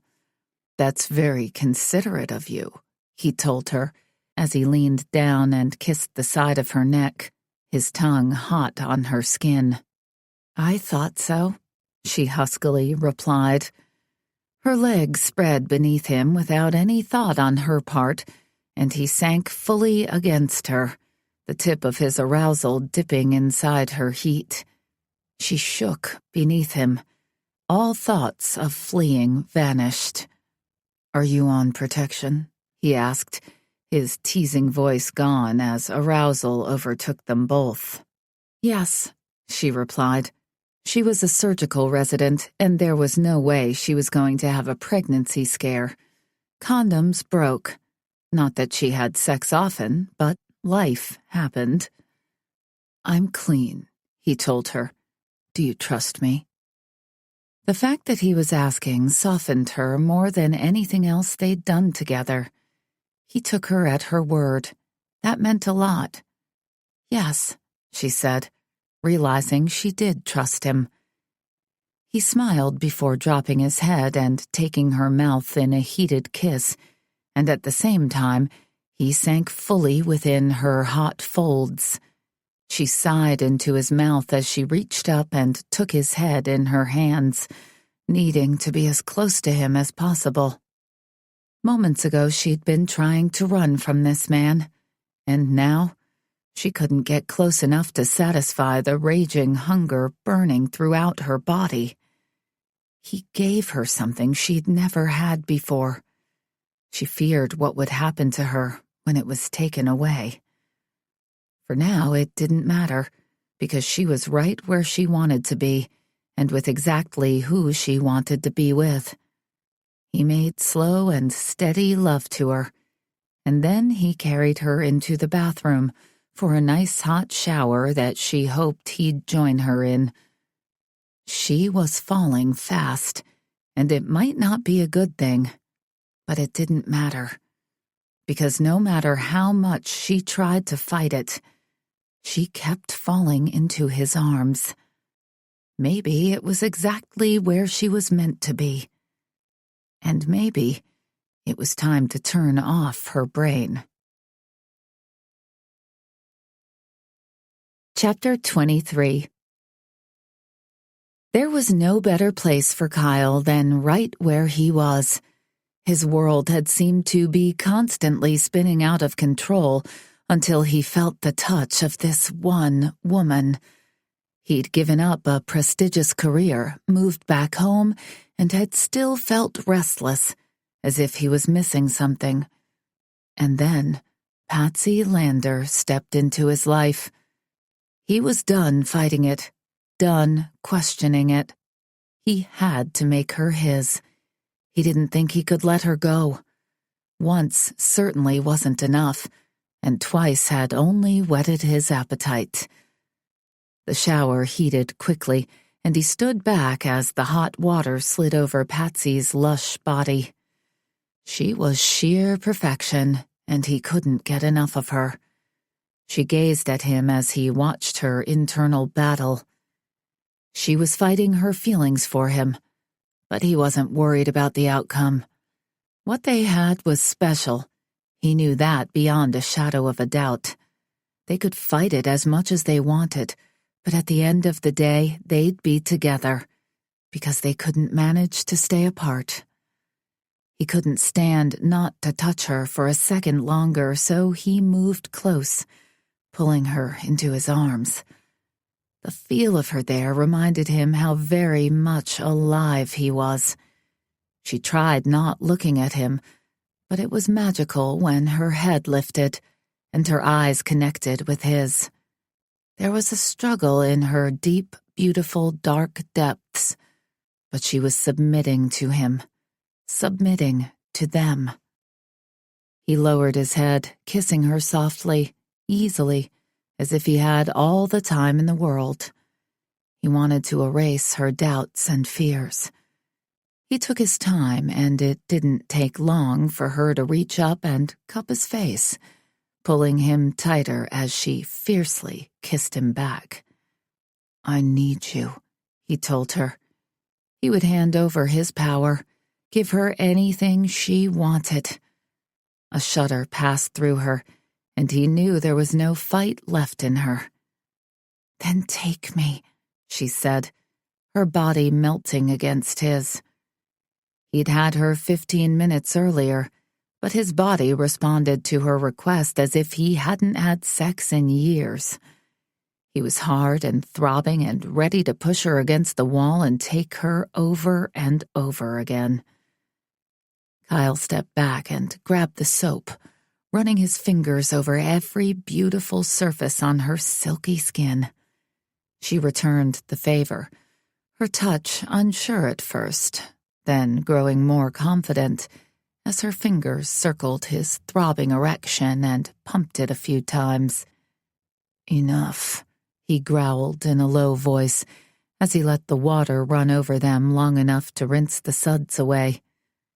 Then he lifted her, kissing her hard before walking from the shower, their bodies wet, leaving a trail of water from the bathroom to the bedroom. He took her to the fireplace and set her down in front of it, grabbed a blanket and laid it on the floor before looking at her with hunger ravishing his entire body. Her body, wet and ready, was the most beautiful thing he'd ever seen. "Lie down," he told her. Her immediate compliance made him harder even more. He clenched his fingers in an effort to calm his raging hormones. She gazed at the fire, and the glow from the embers made him want to grab his camera. Everything about this moment was perfect. "Look at me," he told her, and she slowly turned her head, her eyes heated, her skin damp and pink. "Spread your legs." She did so immediately. He stepped closer. As much as he liked looking at her, tasting her was even better. Their eyes never breaking the connection, he dropped to his knees in front of her spread legs. He ran his fingers over her thighs, enjoying the tremble in them. Only then did he look away from her beautiful face, so he could trace his gaze over the rest of her. He bent over and ran his tongue along the smooth skin of her inner thigh, loving how open she was to him. She squirmed beneath him and moaned.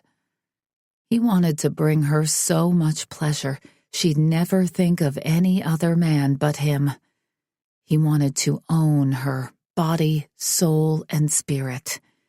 He wanted to consume her just as she was consuming him. He was falling for her so deeply, he should run in the other direction. But his feelings for her ensured he'd never do that. Reaching down, he ran a finger along her sweet pink folds, and her hips arched off the floor as she silently begged for more than a light touch. He wanted to tease her, draw it out, but he didn't know how long he could. Slipping his finger inside her, she clenched around him, and all he could think about was how good it felt when her body grabbed his thickness like that. He added another finger and began pumping in and out of her body as he lowered his head, kneading the taste of her on his tongue. He sucked her swollen flesh as he moved his fingers in and out of her, faster and faster. Her pleasure sounded in the room as his erection pulsed in time to her moans. She exploded around his fingers, and he tasted her orgasm on his tongue. It nearly caused him to lose it right there.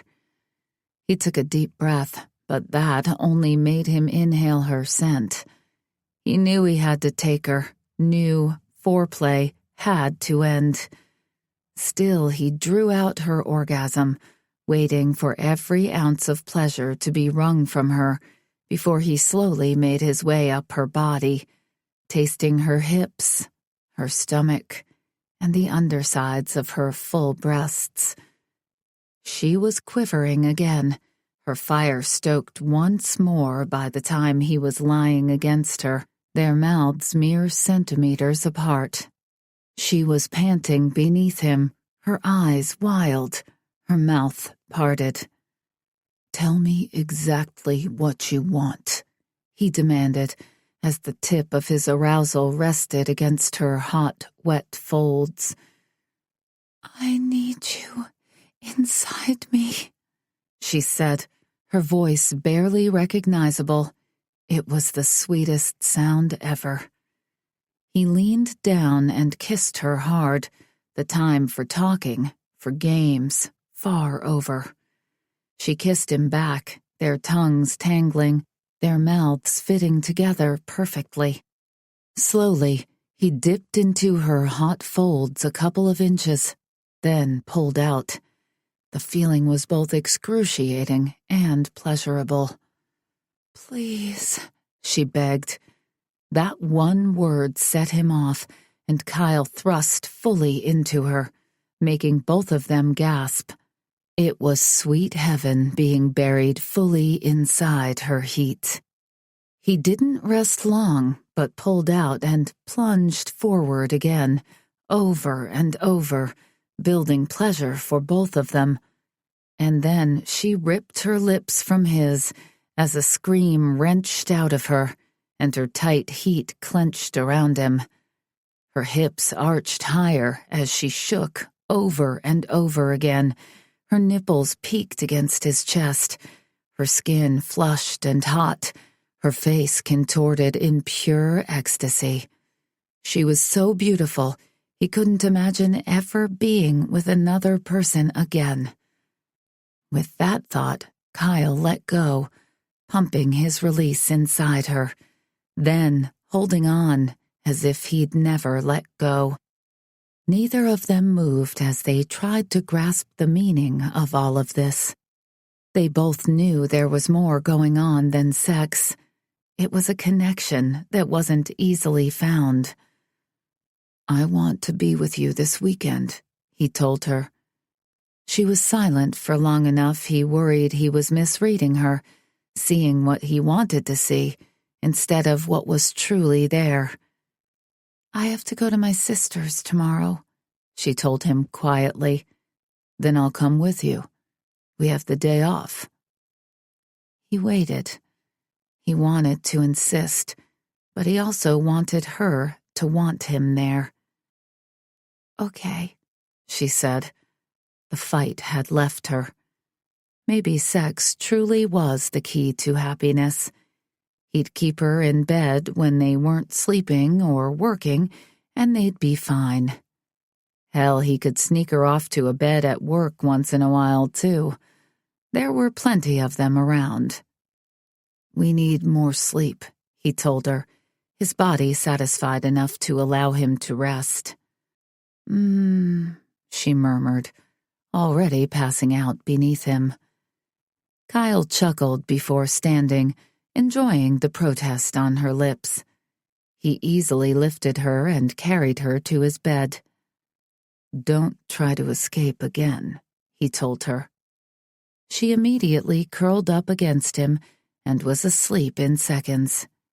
He was right behind her. They were exactly where they needed to be. Chapter 24. Patsy was in a sex coma. There was no other explanation for her submissiveness to whatever Kyle wanted. They'd had sex 4 times in a 10-hour period, and her body still wanted more. She wasn't sure she could take more as she was sore from her head to the tip of her toes. She flexed her toes while they drove closer to her sister's house. She didn't know toes could get sore. But sure enough, even her toes hurt.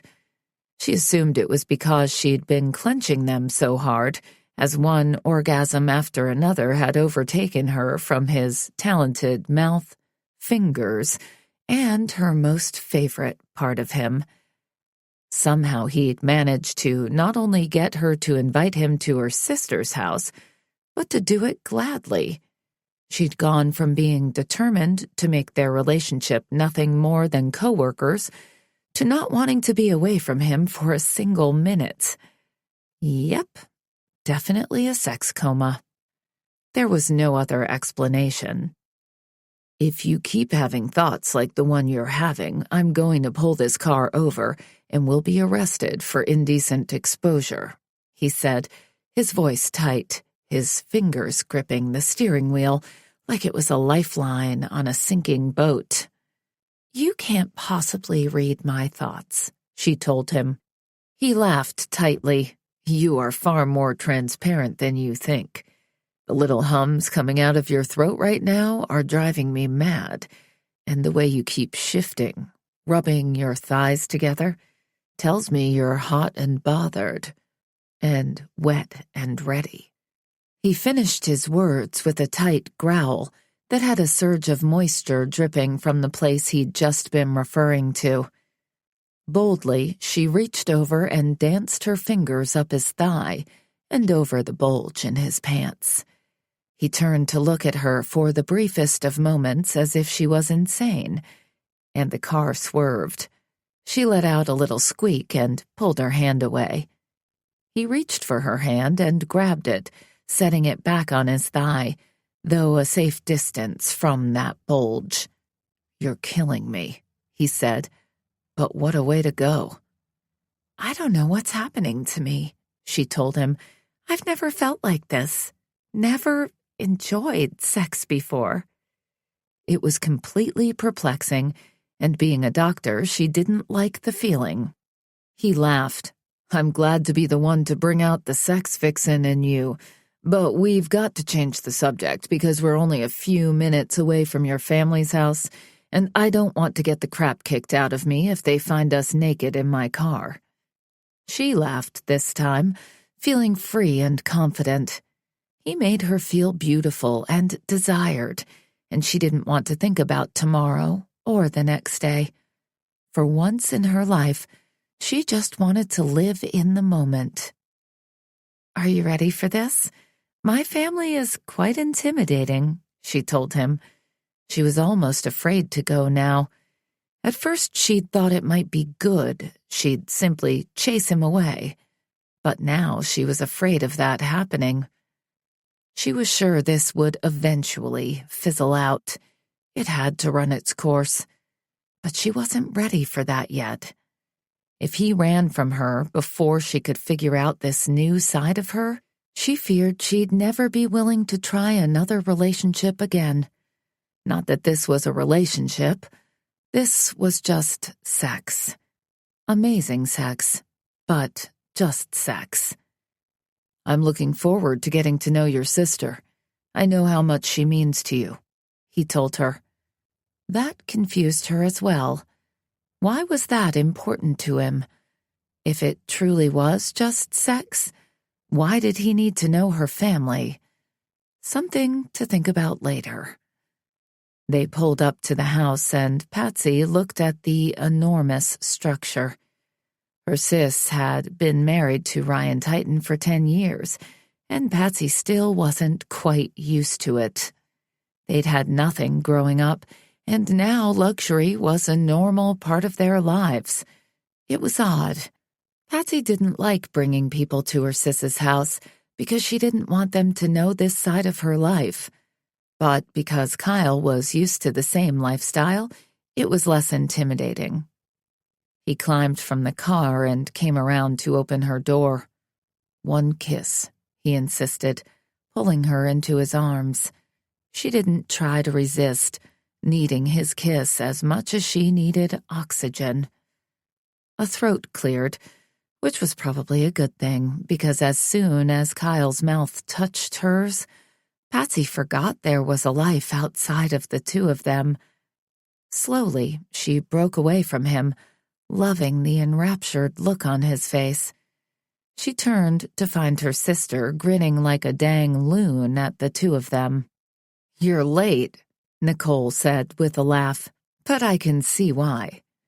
Her gaze swept over Kyle, who placed his arm around Patsy in a possessive manner.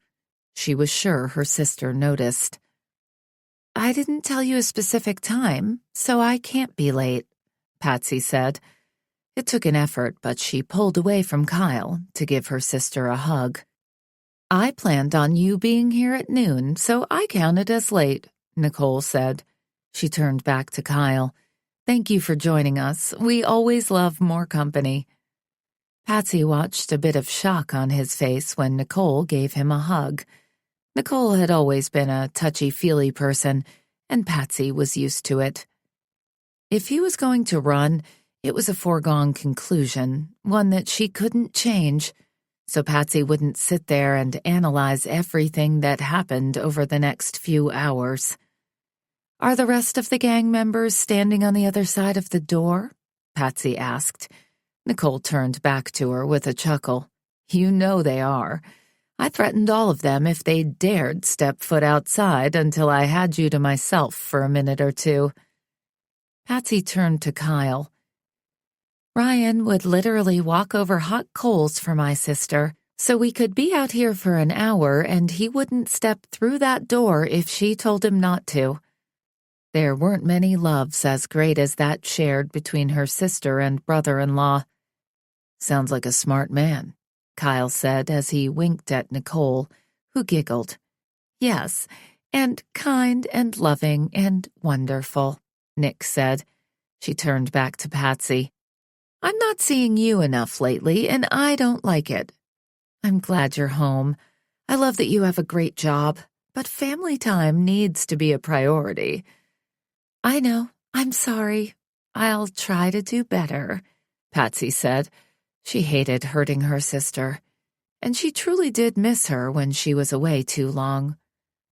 A loud whine came from the car, and Patsy laughed as she rushed back and opened the door. "I'm sorry, boy." Eeyore jumped down with an accusatory stare. She never forgot her dog, dang it. "My fault. I distracted you," Kyle told her. The dog gave him a pouty look that had both of them laughing. Eeyore quickly recovered from the mishap and sauntered over to Nicole, waiting for his pat on the head. Then he sniffed her pocket, and she laughed as she pulled out a bone and handed it to him. "Nick always has treats for Eeyore. She takes care of him when I have to travel," Patsy told Kyle. "Ah, he's not spoiled or anything," Kyle told her with a laugh. "Not at all," she said. "We'd better get inside before the boys have a heart attack. I hope you're up for a CIA-style interrogation," Nicole said as she winked at Kyle. "Bring it on," Kyle told her. "Oh, I like you already," Nick said as she placed one arm through Patsy's and one through Kyle's. "This day will be so much fun." The pure glee in Nick's voice scared Patsy. What plans did her family have for Kyle? She suddenly was a bit afraid. This could go badly, very, very badly. But there was no going back now. They were there, and it was do or die time. Chapter 25. The boys must have scrambled when they knew the three of them were coming into the house because they weren't at the front door. Patsy grinned at Nick, who winked at her, and then Kyle. "They're going to pretend they've been in the den the entire time. We can let them get away with that. You're going to be a hot topic around here for a while. Patsy doesn't ever bring men home, not since the boys kept chasing them away when she was a teen." "Nicole," Patsy grumbled, "can you try a little bit not to embarrass me? Kyle and I are friends and work together." "Yeah, just friends, huh?" Nick asked with another laugh. "I don't normally give friends hot, wet kisses." "Well, some friends kiss," Patsy said, her voice getting lower as Kyle laughed, then reached down and smacked her butt. She looked at him in horror. "My brother-in-law will murder you if you do that in front of him," she warned. "I'm not afraid," Kyle said, confidence shining in his eyes. "You should be," Patsy said, with a bit of glee. She truly didn't want him chased away, but she wouldn't mind that cockiness knocked down a peg or two. They stepped into the den where they found three men chatting as they held beers. They turned as if surprised they had visitors. Patsy laughed aloud. "You aren't fooling anyone," she said as she let go of her sister and rushed over to Ryan. He wasn't just her sis's husband. He was her big brother. She truly loved him to the moon and back. "What? We've been waiting for you all day. Your sister's been going crazy," he told her as he hugged her tight, then pushed her back so he could examine her. "You look like you finally got some sleep. I like it." She grinned at him. "If you weren't always worrying about me, maybe you wouldn't have those circles under your eyes where I got rid of mine," she said. "It's a brother's job to worry," he assured her. She hugged him again. "Come meet my friend, Kyle Armistead," she said. Ryan's smile fell away, and she nearly laughed at the stern look that came over his expression. She'd seen that look on his face many times before. If Kyle wasn't made of the good stuff, he'd take a look at Ryan and run screaming. Patsy had lost many a suitor because of Ryan, and she just figured they weren't good enough if they were that easily intimidated. But Kyle walked straight up to Ryan and held out his hand. "Thanks for the invite. I hear it's your birthday," he said. Ryan didn't say a word for a moment, and Patsy found herself holding her breath. But then a chuckle from Derek and Drew, who were sitting on the couch, came through, and the tension seemed to break. "I always like to meet Patsy's friends. She means the world to this family," Ryan told Kyle. It was a clear message. She wasn't alone. Patsy enjoyed that message, but she wanted to interfere, to tell her family not to chase this one away. She had to remind herself if he was the type of guy to be chased away, she wouldn't want to be with him. And she also had to admit she was really falling for him. It was a mistake on a colossal level. She knew that. But like a runaway train, there was no stopping it. So she might as well embrace the moment. "Family's important," Kyle said without missing a beat. "Now that we've ensured I know Patsy's well looked after, are you going to offer me a beer?" Derek and Drew outright laughed this time as they stood and moved over to where Kyle and Ryan were sizing each other up. Finally, Ryan smiled. "Okay, let's have a beer and get the grill going. We're going to have a few dozen people here soon, since my wife likes a party." "Sounds good," he said. Then he moved over to Patsy and gave her a quick, possessive kiss. Nothing inappropriate. "Wish me luck. I'm getting interrogated," he said in a mock whisper the entire room heard. "Good luck," she told him. She realized she was holding her breath as he was pulled away from her. "I like him a lot," Nick said with a gleam in her eyes. "Now it's time for your interrogation." She dragged Patsy to the kitchen, where Jasmine and Trinity were waiting. "Can't we just skip this part?" Patsy begged, knowing it wouldn't do any good whatsoever. "Not a chance. We want all the details. That man is smoking hot," Trinity said, "and I think he might be the first one to stand up to the boys." Oh, calling out Ryan and demanding a beer was my happy moment of the day, Trinity said with a chuckle. "Yeah, Ryan will be grumbling about that later tonight," Nicole said, "and it's so worth it. Those boys get a little too arrogant sometimes, and they need another man thrown into the mix to remind them they are not gods every once in a while." "Amen to that," Trinity said, "but that's what we're here for." "True. Do you think Patsy's met her match?" Nick asked. "I'm standing right here," Patsy told the women, who ignored her. "I think she might have this time," Jasmine said as she continued peeling eggs. "Ooh, I'm thinking a spring wedding," Nick said. "I'm right here," Patsy said again, with a glare at her sister and honorary aunts. "Yes, you are, dear. "Should we measure now or later for the gown?" Trinity asked with a giggle. "You're all hopeless," Patsy said, finally joining in with the laughter. "If I tell you how great the sex is, will you stop talking about weddings?"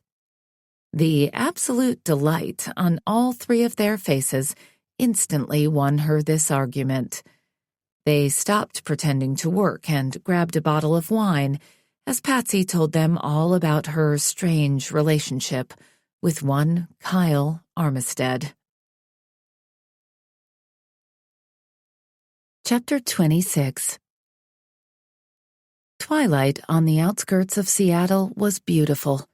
It wasn't as great as it was in the country because the city lights filtered the sky, but at Ryan and Nicole's place, the stars could be seen. She rarely saw stars in downtown Seattle. She was well fed and had laughed more this evening than she had in a very long time. There had only been a few mishaps during the night. She hadn't been thrilled when Darcy Pentley had shown up in a tight skirt with her breasts hanging halfway out of her cropped shirt.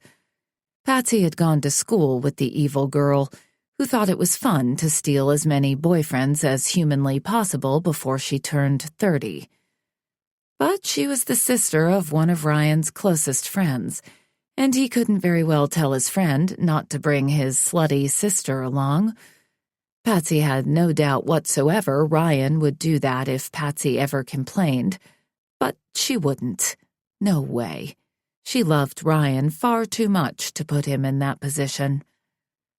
Nicole didn't do anything on a small scale, so after all the food was eaten, a local band set up and music began.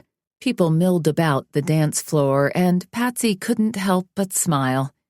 This was a sight she'd seen many times through her years at the Titan house. "How are you doing, young lady?"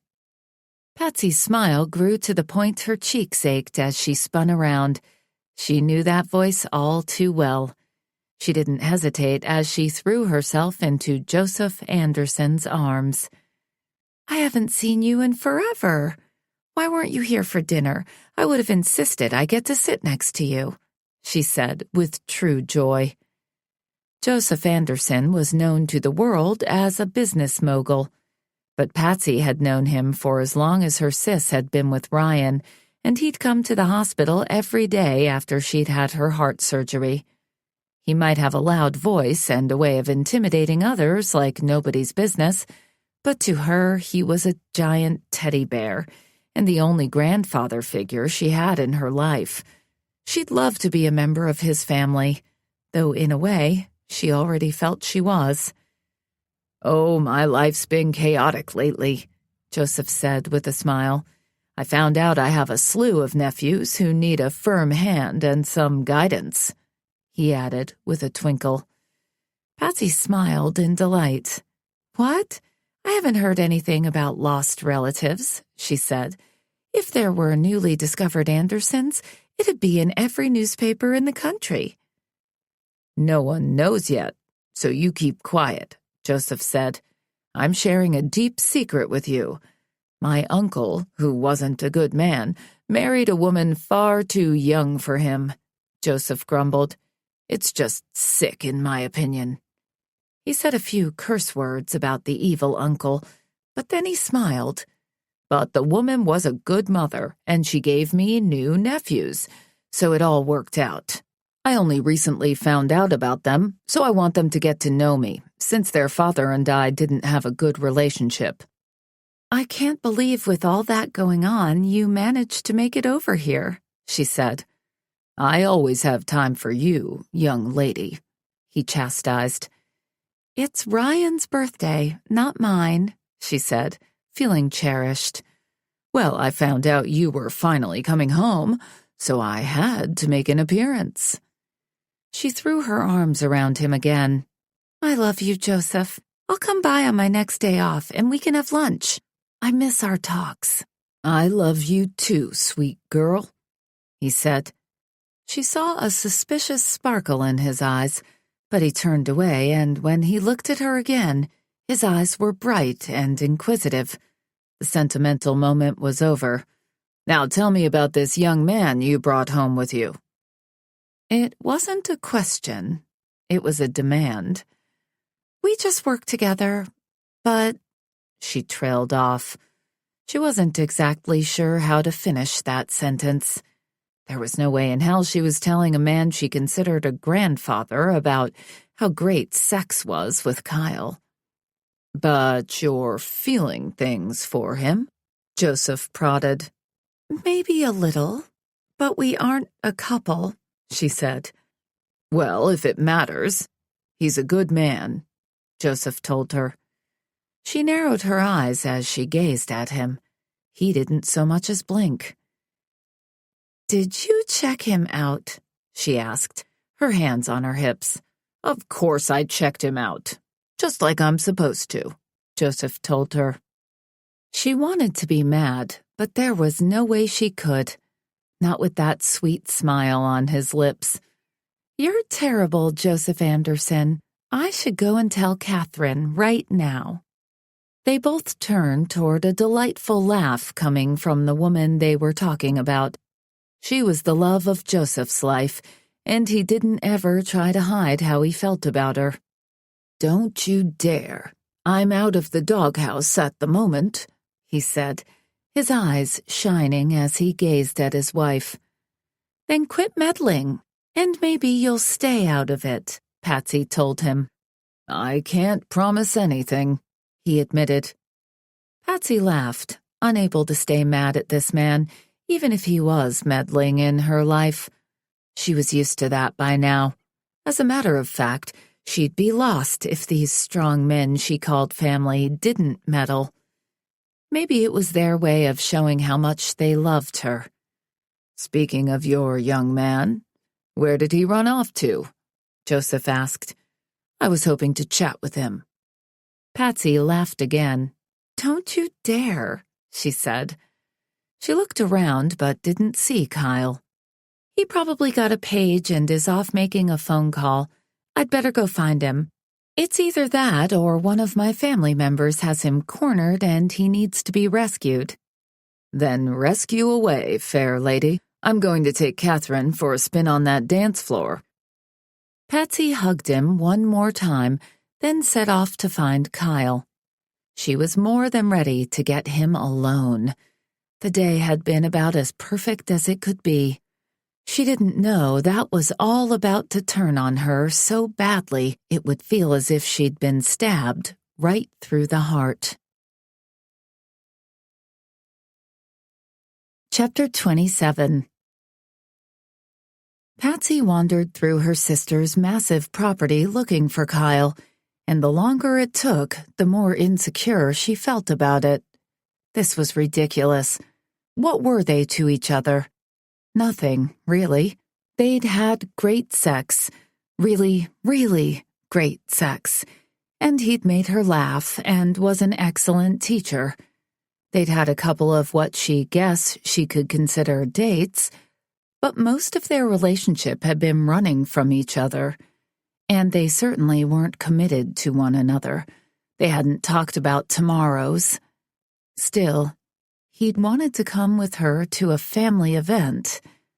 That meant something, didn't it? Was it possible to fall in love with someone without knowing it? Was it possible to happen so quickly? She was so dang confused about how she was feeling. Part of her wanted to simply enjoy the moment. She had plans, and they didn't include a wealthy doctor who she didn't trust not to end up breaking her heart. But slowly he'd wedged himself beneath her tough exterior. And that was the problem. Now she was anxious because she wanted to be with him and didn't know where he was. It made her incredibly uncomfortable. She decided it was best to give up. Then she heard voices and froze. She knew that giggling female voice anywhere. Darcy. Her gut clenched when a sexy, deep baritone responded to the woman's obvious flirtation. Peeking around a corner, She found Kyle standing far too close to be appropriate to the woman who'd made Patsy's life hell through high school. She was about to turn away when she heard her own name. Fighting tears, she felt frozen to the spot as Darcy looked her way. Patsy was pretty sure the woman hadn't seen her, but Darcy moved the extra 2 inches closer to Kyle as she raised a perfectly manicured nail and ran it down the center of Kyle's chest. He didn't push her away. Why this was upsetting Patsy so much, she wasn't sure. This was exactly who Kyle was. She'd known that from the day she'd met him. He wasn't doing anything against his nature, and he wasn't committed to Patsy anyway. But it still felt like a betrayal, since they had come to the party together. The party at her sister's house. Patsy wanted to run away, but Darcy said her name, and she needed to know what they were talking about. Somewhere in the back of her mind, a voice was screaming at her that no good could come out of eavesdropping. But still, she stayed. "You realize I'm here with Patsy, right?" Kyle asked. Patsy's heart thumped. Maybe this wasn't as bad as it appeared. "It's loud out there, and the band is terrible," Darcy said. "Besides, I want to talk to you about something." The woman was a master seductress, all the way from the position she was in to the flirty gestures of her fingers, and the way she licked her perfectly painted red lips. Who could resist that? Half the time, Patsy didn't have time for makeup, let alone time to learn all those little things women did to draw attention to themselves. She'd told herself she didn't want to be that kind of woman. She didn't need to be desired.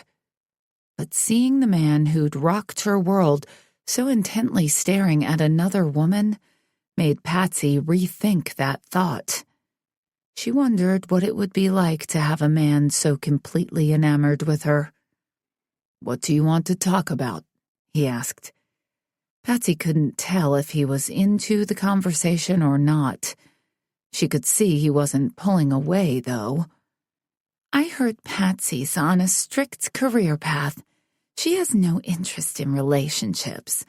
Why would you want to come here with her?" Darcy asked, parts of her body in constant contact with his.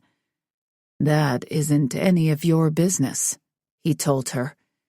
She reached up and ran a hand over the back of his neck, and Patsy wondered if she was going to throw up. Kyle didn't push the woman away. His hands reached out and gripped her hip. The sight was utter betrayal. "I've seen your work. I need a new doctor to get a few things done," Darcy told him, "and I only choose the best." Kyle laughed, and Darcy smiled at him, as if the two of them were in on a joke together. With the perfection of Darcy's body, Patsy understood why he was laughing. It was obvious she didn't need plastic surgery. "I'm booked up for a long time, and you don't need work done anyway," he told her. She coyly smiled at him as she moved a bit closer. "Ah, you're too sweet, Doc, but there's always room for improvement. I refuse to grow old gracefully. I like who I am, and I'm not afraid to enhance what God has already given me." Kyle laughed again. "That's how I make a living," he told her. The friendly banter between the two of them was worse than the touching in Patsy's opinion. Darcy was the trophy wife, the type of woman Kyle would one day marry. She'd be on his arm looking absolutely perfect, the ultimate doctor's wife. That wasn't who Patsy was. She'd never be content to be a trophy. She wanted to be spectacular in her career and have her life matter. She wanted her own name to have meaning, not just be some man's wife. I bet you're planning on some procedures with Patsy, squeezing her into your busy schedule, she told him with a perfect pout. Patsy froze, her insecurities rising. She knew she wasn't flawless, but she'd never considered having any work done. She'd chosen this job because she wanted to help people, not change them. She hated the scar on her chest from her heart transplant, but she hadn't thought Kyle cared. Maybe she'd been wrong. His next words broke her heart. "What work do you think she needs done?" he asked, his voice nothing more than conversational, as if he was describing any patient. He was talking about her with a woman who had always hated Patsy. It was a terrible thing to do, and Patsy wanted to reveal herself, to tell them both to go to hell. But she didn't budge. "That nasty scar on her chest looks like it was done by a butcher. That could definitely be fixed, though I'm not sure there's much that can be done. But with the way she works all the time, I've noticed she's put on a few pounds. I'm sure things are also beginning to sag and need some lifting," she told him with her perfected laugh. Kyle laughed at the words, and Patsy's last bit of confidence in him, and whatever it was they had together, slipped away quicker than smoke off the end of a cigarette. She was crushed. You think so, huh?" he asked, his voice almost a purr. Darcy reached around him, and Patsy was done. There was no way she was going to stand there and watch the two of them make out, possibly have sex right there on her sister's property. She had stood there long enough to know all she needed to know. Whatever she'd had with Kyle was over. That was more than clear. She didn't want to spend a moment longer with him than she had to. She turned and walked away, the sound of Darcy's giggle following her for too long. She fought tears as she sought out her sister, who was busy with the party. She found her laughing with a group of friends, and Patsy didn't want to ruin the festivities, so she turned to the house and decided to call a cab. She wrote a quick note while waiting, telling her sister she had been paged to work and to please make her excuses. Then she grabbed her dog and slipped away before anyone found her. She was proud that she didn't allow tears to fall until she returned to the city and made it to the safety of her bed, where Eeyore snuggled with her, somehow knowing she needed the comfort. She hadn't had an affair with Kyle. It had been two co-workers seeking pleasure. It, obviously, had run its course. As soon as Patsy convinced herself of that, she'd feel a whole lot better. Kyle tried calling her several times that night, but after the third try she turned off her phone and found solace in sleep. She had to gear up for the next time she saw him because, although it wasn't fair, she would have to see him again. There was no way she'd allow him the victory of knowing how badly she hurt from what he'd done. She was too strong for that. She wouldn't give him or Darcy the satisfaction of knowing they'd affected her. And soon, she might be able to convince herself she was perfectly fine. Chapter 28. Kyle was dumbfounded when he didn't find Patsy anywhere. He tried calling her and was pretty sure she was deliberately sending him to voicemail. He found himself at her family's house with no sign of her. Sure, he'd gotten distracted visiting with people, but up until an hour before, he'd been very aware of her location at all times. She'd seemed content, smiling more than he'd seen her smile before, and giving him hungry glances from across the yard.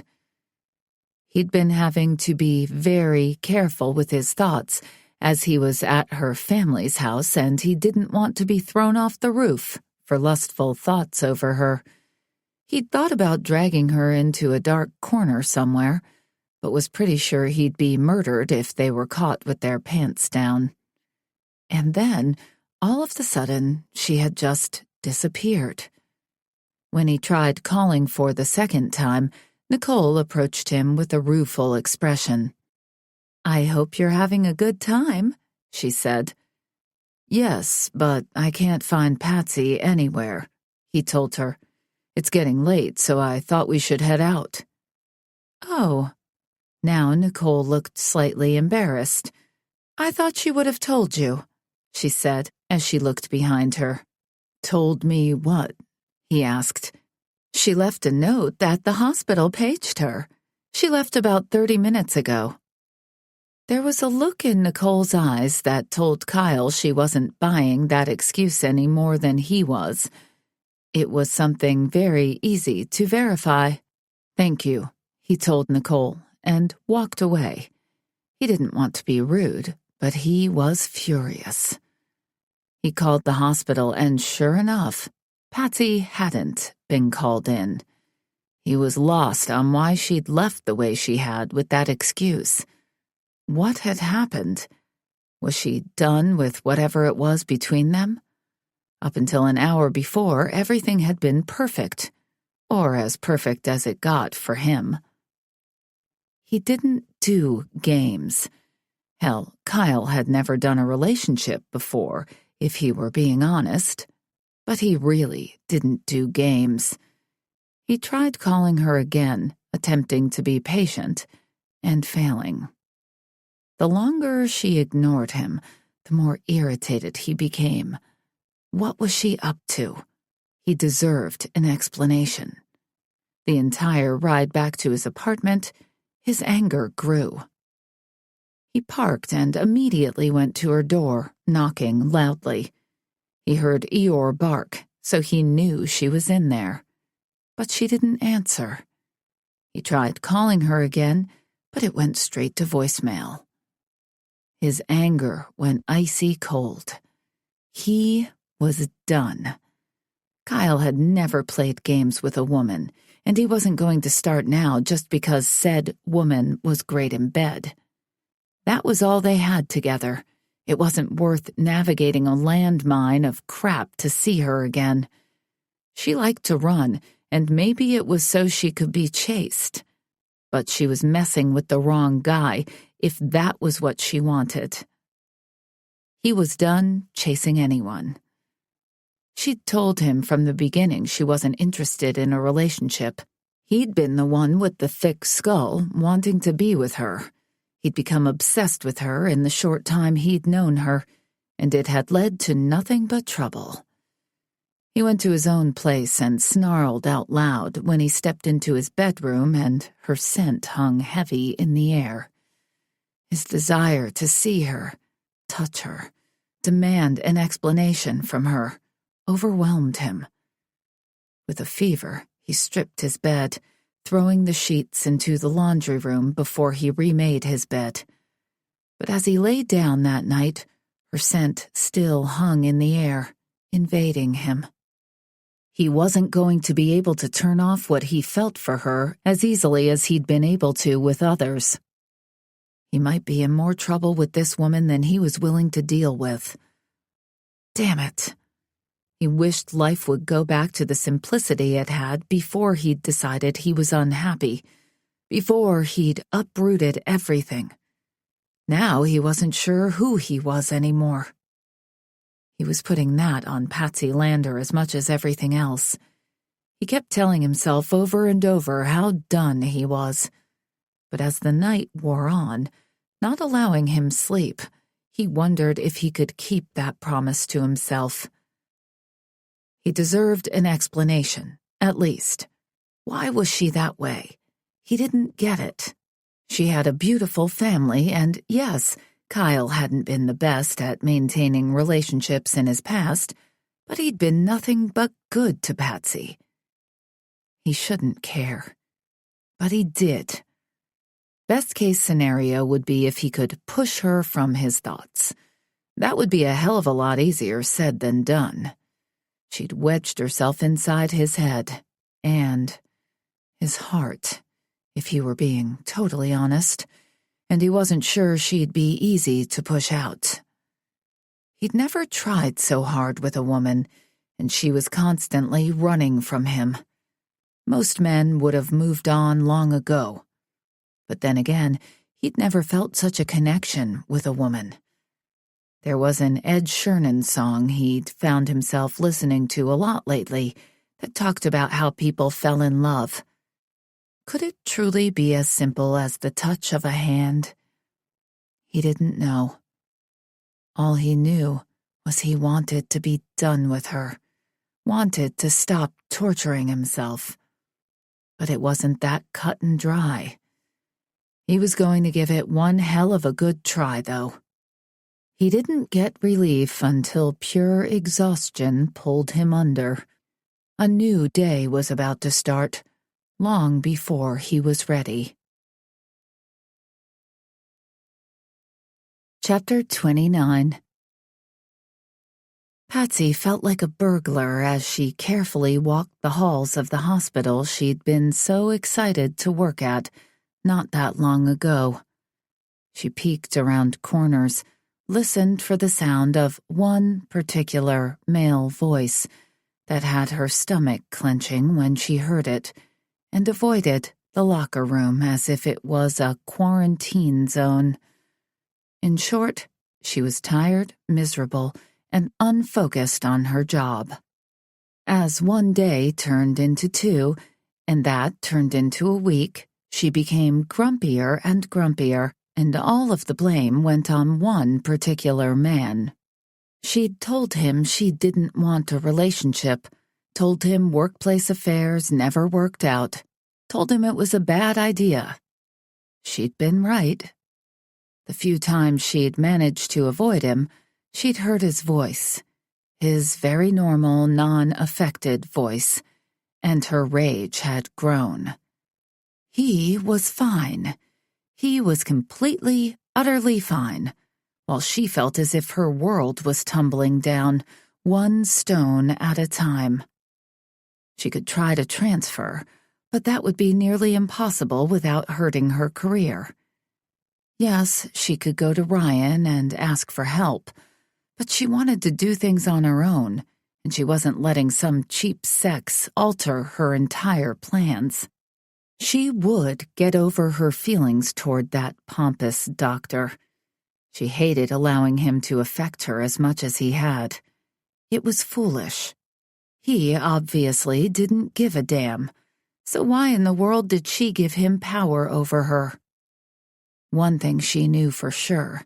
She wasn't going to ever have sex with another coworker again, let alone get in a relationship with one. No way. Not a chance. The worst that had occurred during the miserable week was running into him twice in the hallway. He hadn't tried to turn away. Why should he? He didn't think he'd done anything wrong. In all honesty, he hadn't lied to her. He'd never told her they were exclusive. She knew who he was. But knowing that didn't change how she felt. It sucked. Seeing him made her burn. When he looked at her, coldness in those dark eyes, she fought tears. It was foolish. Life would be much easier if she didn't care. She'd feel that way soon. She needed time. "Earth to Patsy," Nurse Sammy said with a laugh.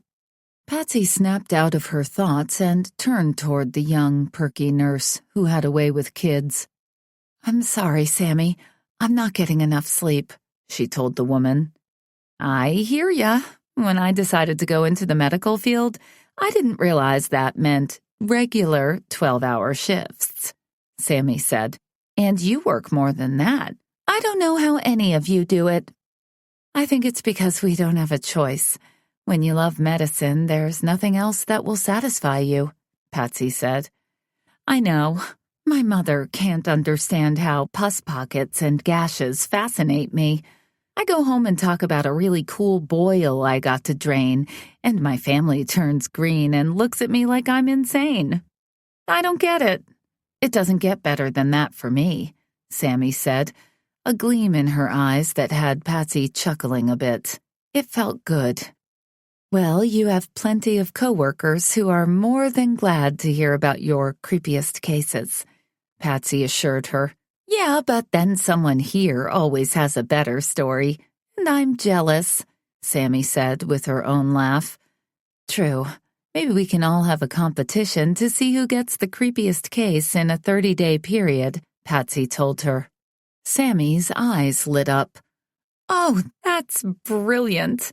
But no doctors are allowed in the contest because you will, of course, get all the best stuff. But I'm so proposing that to the rest of the nurses.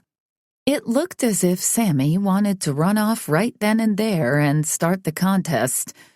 Patsy might have started a war. Have fun and let me know the winner, Patsy told her. I will for sure. Now, before I forget, you've been traded to Dr. Armistead's service tonight and tomorrow. Dr. Kelly complained he wasn't getting any ER time. You were hogging it all. Patsy's skin went cold. She was supposed to work in the ER the rest of the week with Dr. Forbes. That was her safe place. I don't hog the ER, Patsy said. Sorry, take it up with Dr. Armistead. He's the boss, Sammy told her with a shrug. I gotta run. Dr. Armistead's in OR too and waiting for you. With that, the girl turned and power-walked down the hallway. She'd done her task and was now on to better things. Patsy felt a cold sweat break out on her skin at the thought of spending any time with Kyle. Besides the 2 incidences in the hallway, she'd done a fine damn job of avoiding the man for nearly a week. But if he could be cold and professional, she assured herself she could be the same. That was her job, and she'd already decided not to let anything interfere with her work. She could act her age and behave like the doctor she was. Stepping into the cold operating room, Patsy felt more than the chill of the temperature. She tried not to look to where Kyle was standing, but she couldn't help herself. He could have had her go to another surgeon, but he wasn't letting their lack of a relationship affect their working environment. He was obviously being more professional than she was. But as her eyes made contact with his piercing brown gaze, she felt as if she'd been scorched to the soles of her feet. For the briefest of moments, the look was so hot, so intent, so full of passion, she felt her knees grow weak. Maybe he wasn't as unaffected as she'd assumed he was. Or maybe she was seeing what she wanted to see. Maybe she wanted him to feel something. If that helped her heal, helped her move on, she'd take it. Kyle kept the talk completely professional as the 2 of them performed a mastectomy together. It was a fairly simple surgery, but whenever they were dealing with a person's body, they needed to stay focused, especially when cancer was involved. Patsy grew nervous as they neared the end of the surgery because the 2 of them hadn't been alone in over a week, and she wasn't sure if they'd step into the scrub room together or if he'd try to talk to her. She wasn't sure if she wanted that or not. She hated being unsure about anything, but as she finished the final sutures, his pager went off, and he told her to finish up, and then he left the room. Patsy wasn't pleased to feel disappointment at his departure. She had to focus on her work. A month earlier, that had been simple. Why was it that one person could affect another so much? Why did fate have to be so petty? If she'd gone to another hospital or Kyle had never returned home, she wouldn't be feeling this way now. So why couldn't she pretend there was no connection between the two of them and get on with her life? If only human emotions weren't so damn overpowering. Wouldn't life be easier as a sociopath?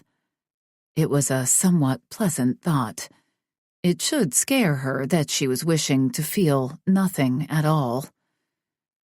She finished her surgery, and her body hurt because she was so tired. She was on call the rest of the night and couldn't leave the hospital. That made things worse. She cleaned up, called and checked on her dog, then stumbled toward one of the on-call rooms. Maybe she could grab a few hours' sleep and save her sanity. Instead, Patsy walked in with her head down, turned a corner, and ran straight into a brick wall. Or what felt like one, at least. Chapter 30. Patsy knew the wall she'd run into wasn't a wall at all. She knew every inch of that hard body that had pressed against hers naked, damp, hard, and hot. She stumbled backward, hit something less hard behind her, and felt her feet twist. Kyle reached out for her, making her flail her arms to keep him away. She had to look like a complete klutz, but she didn't care. All her thoughts were of getting away. She couldn't handle touching this man. She went flying backward with too much momentum and felt as if everything was moving in slow motion as she crashed hard to the ground, her breath taken away as pain shot up her spinal cord. She couldn't keep the yelp from escaping as tears popped into her eyes. Not again, damn it. This was how they'd met the first time, which wasn't how she wanted their last meeting to go. She wasn't sure if it was because she was so tired, or if it was that she'd touched him, or if it was the utter humiliation of that moment. It all added up to a mess, and she wanted a Looney Tunes moment of a black hole opening up and swallowing her whole. But that didn't happen. When the ringing in her ears lessened and the blurriness of her eyes disappeared, Patsy was very aware Kyle had knelt down in front of her, his face mere inches from her own. Her heart pounded as she attempted to scramble backward. It seemed she wasn't in control of herself anymore, or her actions. "Come on, black hole," she muttered. Kyle stopped what he'd been saying and looked at her as if she had a concussion. She didn't think she'd hit her head, but she could be wrong. Maybe it had happened so fast she hadn't noticed. Her whole body ached and was buzzing. "Are you okay, Patsy? That was a hard fall." His words finally came through loud and clear. "I'm fine. Go away," she said through clenched teeth. She felt his hands on her, and everywhere he touched burned. She pushed at him, but he wasn't relenting. "Damn it, stop!" he thundered, surprising her. He rarely raised his voice. As a matter of fact, she couldn't remember it ever happening. "I'm trying to see if anything's broken." The tone changed by the end of his sentence. "I'm fine. Please go away," she said, hating how close she was to falling completely apart. "Not gonna happen," he said, his own voice irritated. She glared at him before ripping her eyes away and glancing at the mess she'd made. She'd run into a medical cart and all sorts of supplies were scattered around her. She sat up and began gathering the items that would now have to be thrown away because of her clumsiness. No wonder medical costs were so high. He didn't say anything as he started helping, picking things up and placing them on the cart. It didn't take long, and when they finished, she had no choice but to stand. She was slightly frightened to do so. afraid she had injured herself. It was slow going, and she pushed away his hand when he tried helping again, but she did manage to get to her feet, all while doing a mental assessment. She'd have a hell of a bruised tailbone, but nothing was broken. Well, nothing except her pride. "Thanks for the help," she said, not meeting his gaze. She turned to leave when he grabbed her elbow. This time she managed to keep herself from ripping away from him and ending up in another heap on the floor. She'd have to get used to having his touch, at times. They worked in tight spaces, and that happened. It hadn't ever been a problem for her before, and she wasn't going to let it be a problem now. "We need to talk," he told her. Finally, she met his eyes, and was confused with the anger and a tinge of concern in his expression. Those tears she tried so desperately to keep away were close to the surface. "No, we don't. We're both professionals. We had a thing, it didn't work. Now we need to work together without being teenagers about it," she said. That was the extent of the talk she was willing to have with him. She was fascinated by the flare of rage flashing in his eyes before he managed to bank it down. The man had impressive self-control. She had to give him that. But it's also what made him so damn cold. "I guess you did act like a teenager when you ran off, leaving me at a party we'd come to together," he said. She glared at him, offended he dared to bring up the party after the humiliation he'd put her through there. She took in several deep breaths before she said anything to him. "You were perfectly entertained at the party, and I got tired of watching it," she said. She had to widen her eyes to keep the tears from coming. Damn him. "What are you talking about?" The anger drained from his face, confusion taking its place. "I heard you and Darcy," she told him. Her humiliation was now complete. "What?" His genuine confusion confused her. "I heard you and Darcy talking about all the surgery I needed." The last word was spoken barely above a whisper, as those damn tears sprung to her eyes. She'd hate him forever if one dared to fall right then. She didn't want him to know what his words had done to her. She'd been humiliated enough. His pager went off, and he glanced down and let out a sigh before looking at her again. He seemed to be searching for his own words, and she wondered what he was going to say to lessen what he'd already said and done. It didn't matter. He was probably looking to have one more night together. That's the kind of man he obviously was. Before he could say anything, his pager beeped again and he swore, hitting a button before giving her his full attention. "That's why you left? You saw me with Darcy?" he questioned. There was no expression on his face, so she had no idea what he was thinking. "I saw and heard," she told him. "It's fine. You and I didn't commit to anything. We were having a good time. But I had no clue you thought there was so much wrong with me. I'd much rather sleep with a man who isn't so picky.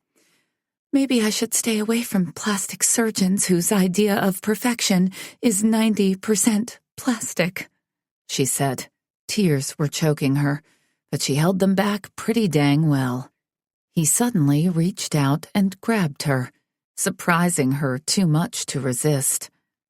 "Did you hear the whole conversation?" he questioned. "I didn't need to. I heard enough." His lips turned up, making her tears fade away to nothing, as burning rage took their place. How dare he laugh at her when she was hurting so badly? "We're fools," he told her as his beeper went off again. "Damn it, We'll finish this later." Without giving her a chance to do a single thing about it, he yanked her hard against him, his head lowering, and his lips taking hers in a kiss, so hot she wasn't sure how they didn't melt together. He pulled away, his eyes on fire, his lips turned up the slightest bit, as if a weight had been lifted from his shoulders. She was completely lost. Without saying another word, he turned and walked away, leaving Patsy standing there unsure of what the heck had just happened. Finally, she stumbled into an on-call room, and pure exhaustion was the only blessing for her right then, because as soon as her head hit the pillow, she fell into a deep sleep, and nothing short of a tornado would wake her. Chapter 31. Kyle was called into surgery all night, and by the time he went to seek Patsy out again, she was gone. There was no way he was hunting her down at home, not when he knew the kind of week she'd had. She needed rest. He also knew he'd see her that night. Stepping into his apartment, he moved to his counter and looked at the gold-embossed invitation inviting him to Catherine Anderson's birthday party. He had to smile because he'd heard rumors of how Catherine's husband, Joseph, a giant of a man, liked to meddle in the lives of his family, and those he considered family. And it was more than obvious Joseph Anderson loved Patsy. And that meant Kyle loved Joseph. Because after this day, after that kiss with Patsy, there was no longer any doubt how Kyle felt about her. He had to do whatever it took to make her forgive him for what she'd misunderstood. If she'd waited long enough to hear the end of his conversation with Darcy, she would have heard him laugh at the vain girl, telling her that Patsy was perfection and someone who didn't need to change a dang thing about herself. He shouldn't have stood there and played the game with Darcy, but he'd hated girls like her when he was a gangly, awkward teen with acne. He hadn't grown into his large frame and smooth complexion until he was out of high school, and girls like Darcy had made his existence a living hell.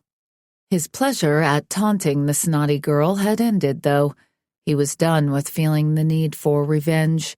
He was at peace with himself. Maybe that had to do with Patsy. Maybe she'd change him in more ways than he'd imagined. He'd been off balance from the moment he'd met Patsy Lander, and he had no doubt he was in love with her. Now he had to convince her that giving him her heart wouldn't destroy her life. They could have it all: career, kids, family. They could have the world if they simply opened their hearts to receive it. The day dragged on until it was time for the party, and Kyle decided to have a driver take him. He wanted his hands free on the way home, because he wanted them all over the woman he was going to take home and tie to his bed. From there on out, he was going to ensure she didn't sneak off in the middle of the night again. He'd do whatever it took to keep her at his side. If he needed to grovel, he'd do that as well. He was in love enough to realize his pride meant nothing if it caused him to lose the girl. The Anderson mansion was unlike anything he'd ever seen before. Kyle had been surrounded by wealth his entire life, but there was wealth and then there was wealth. From the second the car door was opened and he stepped onto the red carpet and walked up the giant staircase to the Anderson front door, he was awed. Music could be heard the moment he moved through the enormous hallways to the ballroom, where hundreds of people milled about, wearing red carpet-worthy ball gowns and custom tuxedos that cost more than most people's mortgages. The lighting was muted, and the scent of roses hung in the air, as an orchestra played lively music at the right volume to allow conversations to continue for those talking, but an intimate moment on the dance floor for those who wanted to be in one another's arms. Kyle searched the crowd for any sign of Patsy and was highly disappointed when he didn't spot her right away. He knew she'd be there. It was the only reason he'd decided to go. He'd find her, grab her, and force her to listen to him. They'd already lost a week due to their stubbornness, and he didn't plan on losing a single minute more. He needed her, and he had no doubt she needed him just as much. "You look pretty intense." The deep baritone behind him made Kyle turn as he smiled at Ryan Titan, who had a stunning woman on his arm. "You're gorgeous," Kyle said to Nicole, who beamed at him. Patsy looked so similar to her, but the common thing that was most apparent was the kindness that shone from each of their eyes. That couldn't be bought, couldn't be surgically enhanced. True beauty lay in the eyes of a person, and Patsy and her sister shared the trait. "Quit flirting with my wife," Ryan grumbled, but as he looked at the woman, the love shining in his eyes was apparent for all the world to see. He loved his woman getting a compliment that made her glow. "Oh, you hush up," Nicole said as she stepped forward and kissed Kyle on the cheek. "If you're looking for my sister, she's over in that corner, fighting off a group of men." Kyle's head whipped around as possessiveness surged through him. Before he could find her, Ryan's laughter pulled his attention back to the man. "Wow, you have it bad," he said, patting Kyle's shoulder. "That's not easy for me to say, as I've appointed myself Patsy's protector. But she loves you just as much. Stop fighting it and get yourself out of the misery you're in." Kyle's self-control kept his jaw from dropping to the ground. That wasn't something he ever expected to hear from Ryan Titan. He might have expected to hear it from Nicole, but not her husband. "Yeah, she does have it bad for you, but you hurt her at the party. It took a while for me to get it out of her, but flirting with Darcy was a stupid move," Nicole said. "I didn't flirt with her. It was a misunderstanding.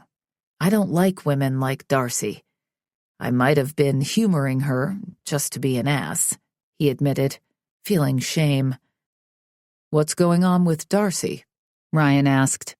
"She's a terrible person, Ryan. We don't tell you that because we love your brother," Nicole said. "I'll fill you in later." Ryan looked shocked. Kyle sort of liked how the man who had so much still looked at people through rose-colored glasses. It gave him hope for the human race. "I do love Patsy. I screwed up pretty bad," he told Nicole. If her sister supported him, the chances of Patsy forgiving him leaned far more in his favor. "Well then, you better go make it up to her," Nicole said, "and do it fast before Joseph gets a feather in his hat and matches her up with someone else." He heard Nicole's laughter following him as he turned and moved through the ballroom. It was time to find his woman and claim her. She wasn't going to be matched up with anyone other than him.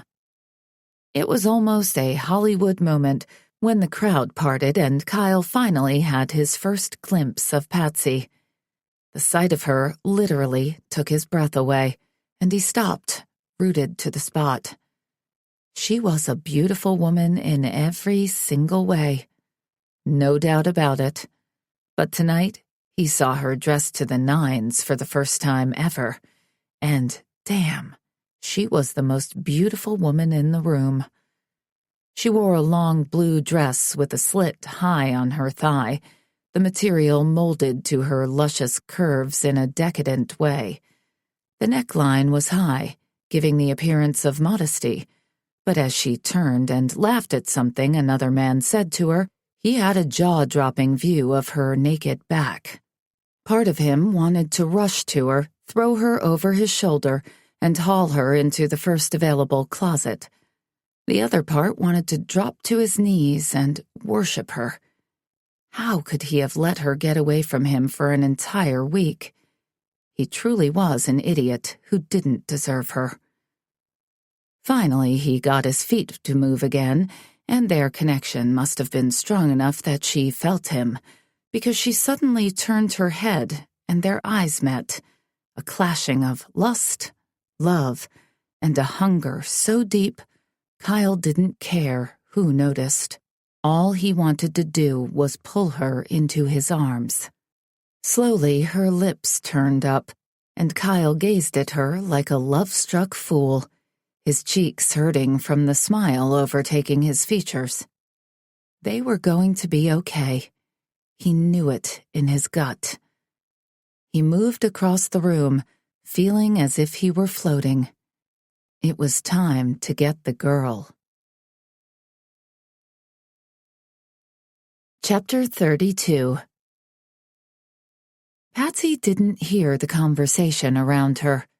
All the voices faded away as Kyle glided toward her, a look of hunger, wonder, and what appeared to be love shining brightly from his eyes. She was scared to hope she was seeing what she thought she was seeing. She had plans, dreams, lists to complete. She wasn't ready to fall in love. She almost laughed at herself as she had that thought. It appeared as if a person didn't get to choose their own timeline. If she was in love, she was in love. There wasn't a dang thing she'd be able to do about it. And with the way Kyle looked at her, she didn't care anymore. He'd wanted to talk. She was ready to listen. Nothing in the past week mattered as much as how she craved to be in that man's arms. Maybe he was a playboy, but apparently her heart didn't care. Maybe she would end up a mass on the ground. But right now, that didn't even matter. He reached her and Patsy's heart fluttered. The way he looked at her took her breath away. Yes, she'd flirted before, but this was different. The intensity in his eyes made her feel possessed, made her feel she was the only woman in the world. "Hi," he said, his lips turning up so much his beautiful dimples bored into his cheeks. "Hi," she replied back, her voice husky and weak. He laughed before reaching forward and tugging her into his arms, lifting her from the ground and spinning her in a circle. She joined him in laughter, feeling so much lighter than she had ever felt in her life. "I'm sorry," he told her. "I'm so sorry for not fighting for you, for not trying to get to the bottom of things." He set her down and cupped her cheek as he looked into her eyes. "Darcy's hard to resist," she said, trying to mask the hurt she felt at saying those words. He obviously wanted her right then, and that's what she wanted to focus on. Kyle laughed again, and this time she wasn't amused. He stopped instantly when he saw he'd upset her. "Darcy is a spoiled little brat who wants to get her way. If you hadn't run off, you would have seen and heard that I was being an ass, getting a little high school revenge on one of the popular girls. I can't stand women like Darcy, who think they need nothing more than their looks to get by in life. She was cutting you down, and when she was finished, I said that to her. It was petty and stupid, and had I known you were there, I never would have played that game." He seemed to be telling her the truth, and he also seemed genuinely sorry for his behavior. Patsy was amazed he had ever felt insecure. "You had a hard time in high school?" she asked, more shocked by that than anything else. "I was awkward, gangly, and pimply. I hated high school," he told her with a shrug. "Well, damn, you grew into yourself," she said with a flutter. Kyle laughed again while he leaned forward. The sound stopped as he took her lips in his, giving her a soul-stealing kiss that had her wanting to find a private room for the two of them really fast. "I love you, Patsy," he said, blurting out the words as if it took a lot of effort to say them. She didn't try to hold back the overflowing tears at his admission. Before she could reply, he continued. I've never said that to another woman, not once. I wasn't looking for love, but damn it, I love you. I love your kind heart, your open face, your ambition, motivation, determination. He paused and wiggled his eyebrows. I love your body, the way your curves fit perfectly in my hands, the way you moan when I run my tongue along. She laughed as she slapped her hand over his mouth and looked around, her cheeks flushed bright red. You can tell me all about that later, in private, she said, feeling so much joy radiating from her she wasn't sure she'd be able to contain it. I love you too. I didn't want to. I wasn't looking for it. But I want to be with you all the time. I miss you when you aren't there, and it scares me. But I'm not ready to change my life plans. She held her breath, waiting to see if that wouldn't be enough for him. Then let's take some time to get ready, he suggested. But right now, I want to hold you tight on that dance floor. Then, I want to take you home, strip off that incredible gown, and kiss and lick my way along every inch of your silky skin. Then, I want to hold you all night, without you sneaking off. His words grew huskier the longer he spoke. She sighed as she swayed against him. That sounds like my kind of heaven, she said. And they did just that. He pulled her onto the dance floor, and they ignored anyone who tried to interrupt them as they enjoyed being in one another's arms again. A week might not be a long time, but it seemed like forever when you believed the person you loved didn't love you back. Patsy rode home with him, drugged by his intoxicating kisses by the time they arrived at his apartment. They made love until dawn broke over the horizon. Then Patsy slept in his arms, and it was right where she needed to be. And she had no more desire to run anywhere, unless it was straight to him. Epilogue. Sirens sounded as Patsy froze in the busy ER lobby, wondering what in the heck was going on. There were too many flashing lights outside the glass doors and windows for it to be a single ambulance. She looked at her pager, and nothing was on it. She'd been paged to the ER, but the message hadn't been urgent, so she was confused at the utter chaos that seemed to be happening. Come quick, Kian Forbes said as he rushed up from behind and took her arm. What's happening? She asked, her heart pounding as she tried to assess the situation. Kian didn't answer as he pulled her outside. She stopped and looked around. There were 6 ambulances, at least a dozen cop cars, and several fire trucks filling the parking lot in a huge circle. All of their lights were flashing, but nothing else was happening. No one was running to the vehicles. No one seemed panicked. No one seemed to know what they were doing. This was what happened when there was a slow week at work, she decided. Kian stood next to her as hospital staff members piled outside the ER lobby. The people who'd been waiting in the lobby, those who weren't sick, also piled out the doors, everyone looking at the slew of vehicles that were obviously out of place.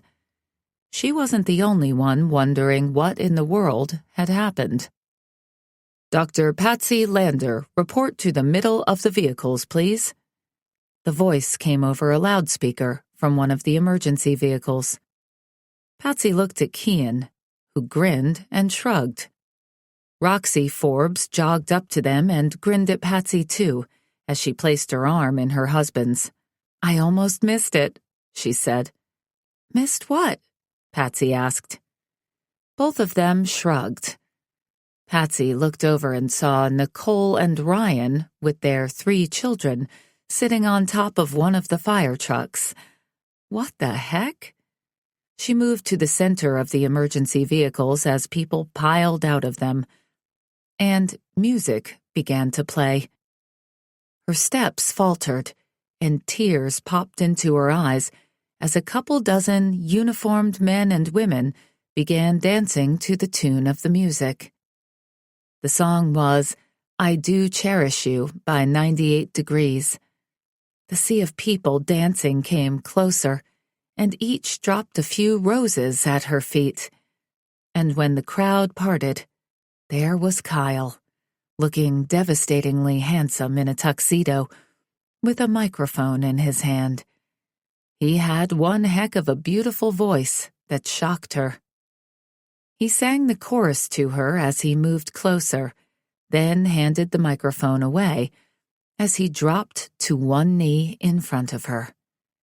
Patsy barely saw through the tears in her eyes. They'd been together for nearly a year, and once she'd let go of her fears, it had been pure magic. She hadn't lost herself in him. She hadn't lost her career. Her life had grown better because she'd let this man into her life. I love you more each and every day, Patsy. I wanted to propose to you from the moment I realized how much I was in love with you, but I didn't want to scare you, he said with a smile. But I can't imagine living my life without you.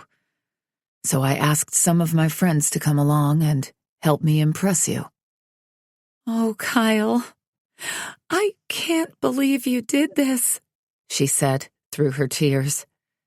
There's nothing I won't do for you. Nothing at all. Please put me out of my misery and tell me you'll be my wife, he said. She laughed, a watery sound. She tried to speak, but it took several times before the words would form. I didn't think I was ready for love. I wasn't ready, she admitted. But there you were, not letting me run away, not letting me betray myself. And now, I can't imagine my life without you either. I realize being a wife doesn't mean losing myself. Is that a yes? He asked. He had a suspicious sparkle in his own eyes that she only saw when he was dealing with a child patient. She was about to say yes when she realized his hand was empty. She smiled as she attempted a glare.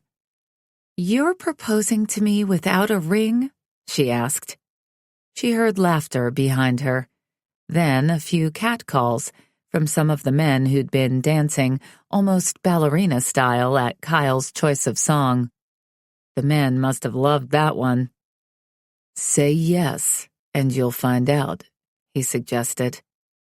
I should look at the ring first, she told him. They grinned at each other. But I don't want to give you a chance to change your mind, she quickly added. Yes, yes, yes. I can't wait to be your wife. A cheer went up from the rapidly growing crowd of people. Then Kyle whistled, and Patsy turned as someone released Eeyore, who ran straight at them. Patsy laughed with pure joy when Eeyore dropped the same frisbee at their feet that he'd jumped over Kyle's back to get that first day they'd met. Attached to the frisbee was a box. Kyle pulled the tape off and opened it. Inside were 2 rings, a stunning, indecently large diamond solitaire, and a thin gold band woven with tiny diamonds. He placed the large diamond on her finger first, and it felt heavy, but it also felt right. Then he pulled out the other ring and gave it to her. I want everyone at work to know you're married, so I bought you a safe work one too, he told her. I had it specially made to withstand anything. She studied it, and it was made of a soft material that was flexible, but somehow they'd managed to get small diamonds into it. On the inside of the band, the word forever was engraved. Perfect, "They are both perfect," she told him. "Just as you are." She dropped to her knees and finally kissed Kyle, which warranted another cheer from the crowd. They were interrupted by a happy dog as Eeyore's tongue swiped across both their cheeks. "I love you, Kyle Armistead," she said as they broke apart. "I'll love you forever," he replied. Patsy hadn't known she wanted a happily ever after. But fate didn't care. It had given her exactly what she needed, even when she hadn't known she had. And she knew their love would be one that would last through time and all eternity. This recording of Rescue Me was presented by Dreamscape Media, LLC.